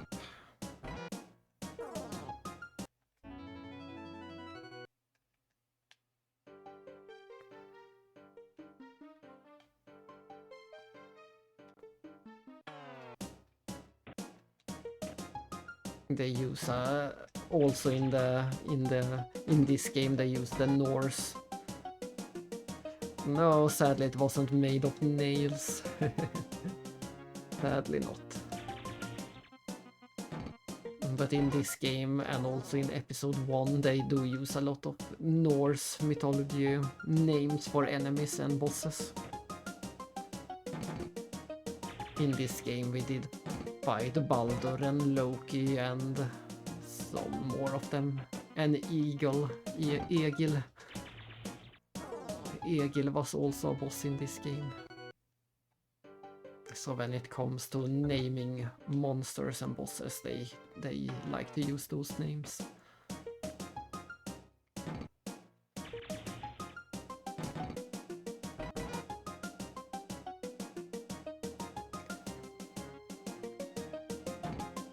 Oh, I just realized, it took a while, but in this game you only fight with 3 characters.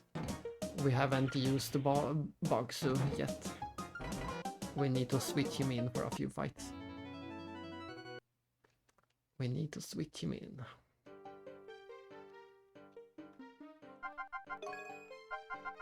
Yeah, like that. I'm just going to check if you... No, you do. I didn't remember if you switched the playing character, the on-screen character. But you do. That was a function already in the original, which is nice.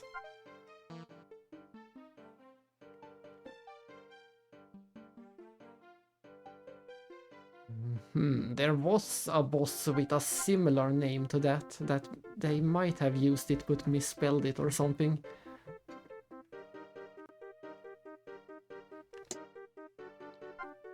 There was something similar sounding at least. Skidbladnir or Skidbladnir.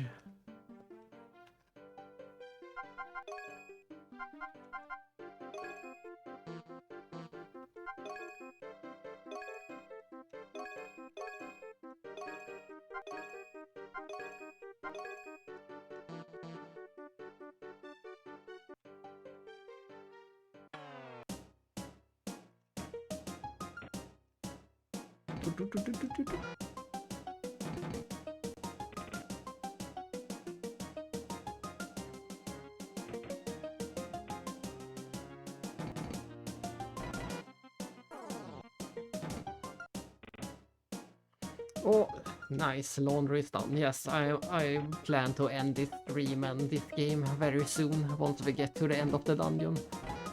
So you won't miss anything more. You have seen the game. This is the game. Now you know the difference between the original and the remake.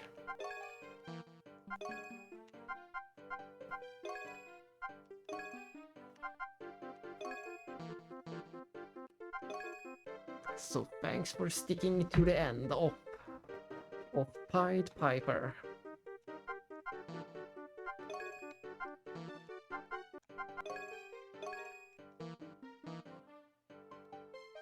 Yeah, you should also play it someday. It is a pretty nice game. I say it is a pretty nice game, but I also have it as number 5 as my favorite games ever. No, sadly no Ratatosker. Sadly no Ratatosker.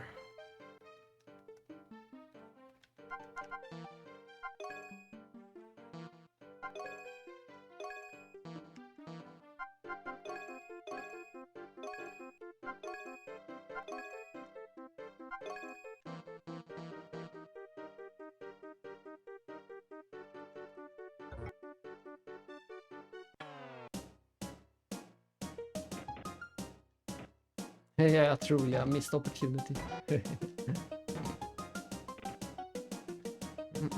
But once we get to episode, there is a lot of influences going on in this series.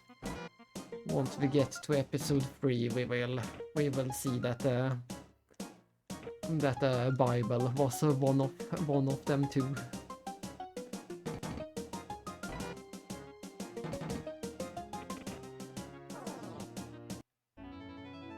Aside from the obvious Nietzsche and his fellow philosophers. No, not that either. It seems like they skipped a lot of the most obvious ones. There is no Ragnarök going on either.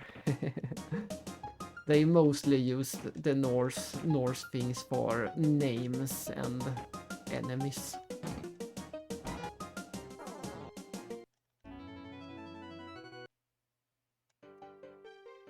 For the Gnosis type of enemies.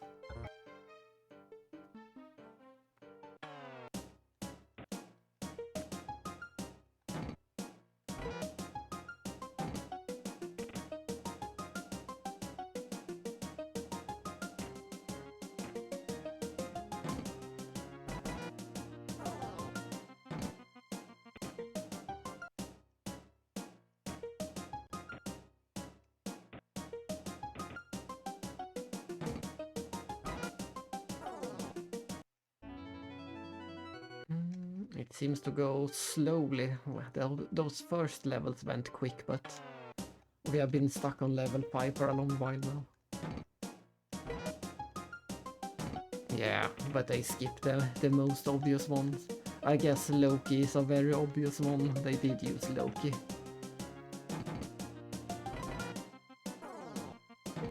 In this game.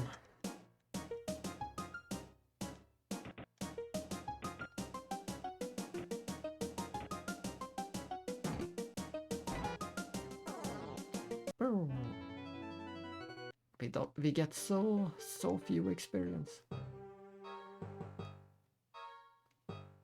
But we made it to the end of the dungeon. This was the goal. I wanted to just show off the first dungeon as a comparison.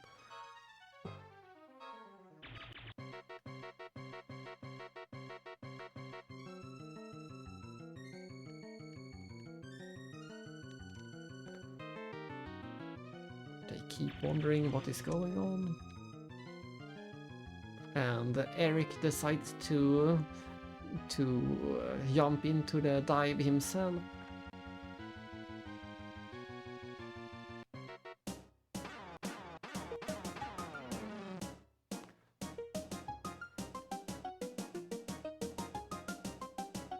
But Bagsu is worried that he isn't trained in combat. And he instantly gets vaporized. And Bugs is mad. And we attack the boss. But we won't beat the boss because we are almost dying, so this will probably be the end of the stream.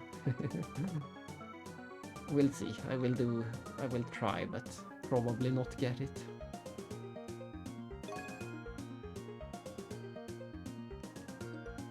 Oops.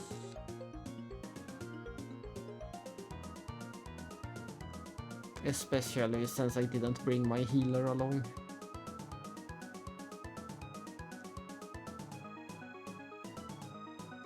Fighting a boss without a healer is a bad idea.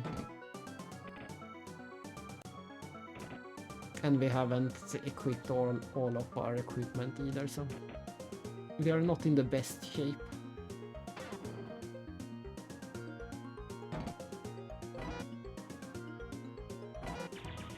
Even if we do decent damage at least, so we're not. It's not hopeless. We might be able to do it.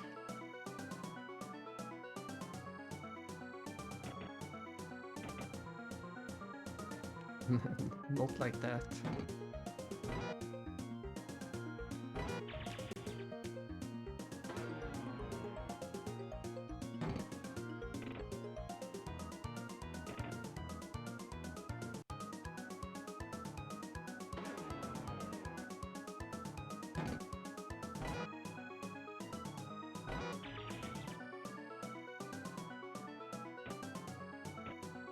Why is she doing so little damage? Almost zero.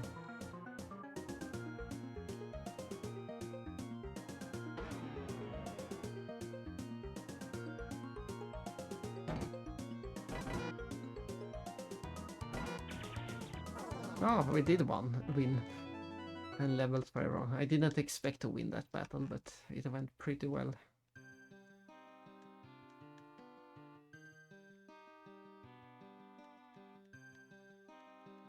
We are sad because Eric died, but we have to focus on the mission. Let's save.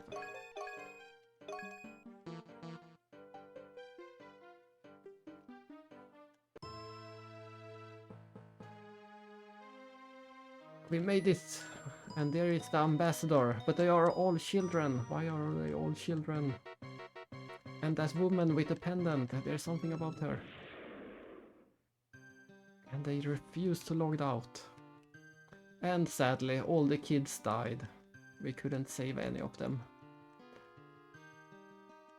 And we have to get the children and our comrade Eric to the hospital.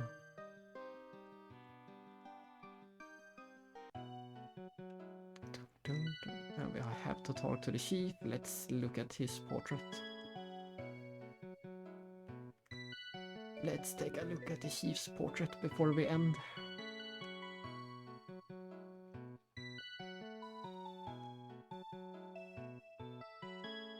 There he is.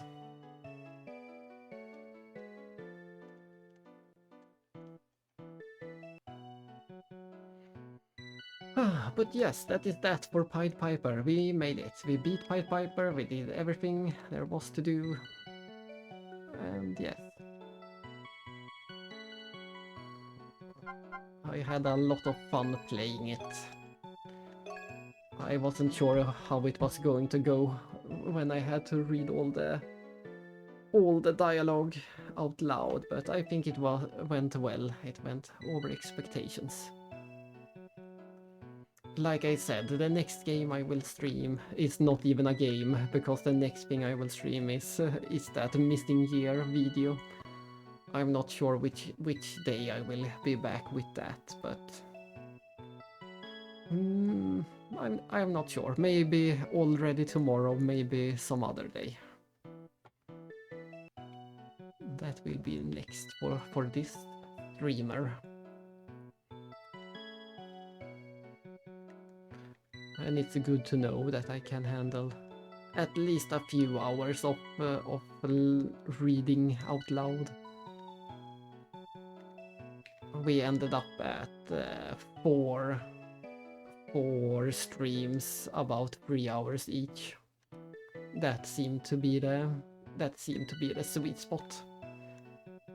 Any longer than that would have been a bit of a struggle, but this worked fine.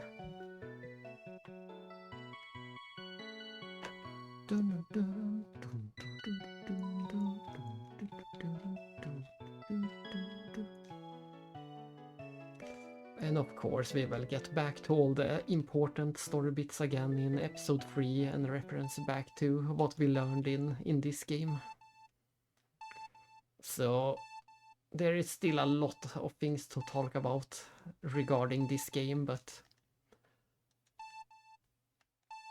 for now we can just enjoy that the game has ended.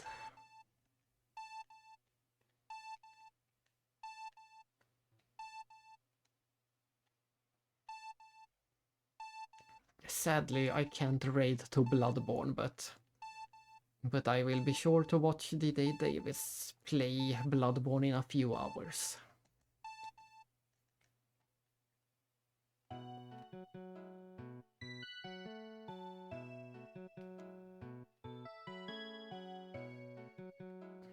We have the nice meeting. Dr. Rosas and Jan Sauer meet for the first time.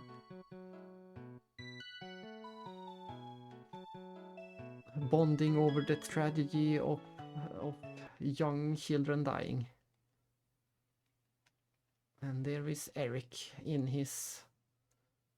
He is legally dead, but somehow he comes back to life and walks straight out of the hospital. He doesn't even stay for a checkup, he just ends up leaving the hospital.